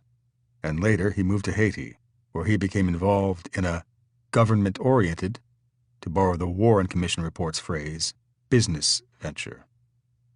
This man, obviously a capitalist and very much an anti-communist, was the closest friend in Dallas of the young man whom the Warren Commission had found to have a commitment to Marxism. Oswald's charisma seemed to have won over other unlikely friends in the White Russian community as well. Among the first dinner guests to the Oswald apartment in Dallas was Max Clark, a retired Air Force colonel and, at that time, an attorney. Colonel Clark had served as the security officer for General Dynamics, a major contractor for the Defense Department and the world's largest aircraft manufacturer. His wife, Katya, who was also present at the dinner prepared by Marina Oswald, was a member of the royal family of Russia, born Princess Shcherbetov. Surely, for a Marxist like Lee Oswald, this was a social conquest of the highest order. Of the many Dallas anti-communist Russians welcoming the Oswalds, only Anna and Theophil Meller had any serious reservations about the couple. This was because Anna, while visiting the Oswalds' apartment, had seen a copy of Karl Marx's Das Kapital on the table. She seemed to have been unaware that Theophil, her husband, later called the FBI and reported the fact. He was informed by the Bureau's spokesman that Oswald was all right. The Warren Commission handled this potential problem of the FBI's protection of Oswald with its usual élan. It simply did not call Meller as a witness or even take his affidavit. Oswald's treatment following his return, both by the intelligence community and by dedicated anti-communist individuals, led me to a single unavoidable conclusion, that in the Soviet Union, Oswald had been engaged in a clandestine intelligence mission for the United States government. And I was rapidly becoming aware that in the period after his return from the Soviet Union, anti-communist exiles and parts of the U.S. intelligence community seemed to have a converging interest in the potential value of Lee Oswald. It was no coincidence that Oswald was surrounded by white Russian émigrés in Dallas and anti-Castro Cuban exiles in New Orleans. I had found that the guerrilla training of the anti-Castro exiles was within the exclusive province of the CIA. This had a far-reaching pragmatic effect. The FBI, ordinarily the most perspicacious of our investigative agencies, seemed careful not to observe what the agency was doing, nor to whom. Although most of the government was aware that the CIA had been operating domestically for a long time, I knew that the agency kept such operations clandestine. The agency operatives manipulating the emigres, for example, did not wear uniforms and badges with the emblem CIA on them. Under deep cover, they were quite indistinguishable from other lawyers, businessmen, engineers, housewives, private detectives, or whatever. At the time, I could not be sure just who was guiding Lee Oswald and the exiles surrounding him, but now, with the benefit of hindsight, it seems pretty evident. Although George de Mohrenschildt probably had been given no indication of the catastrophe awaiting down the road, there is now little doubt that he had been operating under deep cover as an agent of the Central Intelligence Agency. It is equally apparent that his assignment was to bring Oswald from Fort Worth to Dallas, and thereafter to serve as one of his babysitters. My conclusion that de Mohrenschildt was an unwitting babysitter for Oswald came not only from publicly available evidence, but from my conversations with him and Mrs. de Mohrenschildt. Some years after the assassination, after my investigation was well underway, I established phone contact with de Mohrenschildt. To avoid monitoring, we developed a routine of my calling him at the Petroleum Club in Dallas, or his leaving a call from me at the New Orleans Athletic Club. Both de Mohrenschildt and his wife were positive that the shooting of the president, or even of a rabbit for that matter, simply was not in Lee Oswald's makeup. They were vigorous in their insistence that Oswald had been the scapegoat. I was particularly affected by the depth of their unhappiness at what had been done not only to John Kennedy, but to Lee Oswald as well. Spring of 1963 arrived, and Lee Oswald, as usual, without fanfare or any other preliminaries, left Dallas in late April for New Orleans. His wife and daughter arrived there shortly afterwards. By May 9, Oswald had obtained a job in New Orleans at the Riley Coffee Company, just on the other side of the post office building from Guy Bannister's office. I already had reviewed many of Oswald's activities in New Orleans that summer. Now I was interested in taking a closer look at how he found his way to employment at the Riley Coffee Company. This was a very confusing question because among the Warren Commission exhibits were dozens of photostats of job applications that Lee Oswald apparently filed at one place after another before landing his job at Riley. Oswald's familiar chicken scrawl handwriting was apparent at first glance on every application. Judging by this lengthy series of commission exhibits, he had sought employment at half the businesses in the city of New Orleans. However, the more I pored over these applications, the more puzzled I was. On every one of them, the applicant had listed his height as 5 feet 9 inches. The problem was that Lee Oswald happened to have been 5 feet 11 inches tall. Why, then, should he repeatedly be writing down his height as 5 feet 9 inches? I was due to get together the next day with some of the staff for some overdue brainstorming on a number of items, and I added this one to the agenda.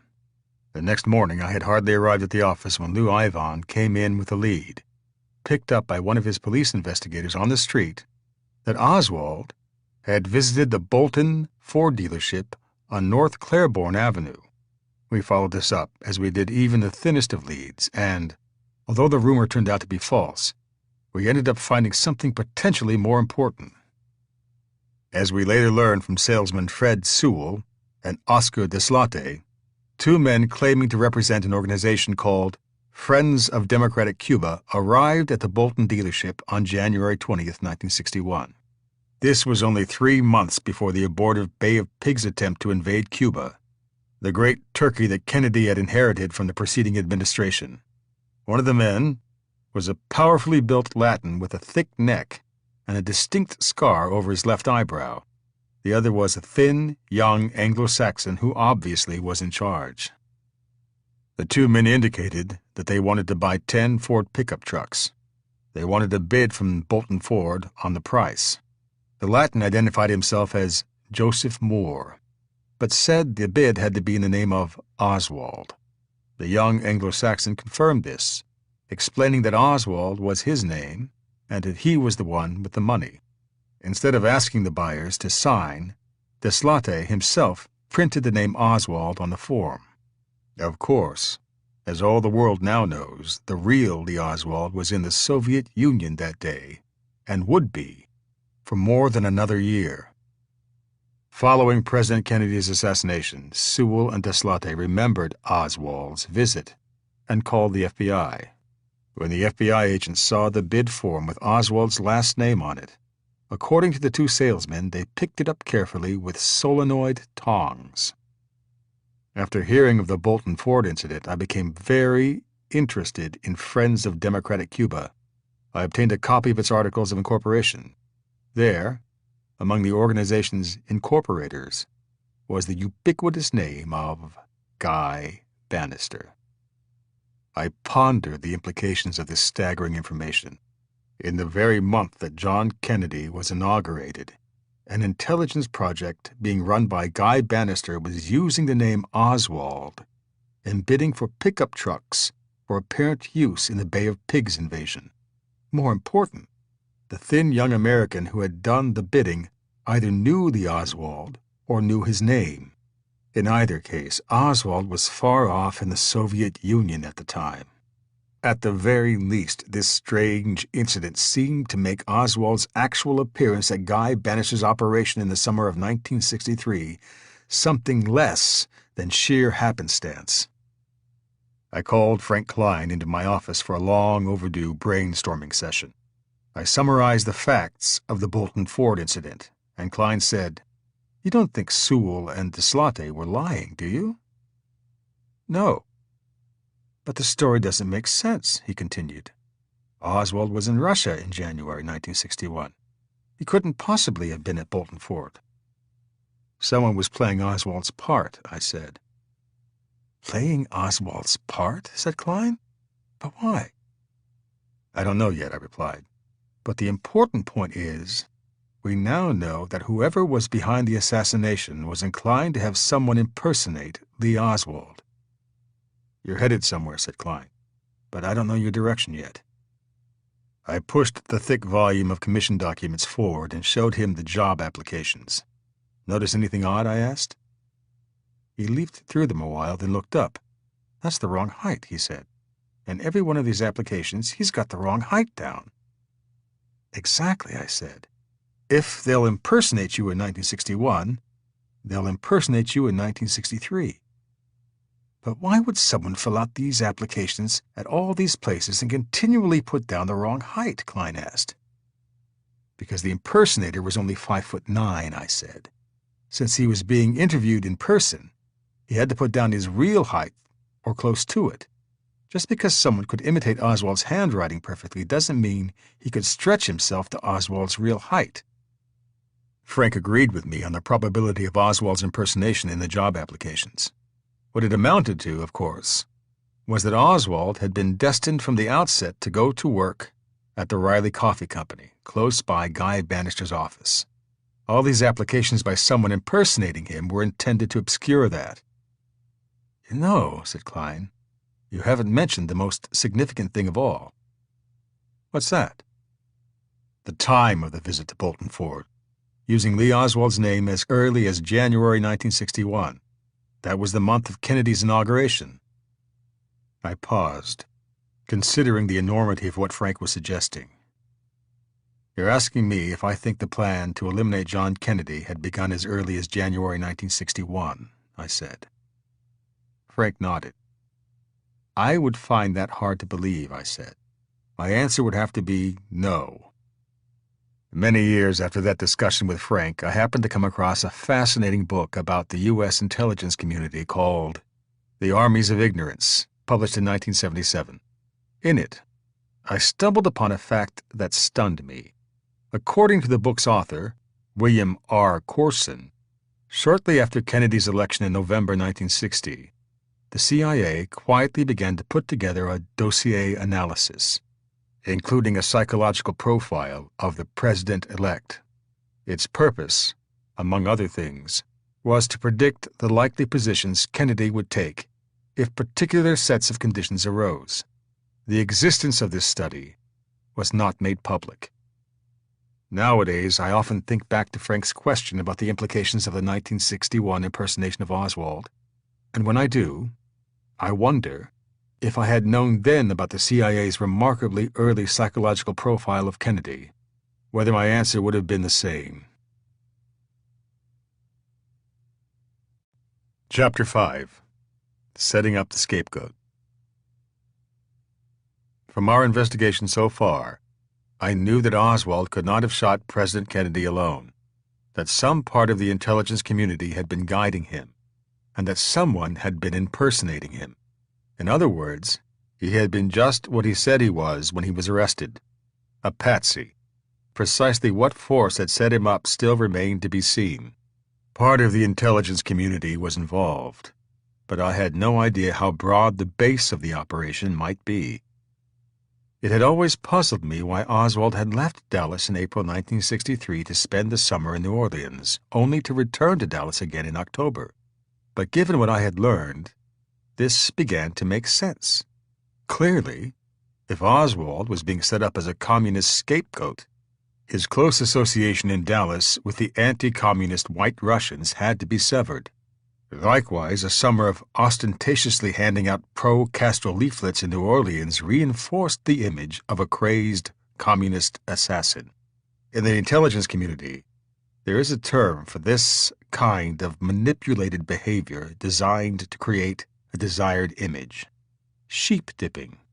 It seemed to me that Oswald had been in New Orleans to be sheep-dipped under the guidance of Guy Bannister, and that he had been sent back to Dallas when the mission was accomplished. To see if I was on the right track, I studied more closely Oswald's return to Dallas and his last 2 months before the assassination. On September 23, 1963, a pregnant Marina Oswald and her daughter left New Orleans. They were driven westward to Dallas, I learned, by Mrs. Ruth Payne. It was generally agreed that Lee Oswald left approximately a day later. There were indications that he departed from New Orleans by bus, but that remained unconfirmed. For the moment, I concentrated, leafing through the large blue volumes to which I had become so accustomed, on the role of Ruth Payne in taking Marina Oswald and her daughter to Dallas and getting them set up there. Lee and Marina Oswald had met Ruth Payne in February 1963 at a party in Dallas to which George de Mohrenschildt and his wife had brought them. I found that Ruth Payne was the wife of Michael Payne, an engineering designer who did highly classified work for Bell Helicopter, a major Defense Department contractor. Ruth Payne was a rangy, intelligent woman with widespread interests, among them the Russian language, which she had learned to speak quite well. Her father had been employed by the Agency for International Development, regarded by many as a source of cover for the CIA. Her brother-in-law was employed by the same agency in the Washington, D.C. area. It was on Ruth Payne's way back from a long vacation, during which she had visited her in-laws in Washington, D.C., that she made the stop in New Orleans to pick up Marina Oswald and her daughter for their return to Dallas. I wondered vaguely whether Mrs. Payne herself had been manipulated in the course of this move. When Marina and her daughter reached Dallas, Mrs. Payne made them at home at her house in Irving, a Dallas suburb. She and her husband Michael had separated temporarily, so there was sufficient space for guests. On October 4, Lee returned to Dallas. He spoke of having been in Houston, looking for work. 10 days later, Ruth Payne obtained an interview for him, and he got the job at the Texas School Book Depository. For reasons that remain unclear, Oswald rented a series of small rooms in Dallas while his wife and daughter stayed at the Payne's house in Irving. Although Lee kept a number of his personal possessions with him in Dallas, Mrs. Payne made a garage in Irving available to him for his other possessions. There was no way of guessing what Lee Oswald had in mind with this odd living arrangement, nor who suggested it. However, it was undeniable that this situation worked to the advantage of whoever was behind the assassination. When the president was killed, the scapegoat appeared that much more removed from family and friends, feeding the image of the lonely, crazed gunman. As a routine matter, I wanted to examine the income tax returns of Ruth and Michael Payne, but I was told they had been classified as secret. In addition to the Payne's income tax reports, Commission Documents 212, relating to Ruth Payne, and 218, relating to Michael Payne, also had been classified as secret on grounds of national security. Classified for the same reason were Commission Documents 258, relating to Michael, and 508, relating to Michael Payne's sister, as well as Commission Documents 600 through 629, regarding relatives of Michael Payne. What was so special about this particular family that made the federal government so protective of it? Even the DuPonts and the Vanderbilts would not have rated this kind of caring guardianship. I wondered if such paternal concern might be related to the fact that the CIA had come to be, for obvious security reasons, a family-oriented organization. While his wife and daughter stayed with Ruth Payne, Lee Oswald himself, according to the government, was in Mexico City, allegedly contacting the Soviet and Cuban embassies and making himself quite visible. But I was already having doubts about this explanation. Those doubts were confirmed later when more information on this incident became available. A CIA memo dated October 10, 1963, reported that in late September and early October, Lee Oswald had repeatedly phoned and appeared at the Soviet embassy in Mexico City, asking if there had been calls for him, and talking with the trade consultant who was supposedly a member of the KGB's Liquid Affairs, Murder Bureau. Copies of the memo were sent to the FBI and the State Department. Follow-up agency leads placed Oswald in the Cuban embassy as well, where he ostensibly was trying to obtain a visa to go to the Soviet Union via Cuba. Early in the official inquiry, the CIA informed the Warren Commission of Oswald's alleged activities in Mexico City before the assassination. Uncharacteristically, the commission asked for more evidence.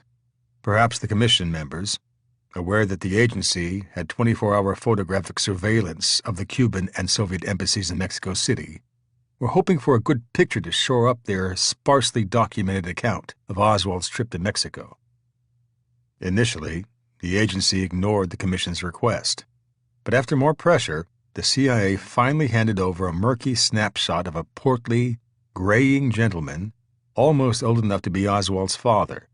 This, the agency claimed, was Lee Oswald at the Cuban embassy. The agency also produced a statement from Sylvia Duran, a Mexican who worked at the Cuban embassy, alleging that Oswald had appeared there. However, the circumstances under which the statement was obtained were tainted, to say the least. On the day after the assassination, the CIA ordered Mexican authorities to arrest Duran and keep her in isolation. The agency cable said, "With full regard for Mexican interests, request you ensure that her arrest is kept absolutely secret, that no information from her is published or leaked, that all such info is cabled to us." Duran was not released until she identified Lee Oswald as the visitor to the Cuban embassy. After her release, the CIA ordered her jailed again. These circumstances were not known to the commission. Moreover, in 1978, Duran told author Anthony Summers that the man who came to the embassy was blonde and about her own height, 5'3", hardly Oswald. The commission did not question the Cuban consul, Eusebio Azcue, even though he had 3 angry confrontations with Oswald. But the House Select Committee on Assassinations did. When Azcue was shown photographs of Lee Oswald, he stated that the young man who visited the embassy was blonde and was not the man in the photographs. Nor, said Azcue, was he the man he saw Jack Ruby shoot on television only 2 months after his face-to-face confrontations with Oswald. The allegation that Oswald had been phoning and showing up at the Soviet embassy did not hold up too well either. There were no photos, and when the commission asked to hear tape recordings of Oswald's calls, the agency claimed in one case that surveillance was suspended and in another that equipment was not working.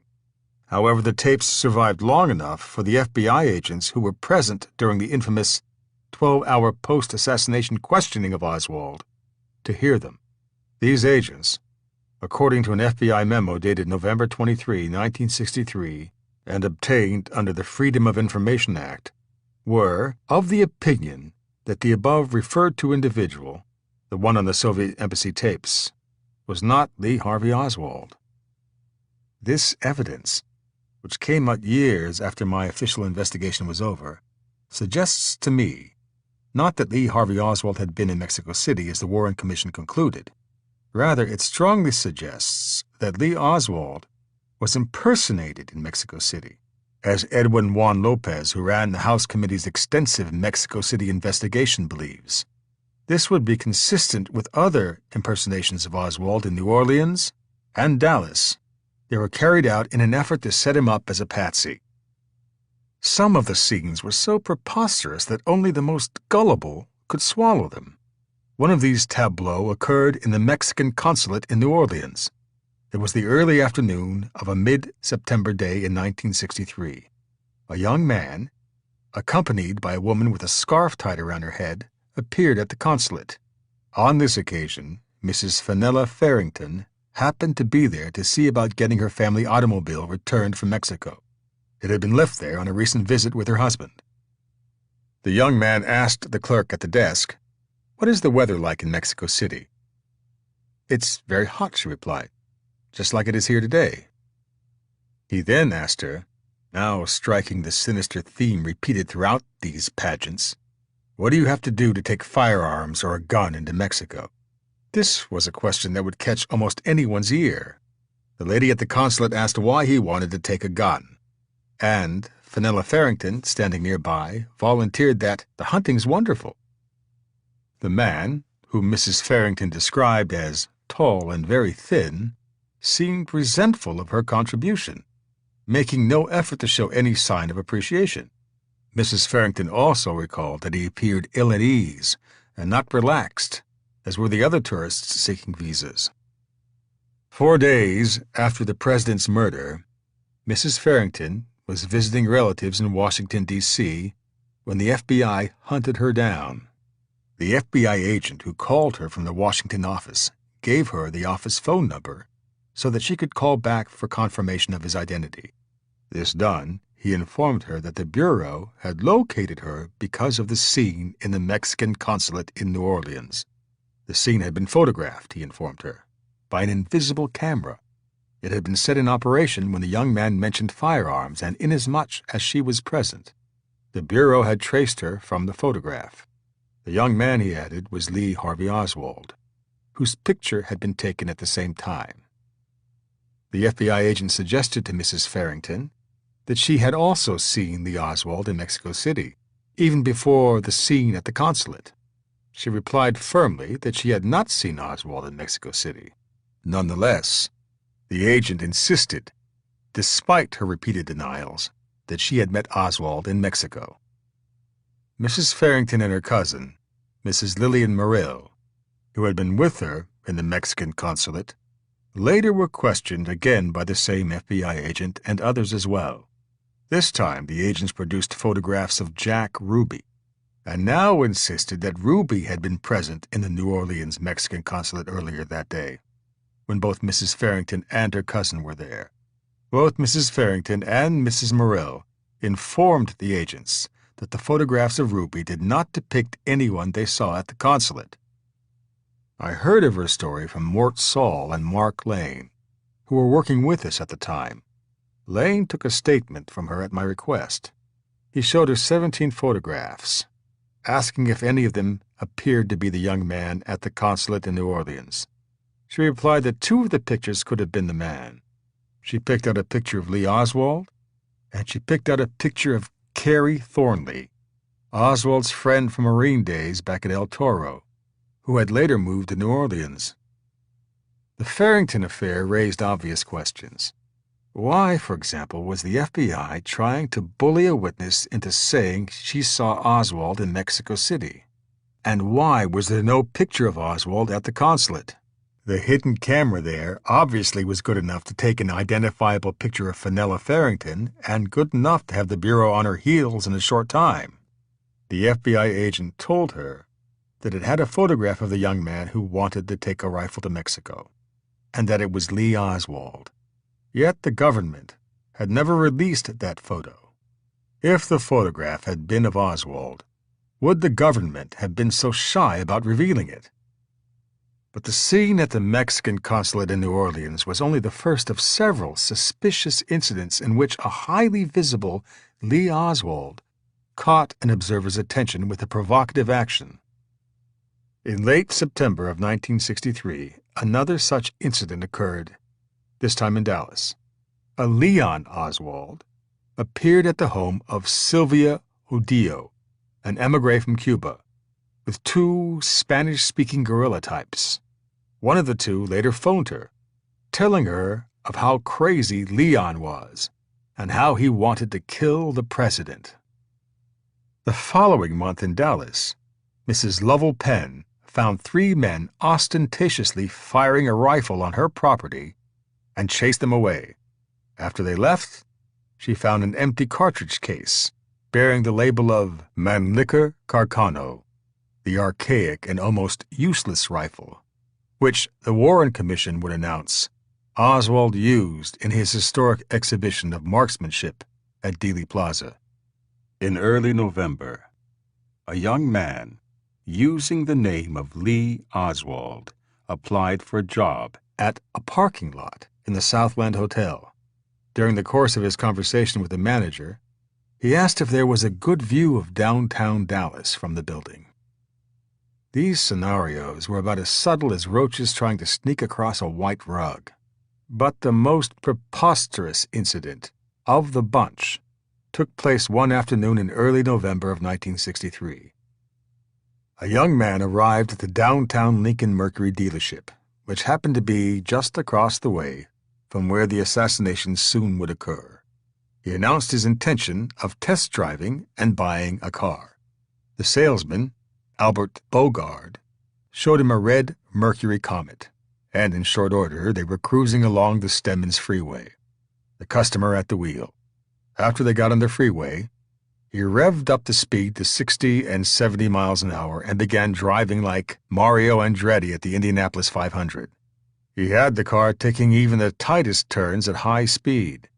As the salesman afterwards told his boss, he drove like a madman. When they got back, the customer seemed unhappy upon learning that he would have to pay at least a $200 or $300 down payment to drive out with a brand new car. Eugene Wilson, another salesman, heard him say, "Maybe I'm going to have to go back to Russia to buy a car." The man then told Bogard that he would be back to get the car in a couple of weeks, that he had some money coming in. He gave his name as Lee Oswald, and Bogard wrote it on the back of one of his business cards. Several weeks later, Bogard heard on the showroom radio that Lee Oswald had been arrested. He pulled out Oswald's card, ripped it up, and threw it away. He won't want to buy a car, he said. Bogard remembered the speed of the ride on the freeway better than he remembered the appearance of the customer. His response was, "I can tell you the truth. I have already forgotten what he actually looked like. I identified him as in pictures, but just to tell you what he looked like that day, I don't remember." Frank Pizzo, for whom Bogard worked, was much more positive in his recollection. The Warren Commission counsel, Albert Jenner, after unsuccessfully showing him a number of pictures of Lee Oswald with other men, finally showed him a photograph of Oswald taken on November 22nd after his arrest. Here is the dialogue which followed. Mr. Pizzo: "He certainly don't have the hairline I was describing." Mr. Jenner: "This was taken the afternoon of November 22nd, and the Dallas City Police show up." Discussion off the record. Discussion between Counsel Jenner and Counsel Davis and the witness. Mr. Pizzo, off the record. Mr. Jenner: "Back on the record. You recall him as being more in the neighborhood of what? 5 feet 8 inches, 5 feet 7 inches? More or less, or more or less?" Mr. Pizzo: "Between 5 feet 7 and 5 foot 8.5 inches, with sort of a round forehead, and that V shape is the thing I remember the most." Mr. Jenner: "A widow's peak?" Mr. Pizzo: "Yes, but very weak." Mr. Jenner: "Very weak." Mr. Pizzo: "Very weak. Not the bushy type that I see in the picture." "Well, if I'm not sure, then I have to say that he is not the one. if you want the absolute statement. So much, it would seem, for any likelihood of Lee Oswald himself having been the wild driver at downtown Lincoln Mercury. Oswald was 5 feet 11 inches tall. Eugene Wilson, a senior car salesman at the dealership, disagreed even with Frank Pizzo's recollection of the young man's short stature. Wilson said that the young drag racer had been well under 5 feet 7 to 5 foot 8.5 inches tall. Wilson, who was 5 feet 8, said that the man who called himself Oswald was only about 5 feet tall. While the commission simply bypassed Frank Pizzo's precise testimony, it initially did not present Eugene Wilson's testimony at all. Consequently, Wilson is not listed in the index to the hearings.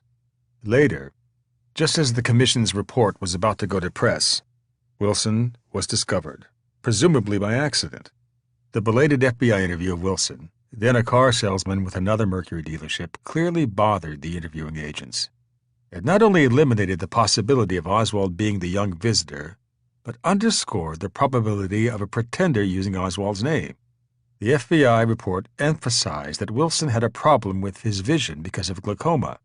However, he still was selling automobiles, and it was fair to conclude that he could tell when another man was a good deal shorter than he.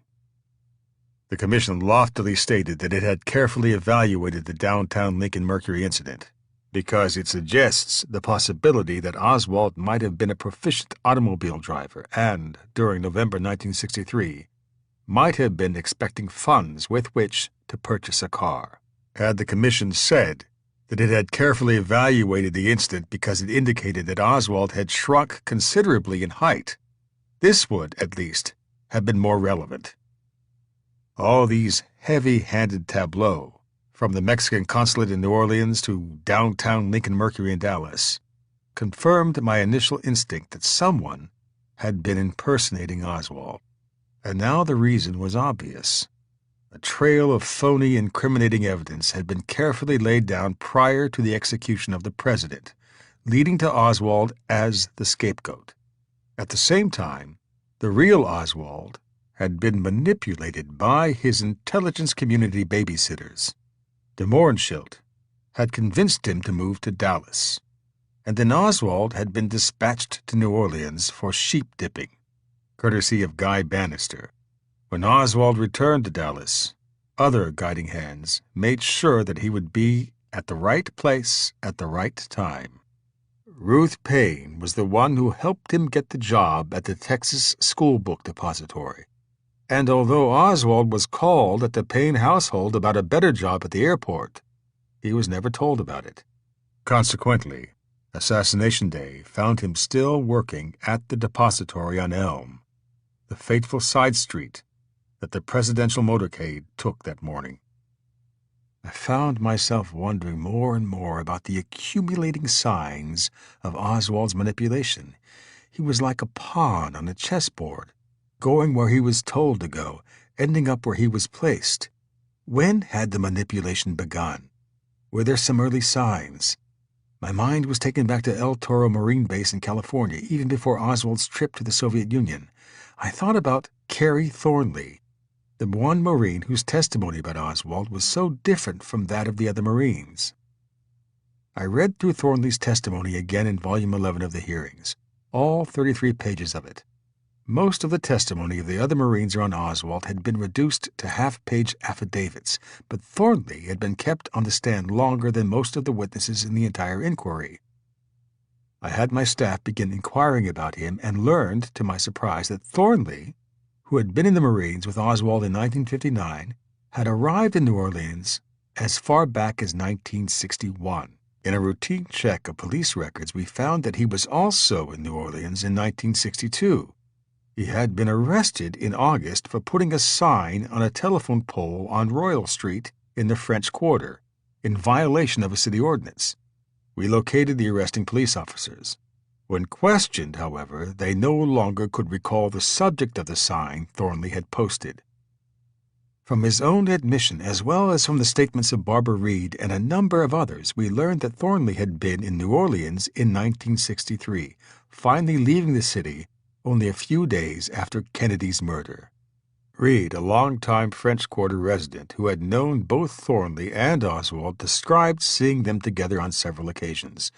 One of them was in early September 1963 at the Bourbon House, a combination bar and restaurant in the French Quarter. Thornley, who usually wore his hair extremely long, had just returned from a trip out of town. This time he was wearing his hair unusually short and closely cropped, as Oswald invariably did. Reed recalled having said to them, "Who are you guys supposed to be, the Gold Dust Twins?" We were eager to talk to Kerry Thornley, but he was not an easy man to locate. It took us a lot of legwork and more than a year to do it. We had investigators going to every place in the French Quarter until we learned what had been his main hangout, Ryder's Coffee House. Except for occasional visits to the Bourbon House on Royal and Bourbon Streets, Thornley seldom went anywhere else. Ryder's Coffee House had been small, dimly lit, and most unprepossessing. He wondered how such a small place, serving mostly coffee, had survived. However, rent was low at its Vieux Carré location, and apparently beer and wine sales kept it going. Thornley was very much into conversation, and Ryder's was a place where young people gathered to talk. When Ryder's closed down, its regulars simply moved to nearby places. We picked our most sociable investigators and had them canvass a small cluster of bars that had sprouted up near the old Ryder's. A large number of the patrons knew Thornley. When our investigators found someone willing to help us, they would bring him in to see me, and we would have a casual talk. It was all most unauthoritarian, extremely relaxed, and very productive. While Thornley did not seem to be a person inclined toward deep relationships, he had an unusual facility for developing widespread, casual relationships. Moreover, Thornley, who moved around quite a bit, was that rarity of the 20th century, an inveterate letter writer. From his friends we obtained a letter here, a postcard there. No address stayed at very long. However, mostly they came from 3 cities: Atlanta, Los Angeles, and Tampa, Florida. When we finally caught up with him, he was living in Tampa. It was early 1968, and our case was very far along. I had a grand jury subpoena served on him, and a few weeks later, we had Kerry Thornley visiting the Criminal District Court building in New Orleans. When he arrived, I talked to him briefly. He was quite amicable and even talkative. He said that he had arrived in New Orleans in February of 1961. The month after the Bolton Ford incident, and had been living in New Orleans from that time until late November 1963, a few days after the assassination. He had no reason for leaving at that odd time. He just decided that the time had come to move. He was surprisingly candid about having met both Guy Bannister and David Ferry while in New Orleans, although he described these meetings as brief. He denied having met Oswald during that period when both were in New Orleans. I had learned that virtually all the young men connected with Guy Bannister's operation, most of whom appeared to be employees of the intelligence community, carried a box key for the Lafayette Square post office. I never learned exactly why, but probably it was for receiving mailed instructions from their intelligence case officers or to provide an explanation for their periodic presence in the building where the Office of Naval Intelligence was located. Fishing, I asked Thornley why, when he lived in New Orleans, he carried a box key for the Lafayette Square post office.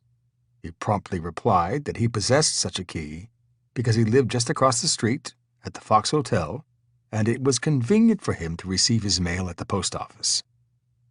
It was something of an eyebrow raiser to learn that, upon his arrival in the city in February 1961, Thornley had moved right into the heart of the intelligence community.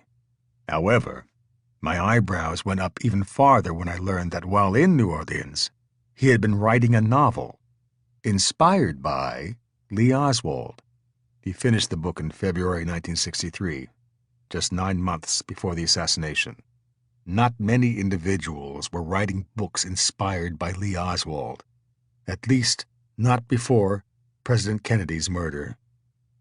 One of the reasons I had developed an interest in Thornley was that I suspected he could have been the man who used the name Oswald at the Bolton Ford Company in January 1961.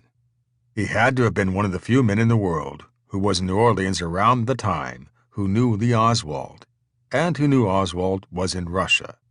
In addition, Thornley bore a striking resemblance to Oswald. They were approximately the same height and slight build, both brown-haired, and had similar facial features. I recall Thornley's testimony concerning their respective heights. Warren Commission Counsel Albert Jenner had asked how tall Lee Oswald was. Here is the colloquy that resulted. Mr. Thornley: I would say he was about 5'5", maybe. I don't know. Mr. Jenner: How tall are you? Mr. Thornley: I am 5'10".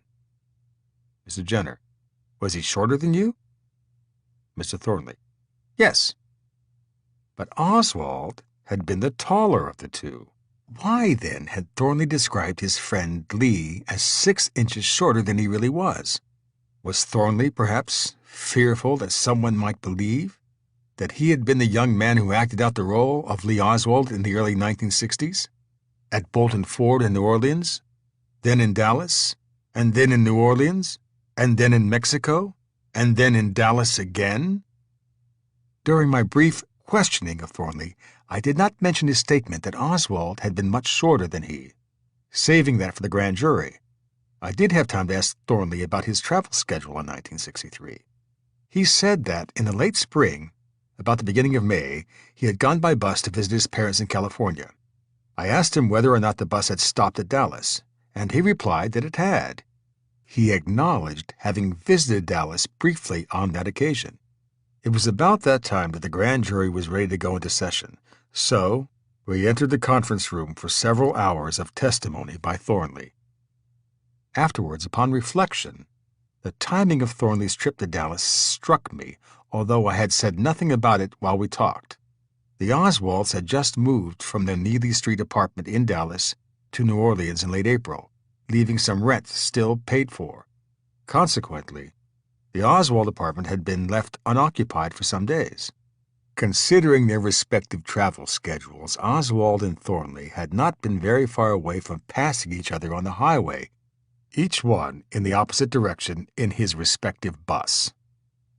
I also was aware that at some unknown time, apparently when Oswald was not there, a young man of Oswald's build, wearing a pistol on his hip, had posed for several photographs in the backyard of the Neely Street apartment. In one picture, he held aloft a rifle and a copy of the communist newspaper, The Daily Worker. In the second picture, he held a rifle and a copy of The Militant, also a left-wing newspaper. These incriminating pictures purporting to be Oswald had been found in Ruth Payne's garage in Irving, where presumably she had been keeping them for him. When on February 21st, 1964, one of the pictures exploded on the cover of Life magazine, some people decided the case against Lee Oswald was indisputable. But for most people with common sense, including me, the combination of the brandished rifle and the communist newspaper raised more questions than it answered.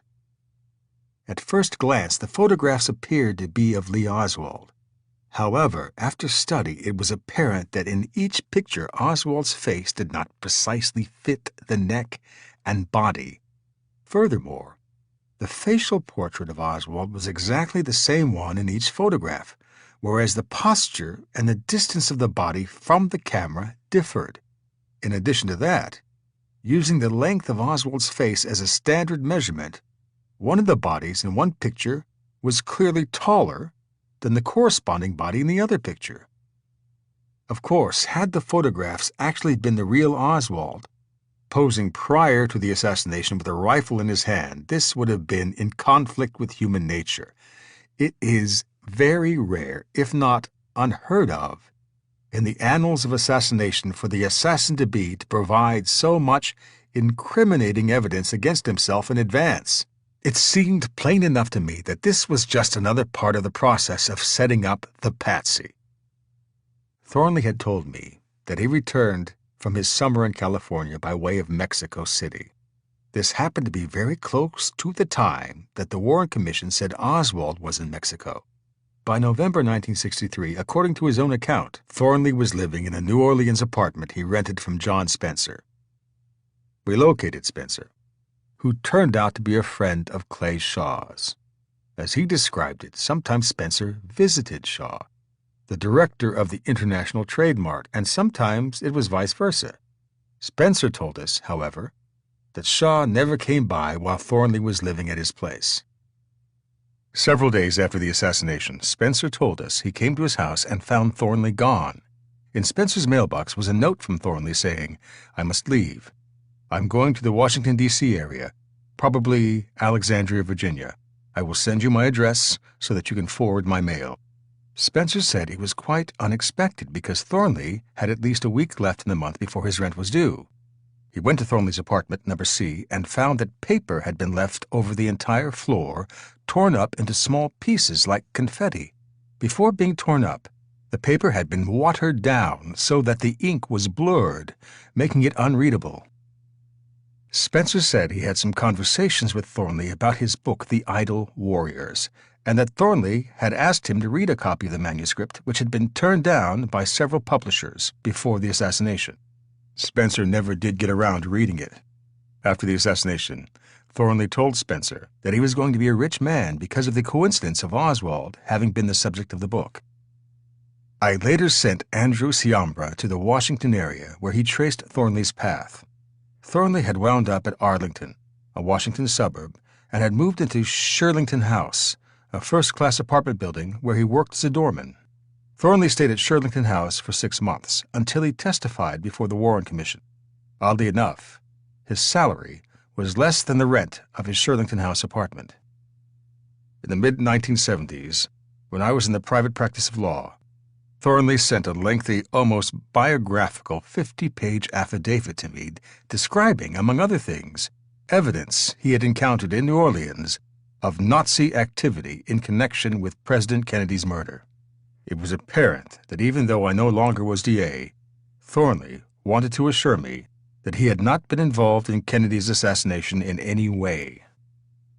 Although it did not accord with reality as I recalled it, the affidavit had, in retrospect, one interesting feature.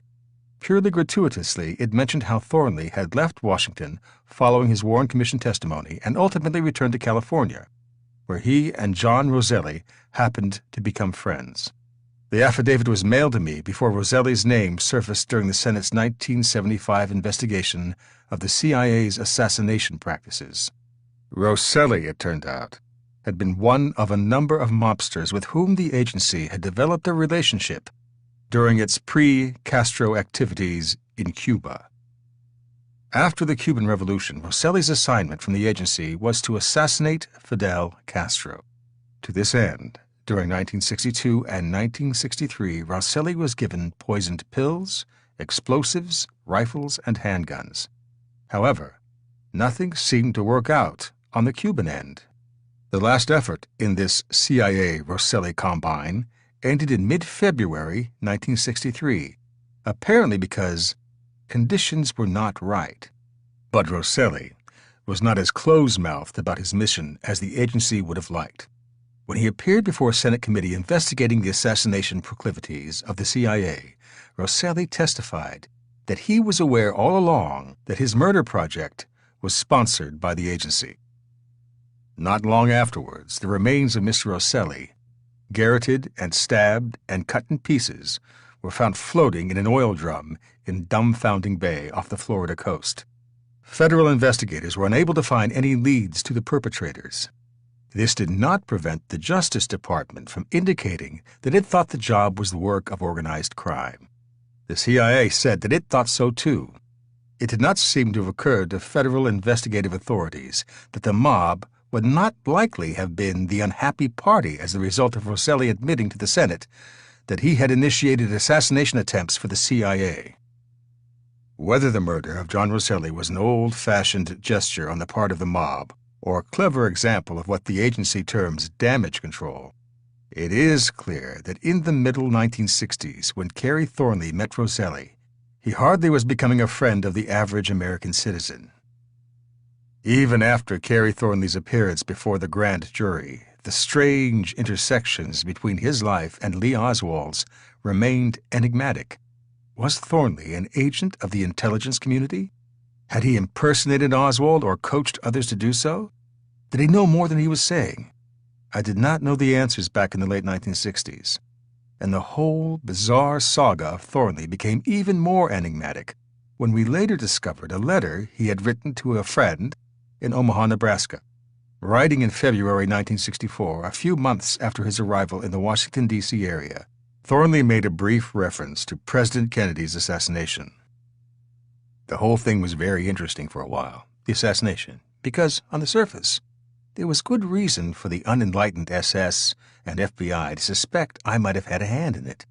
We had some polite conversations, and finally I guess I was cleared. No word from them lately. I hope, though, my move to this area scared the piss out of them.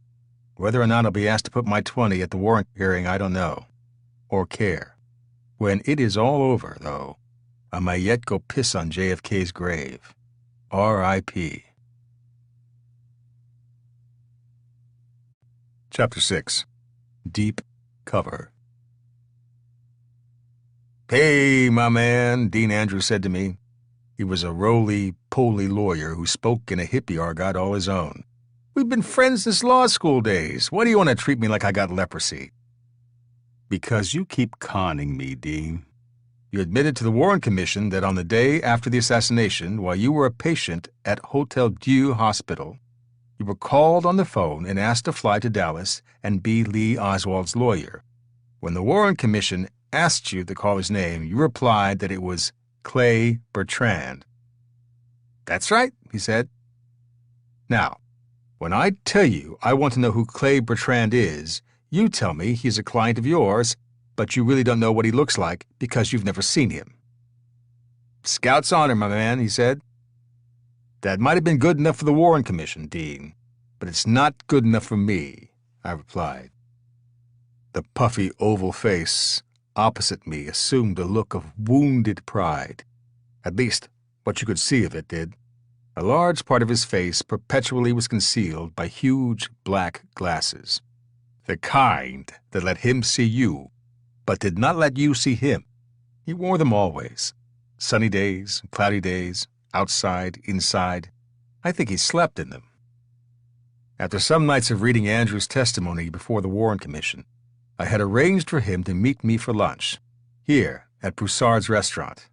This was back in early 1967, when I was still frustrated with our futile search for Carrie Thornley. Based on the Warren Commission's testimony, I thought Andrews might lead us to an even more important witness. Broussard's was one of the older places in the French Quarter. The bottom half of the walls around us was of veined marble. The top half was mirrored. The walls had been that way for close to 100 years, and, except for the regular polishing of the mirrors, nothing ever changed in the place. It was one of the least crowded French restaurants, a good place to meet for a quiet conversation. It was a meeting I still recall vividly. In my reading, I had learned that, at the time of his first FBI interview, shortly after the assassination, Andrews had described Clay Bertrand, his New Orleans caller, as a man approximately 6'2" in height. He had gone on to say that Bertrand was a man who called him from time to time to help young friends of his who had become involved in minor scrapes with the law. Then, and later in more detail, he explained that in the summer of 1963, when Lee Oswald was living in New Orleans, Bertrand had called him and asked him to help Oswald with some citizenship problems his wife Marina was having. Oswald, consequently, had met with Andrews several times at his office. It had readily become apparent to me, however, that the more Andrews realized that his having received a phone call to defend Lee Oswald was a potential danger to him, the foggier the identity of Clay Bertrand became in his mind. By the time Andrews appeared before the Warren Commission in July 1964, Bertrand's height had shrunk from 6'2" all the way down to 5 feet 8 inches. Apparently, in response to subtle pressure from the FBI agencies, Andrews told him, "Write what you want. That I am nuts. I don't care. The agents obligingly wrote in their final report that Andrews had come to the conclusion that the phone call from Bertrand had been a figment of his imagination. This not only allowed the Bureau to conclude its investigation into Andrews, but harmonized with its announced conclusion that Lee Oswald had accomplished Kennedy's assassination alone and unaided. I knew Andrews well and had known him for years. He had been at Tulane Law School at the same time I had been there, although we were not in the same class. His practice was focused toward the municipal courts, and he appeared to obtain much of his business from his regular presence in some of the more offbeat bars in the city. From reading his statements and subsequent testimony, it was clear to me that Andrews indeed had received a phone call from someone in New Orleans about going to Dallas and defending Oswald. It had come the day after the assassination. Andrews suddenly leaned forward, his black glasses looming at me. "Pipe the bimbo in red," he said in a low voice. "What's that?" I glanced in the direction he was pointing and saw a lissome young lady, radiant in crimson, turning heads as she arrived with her lunch date. "She's pretty," I said, turning back to Andrews. His laid-back manner, which seemed to enable him to shed reality as a duck sheds water, was beginning to irritate me. I had been trying to pin him down for half an hour now, and he was well into his second martini, quite unfazed. Could we get to the point? Just who is Clay Bertrand? Where do I find him? I want to talk to him. Andrew swung his arms open wide in exaggerated frustration. "God almighty," he said. "You're worse than the FRB'S. How can I convince you that I don't know this cat? I don't know what he looks like, and I don't know where he's at. All I know is that sometimes he sends me cases. So one day, this cat Bertrand's on the phone talking to me about going to Dallas and representing Oswald." He put his hand over his heart. "Scout's honor, man. That's all I know about the guy." Andrews resumed eating his crab meat Louis with gusto.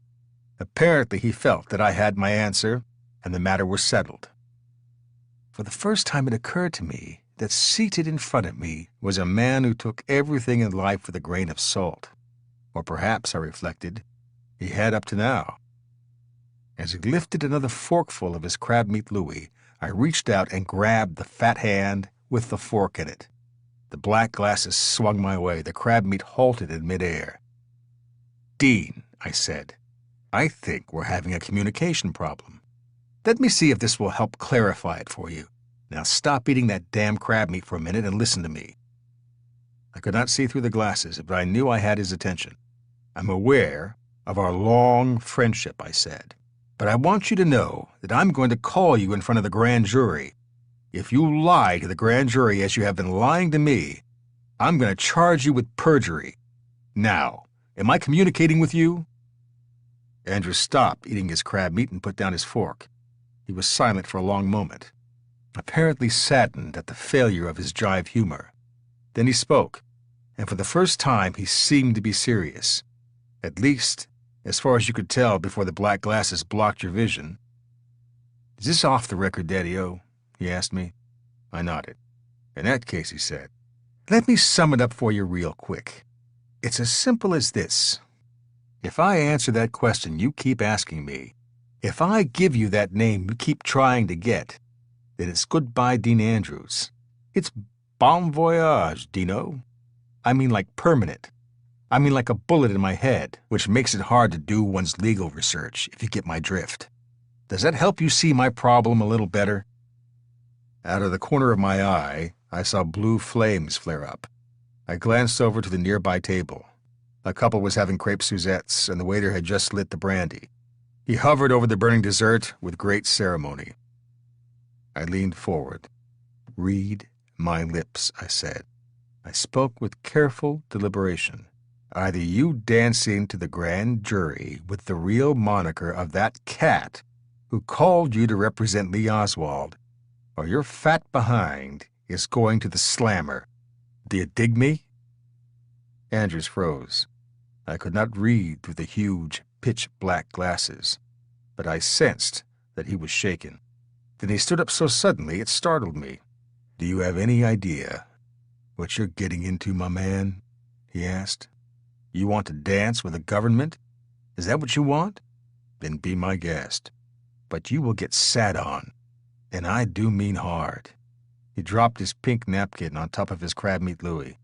"Thanks for the lunch," he mumbled. "It's been lovely." He wheeled and walked away from the table. When he had entered the restaurant, he had jigged in the front door, snapping his fingers to some imagined tune. Looking at him as he walked away, I realized that I had finally gotten through. He was not jigging anymore.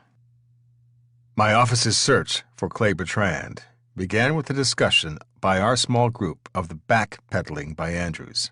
As described in the Warren Commission volumes, away from any clear identification of the man, we came to a general agreement that because Andrews himself was known to be a frequenter of some of the bars deep in the French Quarter, such places could be a fertile field for inquiry. It was plain enough that Andrews knew the man who had called him, and the association well might have derived from one of those places where he hung out. By that time, Andrew Sciambra had become a member of our investigative group. Sciambra had grown up and had lived much of his life in the 6th Ward, which included a large part of the lower French Quarter where the bars Andrews patronized were located. Over the years, Sciambra had come to know one and then another operator or employee of these various bars.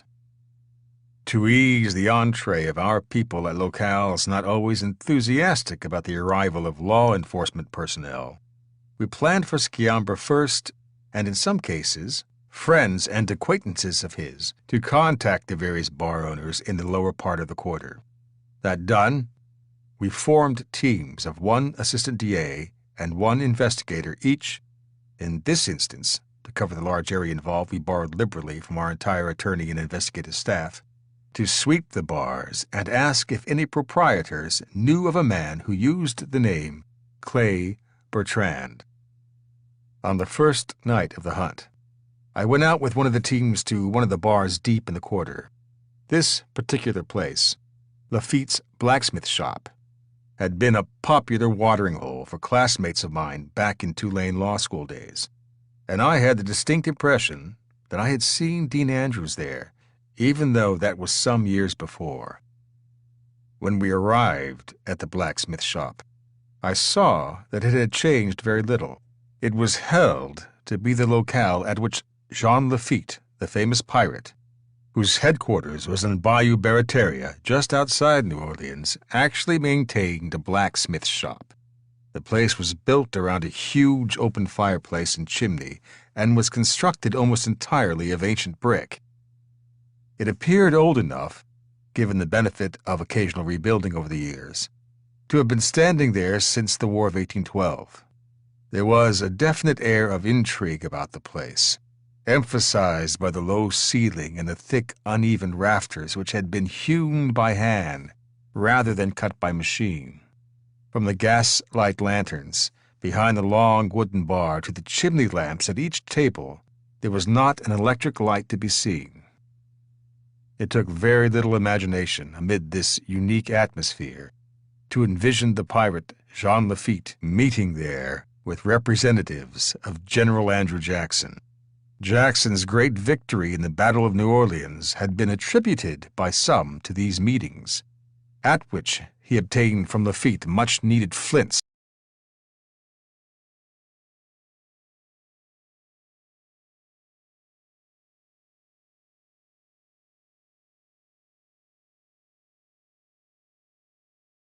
Hey, I fell asleep. We'll go a little longer, and then we'll call it. Sorry. For his rifles. Unfortunately for our particular expedition, the old owner of the place, who had always been friendly to me, had died a year or two back. The new owner, while friendly enough on the surface, seemed very nervous. Besides, while he was beaming welcome from ear to ear, I noticed that he had eyes like an anxious barracuda, and they definitely were not responding warmly to me. It was evident immediately that I was going to get nothing from him. He had no idea who Clay Bertrand was, he said, adding with emphasis that he had never heard the name. As we left the bar, Lou Ivan came over. "Look, boss," he said gently, "I know you'd rather have me come straight out with this. Your showing up with us like this, without any warning, just about gave that man a heart attack. Seeing the DA suddenly walking in doesn't make too many people happy in this area. I think you better leave this operation to us." So I did. The rest of the sweep was handled by members of the group. Most of them were better than I was anyway in establishing quick, casual relationships. These were long evenings for the staff members engaged in the hunt. It was not the kind of thing where one could pop in a place and then pop right out again. Even with Sciambra's help, relationships nevertheless had to be developed at each place visited. If the owner was not there, then it usually meant having a few beers while chatting with the bartender. Our investigators learned to go straight to the bar stool nearest to the cash register, which resulted in more chances for casual banter with the person tending the bar. At the end of the first week, all the scouting patrol had to show for their late nights was a collection of baggy eyes. A number of the owners and bartenders seemed to know well enough who Clay Bertrand was, but they felt a professional obligation to protect him as a regular client, and none whatever to help us. Still, we pushed on. Then at some point, along about the third week, we had our first break.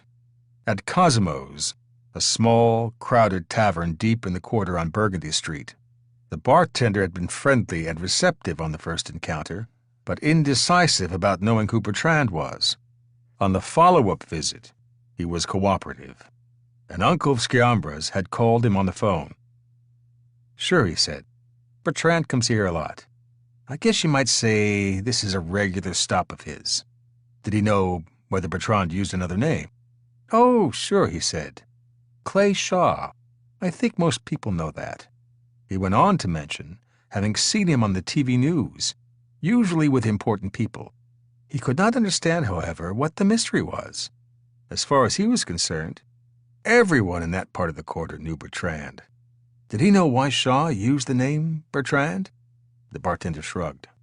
All he knew was that it had been that way for a long time. After that, 2 more bartenders, also from places deep in the quarter, cooperated in quick succession. Clay Bertrand? Sure, they knew him. Everyone around here knew him. His other name? Clay Shaw. Everybody knew about that. The general feeling seemed to be that Shaw used his pseudonym as some kind of private game, something for his own satisfaction. No one at these bars had any idea why he chose to be Bertrand when visiting their places. But that was good enough for them. Shaw was not particularly discreet in the use of this alias, but he appeared to use it only in the raffish bars in the lower quarter, where his presence might well have tarnished his public image as a prominent civic leader. Gradually, my men began encountering one person after another in the French Quarter who confirmed that it was common knowledge that Clay Bertrand was the name Clay Shaw went by. However, no one would authorize the use of his name or even sign a statement to be kept confidential. No one wanted to get involved. This was quite curious, considering Shaw's reputation throughout the city as a man of decorum and distinction. Finally, we located a young man named William Morris, who had met Shaw at the Masquerade Bar on St. Louis Street in the French Quarter. He had been introduced to Shaw by Jean Davis, who worked at the Court of Two Sisters. Davis had introduced Shaw to Morris as Clay Bertrand. Morris had become a friend of Shaw's, not only visiting Shaw's apartment, but encountering him at one private party and on occasion again at the Masquerade Bar. Morris said that his tall friend was always referred to as Bertrand. Then, in a break from a far different direction, the lady who had been the hostess at the VIP room for Eastern Airlines at New Orleans International Airport called us. She had been on duty when a man, apparently meeting a friend who had arrived by plane, signed the guest register as Clay Bertrand. From some acquaintance, she had heard that the DA's office was looking for a man by that name. The name had stuck in her mind, she said, because each VIP room visitor was supposed to sign the register before leaving. Only this man, not his friend, had signed before they left. She looked at his signature, which she customarily did, and saw the name Clay Bertrand. We followed up with a search through the airline's guest registers. As her memory became more specific, the search narrowed down to the sign-in registers for a period of a few months, and then the signature was found. After the printed phrase, visiting guest, it was signed with a flamboyant flourish, Clay Bertrand. Her description of the signer was a tall, elegant, white-haired man with distinguished bearing, obviously Clay Shaw. Things began to pick up. One lead led to another, or two, or three. This was taking weeks, but the team was making steady progress. And slowly, ever so slowly, we were getting a signed statement here, a signed statement there.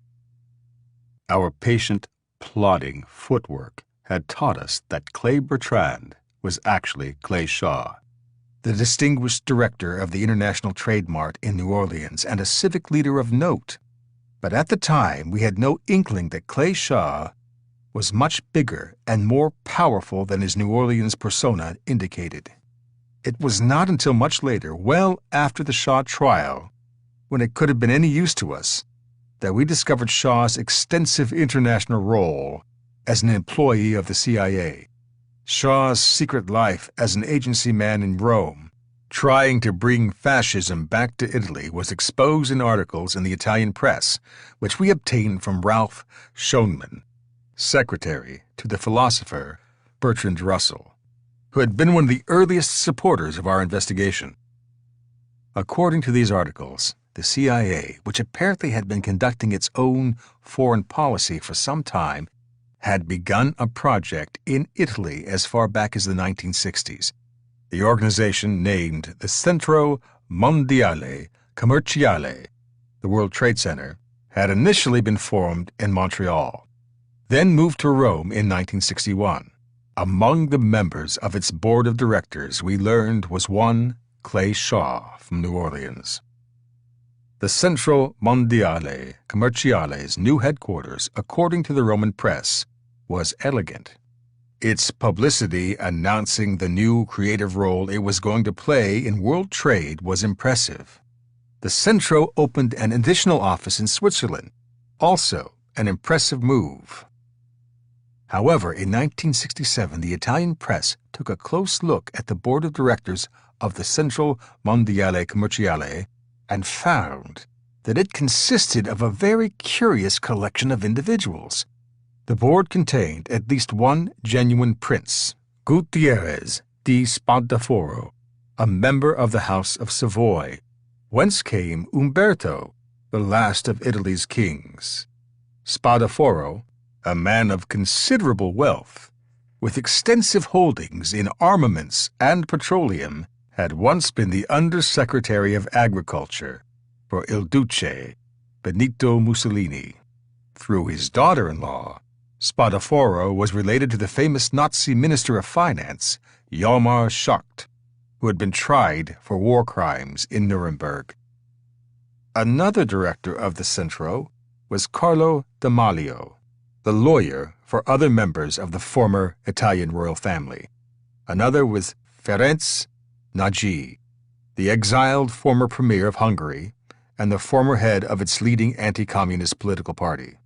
Nagy was also described by the Italian newspapers as the president of Permandex, ostensibly a foundation for a permanent exposition and an offshoot of the Centro Mondiale Commerciale. Nagy, the Italian newspapers said, had been a heavy contributor to fascist movements in Europe. Yet another director was a man named Giuseppe Ziggiatti, the president of something with the congenial title of the Fascist National Association for Militia Arms. One of the major stockholders of the Centro was a Major L.M. Bloomfield, a Montreal resident, originally of American nationality and a former agent with the Office of Strategic Services. out of which the United States had formed the CIA. This, then, was the general makeup of the Centro Mondiale Commerciale, on whose board of directors Clay Shaw served. Judging from the background of its members and the fairly heavy activities in which they were engaged, the organization could not be confused with the Shriners or the 4-H Club. The Centro was described in 1969 by writer Paris Flamand in The Kennedy Conspiracy as apparently representative of the paramilitary right in Europe, including Italian fascists, the American CIA, and similar interests. He described it as a shell of superficiality, composed of channels through which money flowed back and forth, with no one knowing the sources or the destination of these liquid assets. The Italian government had no problem distinguishing the organization from the Shriners and the 4-H Club. Before 1962 was out, it had expelled the Centro Mondiale Commerciale and its half-brother Permindex from Italy for subversive intelligence activity. 4 minutes. Perhaps because of its Montreal origin, the Centro aroused the interest of a Canadian newspaper, Les Devoirs. Referring to Ferenc Nagy, one of the Centro's directors, it wrote in early 1967, Nagy maintains close ties with the CIA, which link him to the Miami Cuban colony. Nagy subsequently emigrated to the United States, making himself at home in Dallas, Texas. With regard to Major Bloomfield, Les Devoirs observed that although ostensibly a Canadian, he had been involved in espionage in earlier years for the United States government. It went on to point out that Bloomfield was not only a major shareholder of the Centro, but of its affiliated group, Permindex, as well. Summing up the fate of the two related enterprises, Les Devoirs stated, whatever the case may be, the Centro Commerciale and Permindex got into difficulties with the Italian and Swiss governments.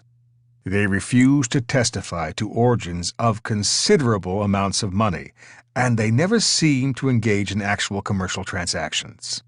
These companies were expelled from Switzerland and Italy in 1962 and then set up headquarters in Johannesburg.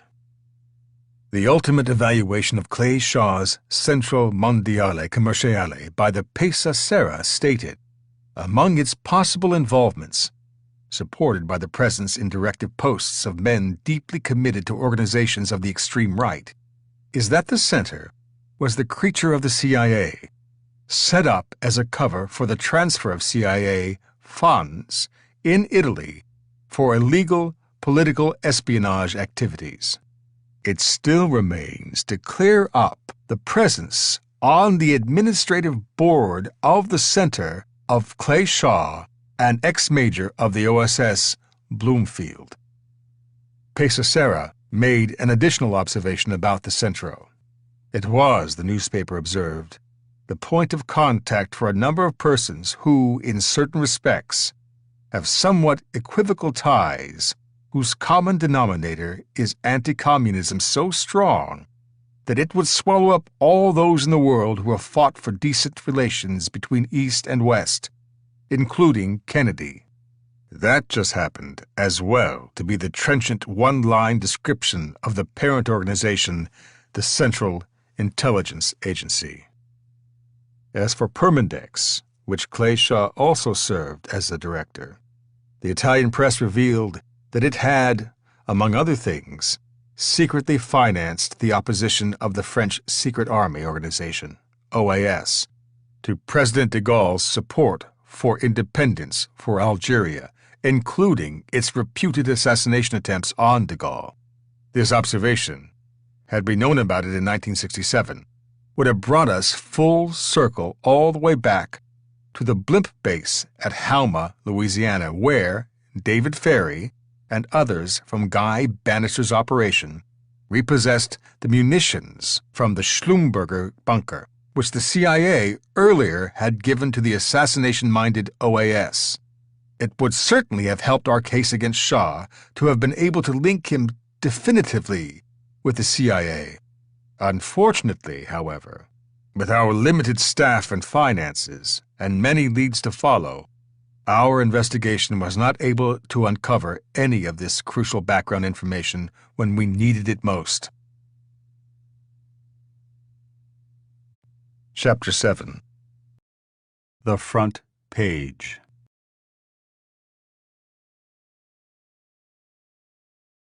And that's right where we're going to stop it. I fell asleep, sorry. But, I'll see everybody down the road. I might start up a part 2 of this. We only got 8 hours to go and the whole book is in. So, I'm going to bed. Come out and see you. Alright, folks. Thank you for hanging out. I got a lot of people to thank here, I see that. But I can't talk, it hurts.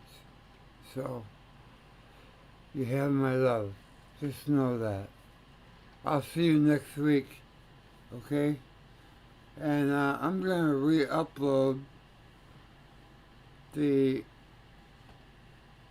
Michael Tsarion video so that it's by itself. And I get a little bit better every day. And I love you, and I'll see you soon, okay? And thank you for bearing with me, really. I can't tell you what it means to me. Take care. I'll see you on down the road. By the way, there's so much more I want to do. So much more talking I want to do. But I just have to heal first. And that's coming. It's really frustrating. It really is. Just gotta get through it. One day at a time.